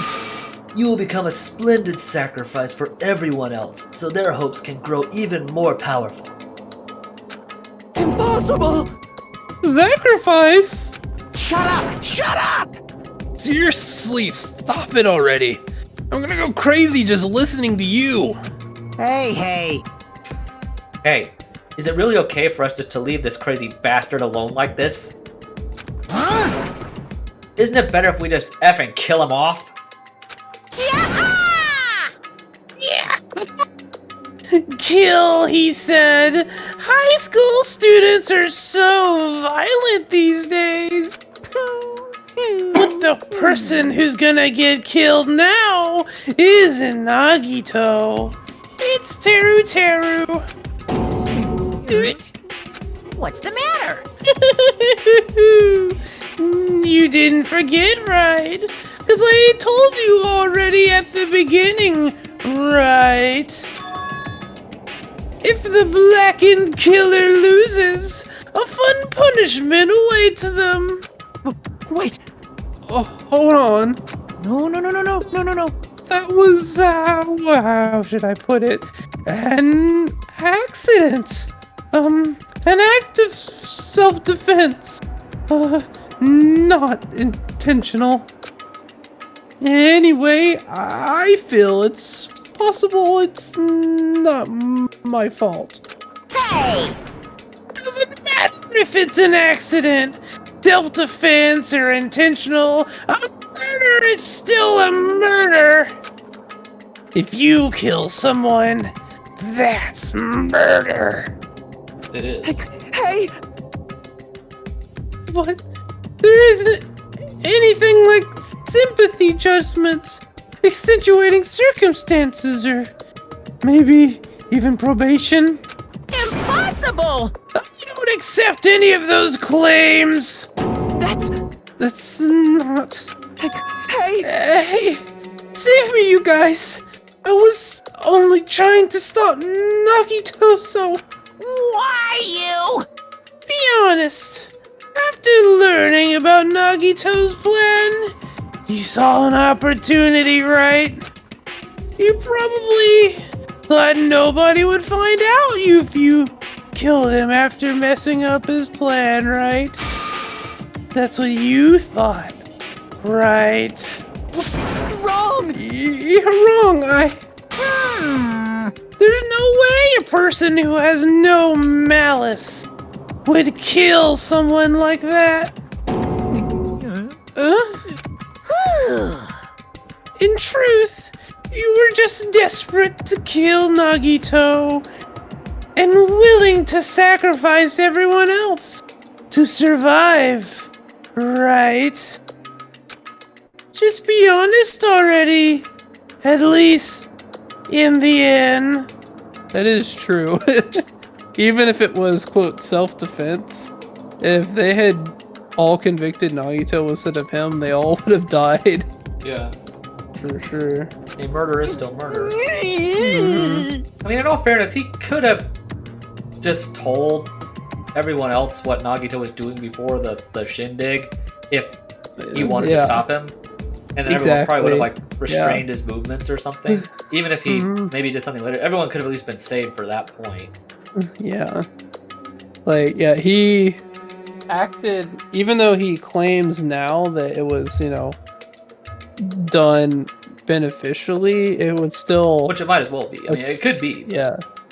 Yeah, like, he can claim his actions were pure, but in the end, it was just his own selfish desires that drove him to it anyway. I mean, murder is still murder, I mean. Yeah. Because, like, he directly benefited from it, right? Yeah. It wasn't noble. He was just trying to do it to benefit himself. And then use that as an excuse to cover his base. No. That is... Teru! Why? If only you didn't try to kill Nagito, Byakuya would still be alive. Answer me. So she actually, despite the fact she hated how pushy he was, she still hated the fact he died. Yeah. At least some decency in you, Mahiru, even for other guys, there's some decency. Why did you try to commit murder? Answer me, Teru Teru. I just wanted to go home. I needed to go back home no matter what! Because she's waiting for me. Mama is waiting for me at home. Mama! Ooh. Going to get copyrighted. Yeah. That's how we're gonna stop. She's waiting all by herself for the day I graduate Hope's Peak Academy and come home. Okay, I'm going now. When I come back, I think we should talk again about opening an Aoyama and Azabu location. Oh my, you're still talking about that? Oh, I'm serious. The Academy guarantees success for its graduates, right? So, I know it's gonna be difficult by yourself, but wait for me until then, okay? Yes, you're right. Then I'll just have to do my best to keep the Hanamura Diner from going out of business until then. Mom, you don't have to work so hard. What if you collapse again while I'm gone? I'll be fine. Moms are strong. I won't lose to some illness. I know that already. I know that already. I think if you do his free times, he talks about the financial trouble that the diner had. Like he mentioned, like people wanted to like buy it out, but his mom wouldn't sell it. Yeah. I think he even mentions his mom was struggling a bit health wise, if I recall. Promised. I promised her I'd become a full-fledged cook and save the Hanamura Diner. Mama is waiting for me to keep that promise. Even though she's sick and alone, she's still waiting for me. That's why I need to go home! Teru. But if we were told our memories were stolen and that several years have passed since our first day. Hey!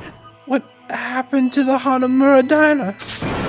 What happened to my mom who's still waiting for me? Well, yeah. It's probably even worse than he expected. Yeah, we'll get to that considering what happens. Event. Yeah, we'll get to that when we get to that, and we'll explain what we're talking about when we get to that point. But I think I brought it up to you, and you were kind of appalled by it at first. But yeah, we'll get to that when we get to that, everybody. Yeah. So you did believe what Monokuma said? Damn it! You were saying all along, it's okay, I'll never believe something like this.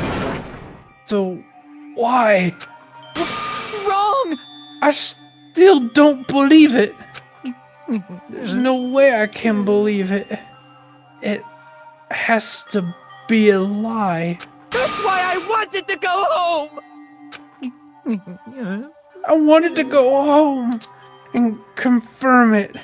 I wanted to make sure it was just a lie. I wanted to make sure that I still have a place to call home. Teru, you. I mean, Teru did get kind of screwed over here. Yeah. Like, even though, like, he acted the way he did, like, he was really set up and manipulated by Nagito. Yeah, because I think it's implied if Nagito didn't do what he did, or if Teru didn't see him, he wasn't actually going to kill anyone. At least not right now. Yeah. Like, he may have still cared about his mom, but and the diner, but I don't think he was. I don't think he thought he took the opportunity because he saw one. Yeah, he didn't. I don't think he could have planned something out himself. Yeah, he would have never tried to do anything immediately, and after a while. Yeah, so he did kind of get screwed. I mean, yeah. I mean, he is a perv, and he morally not the best person. He's probably morally the worst person in this group. Yeah. It's just a matter of like how do you value Yakuza ideals, I guess, would be the second worst. But I think it's implied Fuyuhiko actually has a decent amount of honor, but it's like, you still do feel a little bad, like that he just kind of got screwed in a way, like you said, he kind of got screwed from the start, even if you don't necessarily like him. So you do understand. So I think they do a decent job of like explaining, like you said, like he saw the opportunity and did it, but I don't believe it. I don't believe it. Not that Teruteru didn't believe it.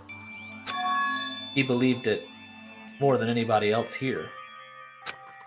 That's why he kept denying it. Because he believed it, he needed to deny it. That was his coping mechanism, I guess. Yeah. Damn it, if I only knew how he felt, something like this would never have happened. I wanted to confirm by any means necessary. I had to do something. That's when I heard Nagito's plan. I found out he was going to kill someone if I left him alone. That's why. Fine. So, you wanted the first kill. I'm sorry. Are you guys? If the First Blood perk was applicable here, then maybe that also would have given him more credence to do it.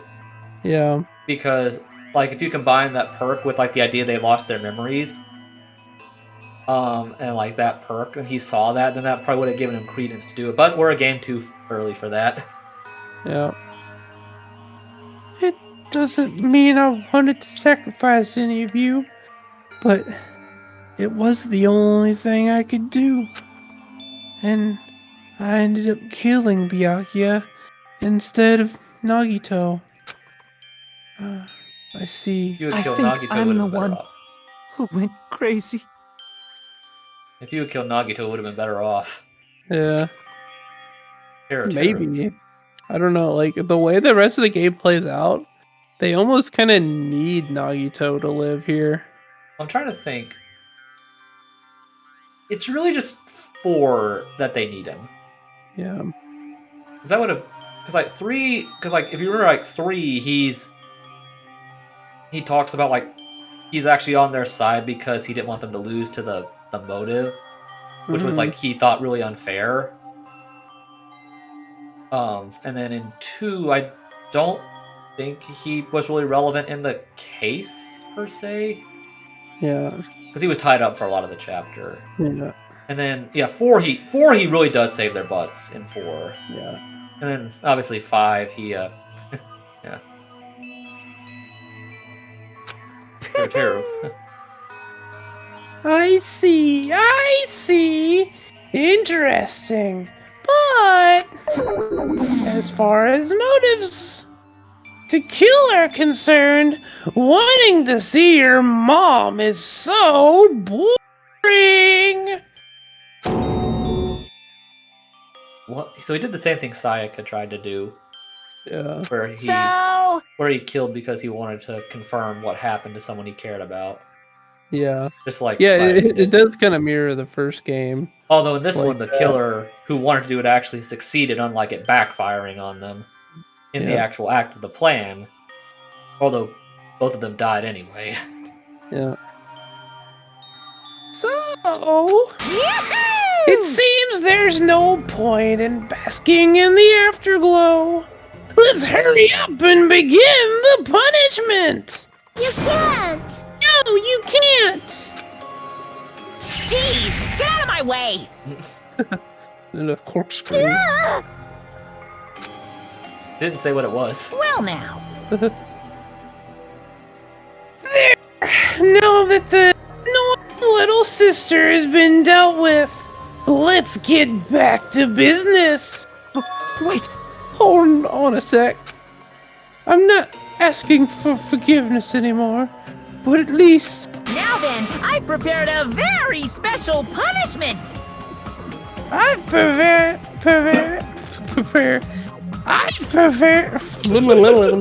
I've prepared a special punishment for Teru Teru Hanamura, the ultimate cook. Hey! Call me chef. No, wait, then that's not what I... Please! Please, tell me at least, what happened to the Hanamura diner? To Mama? Let's give it everything we've got! It's punishment time! That's brutal, man. Yeah. Lies! I won't believe this! I won't believe it!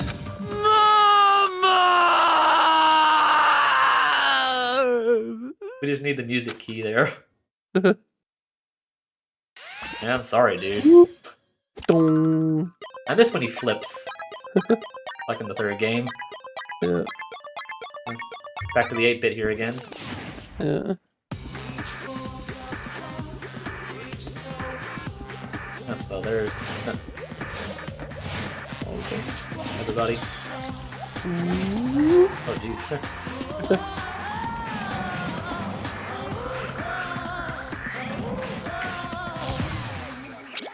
Go-to Hanamura is execution executed. It's a deep fried terror is what that said on it. Yeah. The plane? Or in a military vest? Yeah, He's it's a firing military missiles. copter. He's firing missiles at him? Ouch. What the heck? They're filled with Firing condiments at him? butter. The missiles are filled with oil. Yeah. Okay. There's no way, even if that was what it was filled with, it wouldn't... There's no way, even if that was what it was filled with, it wouldn't hurt just getting hit by a missile. Yeah. It probably did. You could tell by his facial expression even that happened one The time. volcano? Yeah, Active volcano. How did they fit a volcano in this punishment? I think there's a volcano on the island. Oh yeah, I guess there is. He just Yeah. incinerated him in a volcano. Ouch. That's Got it was quick at least. fried. At least it was quick. I heard if you get dropped in a volcano, if you like get exposed, that you pretty much die within a few. You die within like 5 seconds. Yeah. It's a very excruciating 5 seconds. Extreme! Yeah, it's a very excruciating 5 seconds, but still only 5 seconds. Yeah. Yahoo! Extreme! Yeah! Yeah! Whew. The adrenaline is rushing through me! Damn it! Are you effing serious?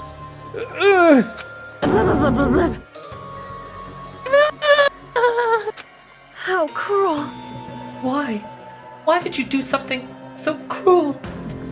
What? Didn't you learn when you were in elementary school? If you badmouth someone, the teacher writes in a note and makes whoever badmouth read it to you in front of the class. No. When that happens, only then do you think about how it feels to be badmouthed. Did our The teachers same applies to murder. Did our teachers ever do that in our elementary school? No, they did not. Yeah, I mean, well, to be fair, there wasn't. Well, no, that's a lie. There was a lot of bad mouthing in our elementary school. Yeah. It's just the teachers either never knew about it or didn't care Yeah. to do anything about it. I don't think they really. I mean, obviously they knew that kids could make fun of each other. Yeah. But I don't know if anyone had, did it in front of the teacher. You know? They were smart enough. There was a lot of bad mouthing in our class in elementary school, though. Yeah. Not that I was ever a part of the bad mouthing. I was more the person that got bad mouthed too, if anything. Yeah. It's kind of the same with you. Yeah, it was there was never any vulgar language used. No. It was just more this incessant teasing. Yeah, which in grade school, which in elementary school is very hurtful. Especially if it's done in a way that's not just friendly, teasing for fun. Like when you're teasing mocking to grade school kids, that's very hurtful to grade school kids. Yeah. Especially for those that, don't really have a lot of friends. Because at that point, you're still adjusting to the social standards of things, and you know, if you're someone who doesn't make friends easily and there's people that do, obviously that can hurt a lot. Yeah. I speak from experience. I mean, well, I was glad you were there. Yeah. What are you saying? You're the one who drove him to do it. So cruel. This is just too cruel. Nice! Well, it can't be helped. Rules are rules, and this is a killing game after all. What rule? You're the one who's breaking the rules.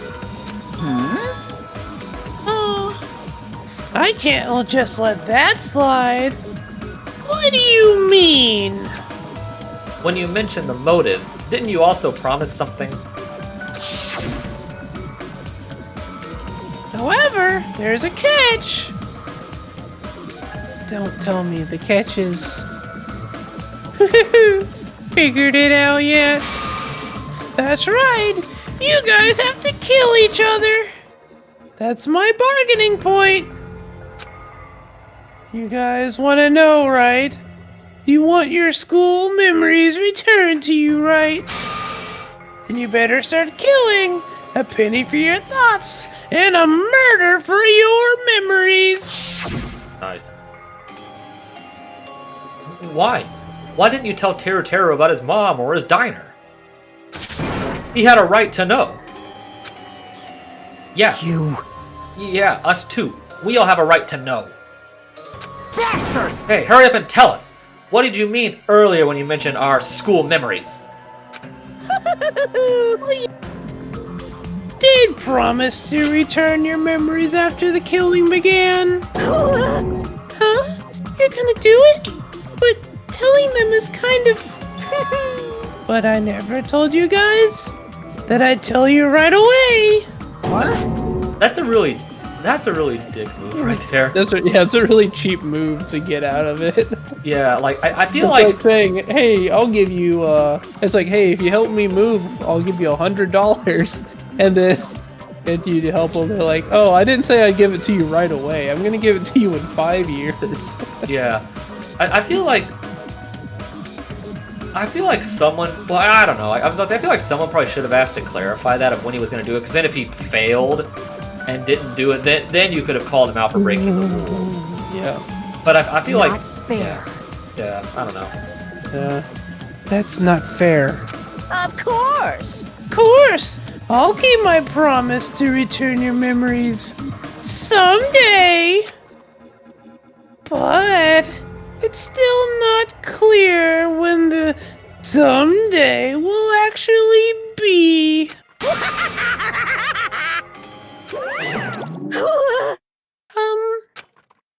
I must excuse myself as well. There's something that I need to do. Huh? What the heck? So cruel! That's not fair! They both ran away! Then... Monokuma had us wrapped around his finger after all. He doesn't have any fingers. He's got like a thumb. He's got a thumb. Stupid! Teru, you stupid. Such despair. An ending like this is just full of despair. A seriously tragic despair. But still, at times like this, as the symbols of hope, you guys need to keep doing your best. You. Why are you smiling? Crap! How can you smile in a situation like this, you creep? Nope. Hold on. I'm sad too, you know. Didn't I tell you? From the bottom of my heart, I truly love you all. You ultimates who inspire hope, and your splendid talents. There's no way I can be happy when we've lost such a talented individual. Don't fuck with me! Don't go saying creepy shit. I'll effing kill you! Please, kill me anytime. Nagito. How you are a royal pain in the batukas. What? Huh? Oh, music again. If you hate me, I don't mind you killing me. I've already prepared myself to become your stepping stone. Someone like me? If absolute hope can be born from that, then my life is nothing special. You. How messed up are you? Hey.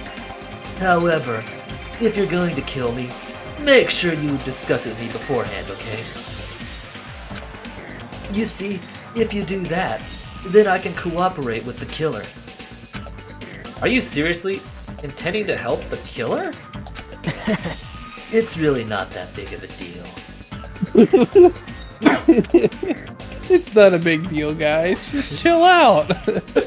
You'll all die in the process, but at least one of you will live. As a symbol of hope. Yeah, that's like that Shrek quote from Lord Farquaad. It's like, some of you may die. May die, but that's a risk I am willing to take. Yeah. Yeah. If you're that's basically what Nagito is feeling right now. If you're students of Hope's Peak Academy, if you're the symbols of hope who possess the chosen talents, great! Then it shouldn't matter to you guys at all if I cooperate with the killer, right? You fiend. Declaring so confidently you'll side with the killer. Hey! Maybe this was his plan all along. Since he's willing to work with the killer, he wants us to think it's better for us not to kill him. Well, I don't mind what you think of me. In actuality, thanks to Byakuya, I'm starting to feel a small desire to live. This is exciting! Mostly, I just want to watch everyone destroy all the despair that comes for you, one after the other. Just kidding. Piss me off. It doesn't sound like he's kidding. No. Hey, can I punch you? I just won't be satisfied till I punch you. Fine. Let's stop this already. It's just going to be a waste of time if we keep dealing with him. What? Huh? Even Hajime hates me now? How unfortunate. That stings. I felt you and I were quite similar. What does that? Isn't that right? You hold a special feeling towards Hope's Peak Academy, just like me. Don't put me in the same category as you. Hey. But how can you say you're not? Monokuma said it himself. We don't know anything about each other's true nature. No. If it's true that our school memories were stolen, it's the same as not knowing our true selves, too. Especially for you, right? That's not technically wrong. Yeah. Yeah. Like, he can't know. No. Right? No, he like, doesn't. There's no way he could know. No, he doesn't. But that's such a, like... foreshadow very cleverly. Yeah, like you... I mean, it's not wrong for him to say, like, oh, if you literally forgot a point in time and you don't remember what you did, it's like you're missing a part of yourself. Yeah, it's like skipping way too far ahead in a book. Like, you couldn't possibly have guessed what happened before to any specific details. Yeah. Someone who can't even remember what his talent is. Akane, please feel free to punch him. Will do! Wait! Hold on! That'd be funny if she just immediately decked him in the mouth. That would be funny. Please stop! Please stop this at once! Nothing will come from fighting like this. There is something else we must do. Huh? Something else? Please listen! We must not argue with each other in a place like this. There is something more important we must do. Let me ask. Which is...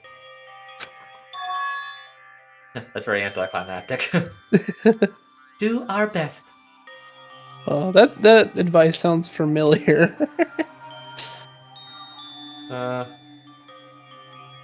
I'm trying to think which one you're talking about. There's a couple times you could say that. Yeah. Well, that's basically what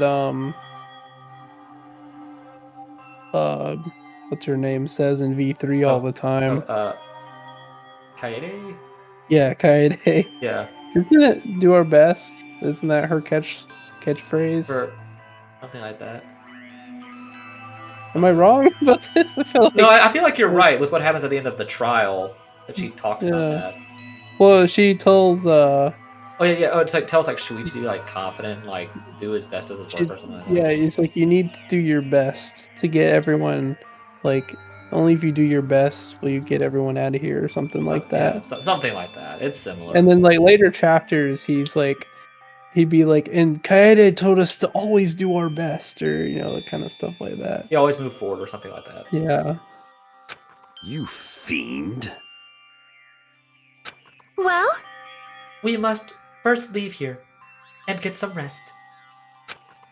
And then we shall all work together and do our best. Do our best so we may never have to come back here again. Perhaps. That is what I believe we must do right now. Yeah, Sonia, she is very, like, yeah, her and Kazuichi, like, just do not do anything in this first chapter. Yeah. Really. Like, they have a few, like, little things that happen, and, like, here and there, that they say, like, a line or two, but they are just kind of there early on. I am sorry! Yeah, Sonia, Kazuichi, and Akane all kind of do that. Yeah. I am sorry. If only I was a better motivational speaker. No. That really touched my heart. You're totally right. What we need to do right now is do our best. If we do our best, it's definitely going to pay off. Right? Yes. Yes, that is right. Like... But what do we have to work hard at? I do not know, but we must do our best. Yeah, she's like, I don't know what we're supposed to do. Just do better. Yeah. Jeez, I don't get you at all. Are you some kind of moron? Well? It's fine if you don't know. What matters is that you hold on to the feeling that you have to do your best. Right? So let's do our best. Let's make sure a killing like this never happens again. Yeah, because that always works out. Yeah. Considering you're in chapter 1 of a Danganronpa game, I don't know if that's gonna work out, but... Yeah. It's scary, but doing our best is our only option. There's no way I'm doing what Nagito said. I'm gonna do it! Alright, I don't know what you're talking about, but let's do our best from now on. For now, as I said. Very well. Even if we are not able to change the future, I guess I should at least change my tomorrow. Damn fiend. I won't give up until the very end. I won't die in vain. I'll give my entire existence, my entire power, my entire body and soul, and fight to the very end. Yeah, you're right. Let's definitely work together and leave this island. Do our best. We kept using that phrase over and over again. Even though we knew they were just cheap, meaningless, empty words. Regardless, we still said it. And we continued to say it over and over again without stopping. Finally, we're out of there. Thus, the curtain had fallen upon the class trial where Byakuya and Teruteru were sacrificed. Afterwards, we were left the trial ground and returned to the mainland of Jabberwock Island. For the time being, we decided to go back to our cottages.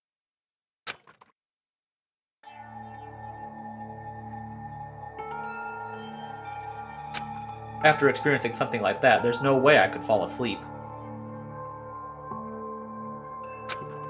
I gave up, got out of bed, and began walking around the hotel grounds for no real reason. After not doing much of anything, I dully looked up at the sky. Oh, that's very beautiful. And there, just like before, there it was, the night sky brimming with stars. Stars that looked like they were about to fall into my hands like fluttering snow. as I looked up at such a beautiful night sky. And I can go anywhere. That thought crossed my mind for some reason. The sky is connected to anywhere, even to my daily life. That's why I might be able to go home. That's right, I'm definitely going to go home. That's when it happened. As I stared up at the night sky, I felt a strange convergence of sensation. And then, while I continued to stare at the night sky, I felt my entire body stiffen with that sensation. Isn't this... Is someone watching me? Bum bum bum.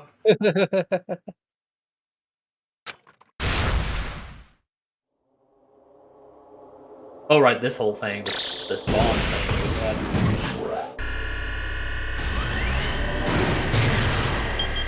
19 days left.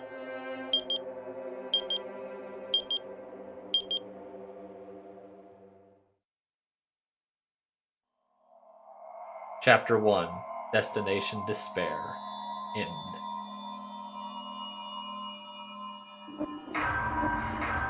Dong dong. Ding dong. The witch is dead. No, I was gonna say it if you didn't say it. To be continued. Game. 3-star badge. Right. And a stick. A wooden stick. What's the stick for? I don't know.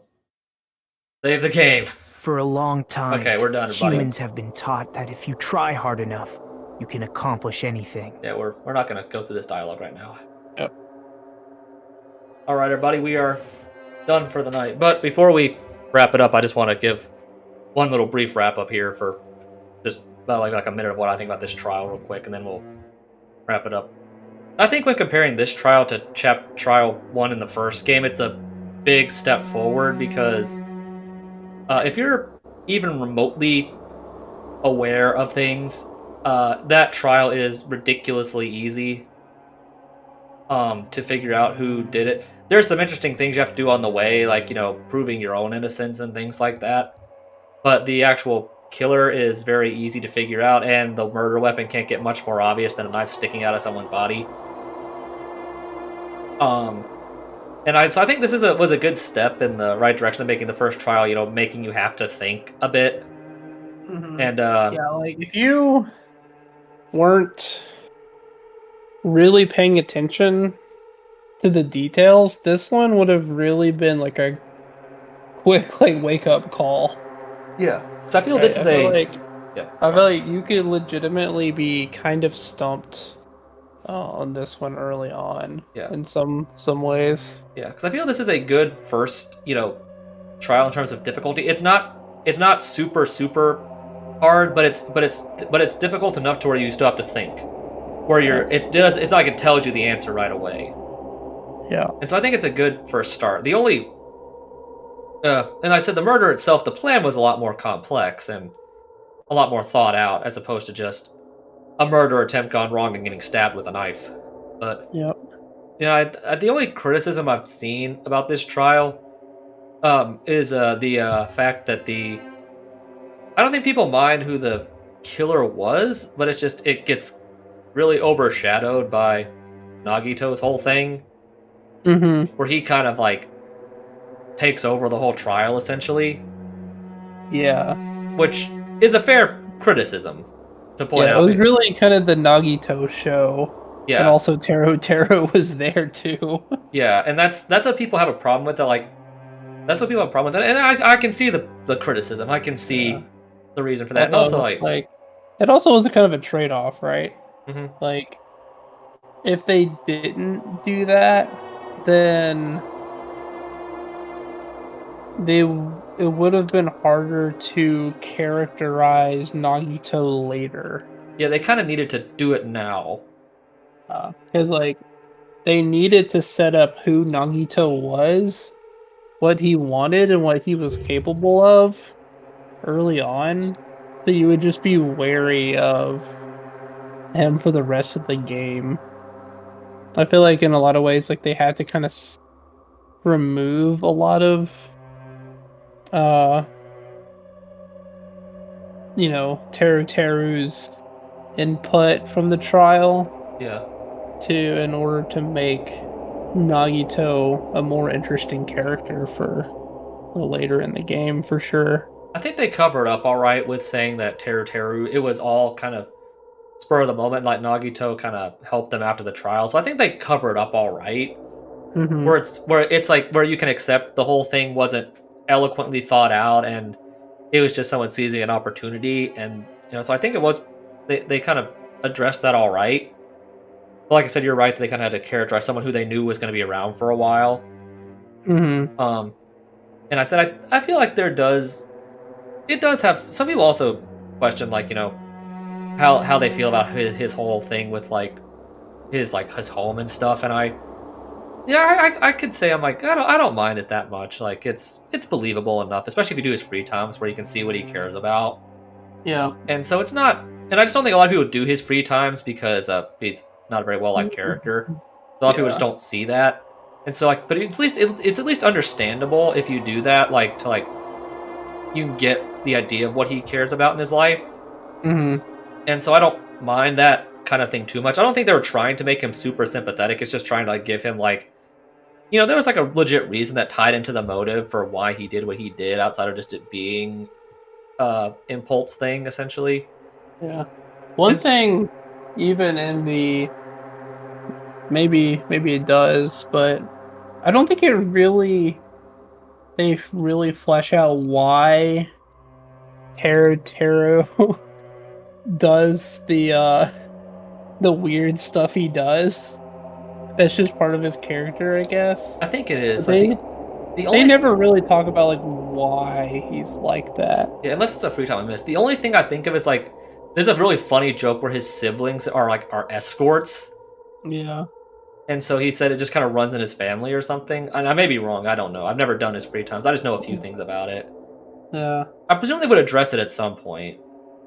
So yeah, I guess that would kind of make sense. It's just like I don't know. It's just kind of like a weird. And like obviously they put it in to add a little bit of comedy relief for the early game, but it's kind of weird that they never really flesh out the character more than he's just a perv like that. Yeah. Yeah. Because I feel like people had the same thing of like, oh, it's like, oh, Mew's just as bad. So a lot of people like her instead of him. And a lot of people said it's the design. Like if Teru didn't look like he did, people wouldn't have as much of a problem with it. Yeah. Oh, I feel like if they even just kind of fleshed it out a little bit more, like give him a reason to be that way, that isn't just for he just comedy. is. Yeah, because like Mew, at least it's a really lame reason, but it exists where it's like, oh, she's just like just a jerk to everyone because she's like just super insecure about herself. Yeah. Well, like because she has a character reason for it. Yeah. Like she has a legitimate. I want to say religion, but like there's a founding reason, a thing that you can point to, and doesn't make it better, but it exists. Yeah, and I feel that's okay. And then like the other, I feel like they just kind of shoehorned it into Teru's personality, just to have that in the game. Well, because I mean, every game has someone like that. Like in the first game, you have Genocide Jack sort of taking on that role.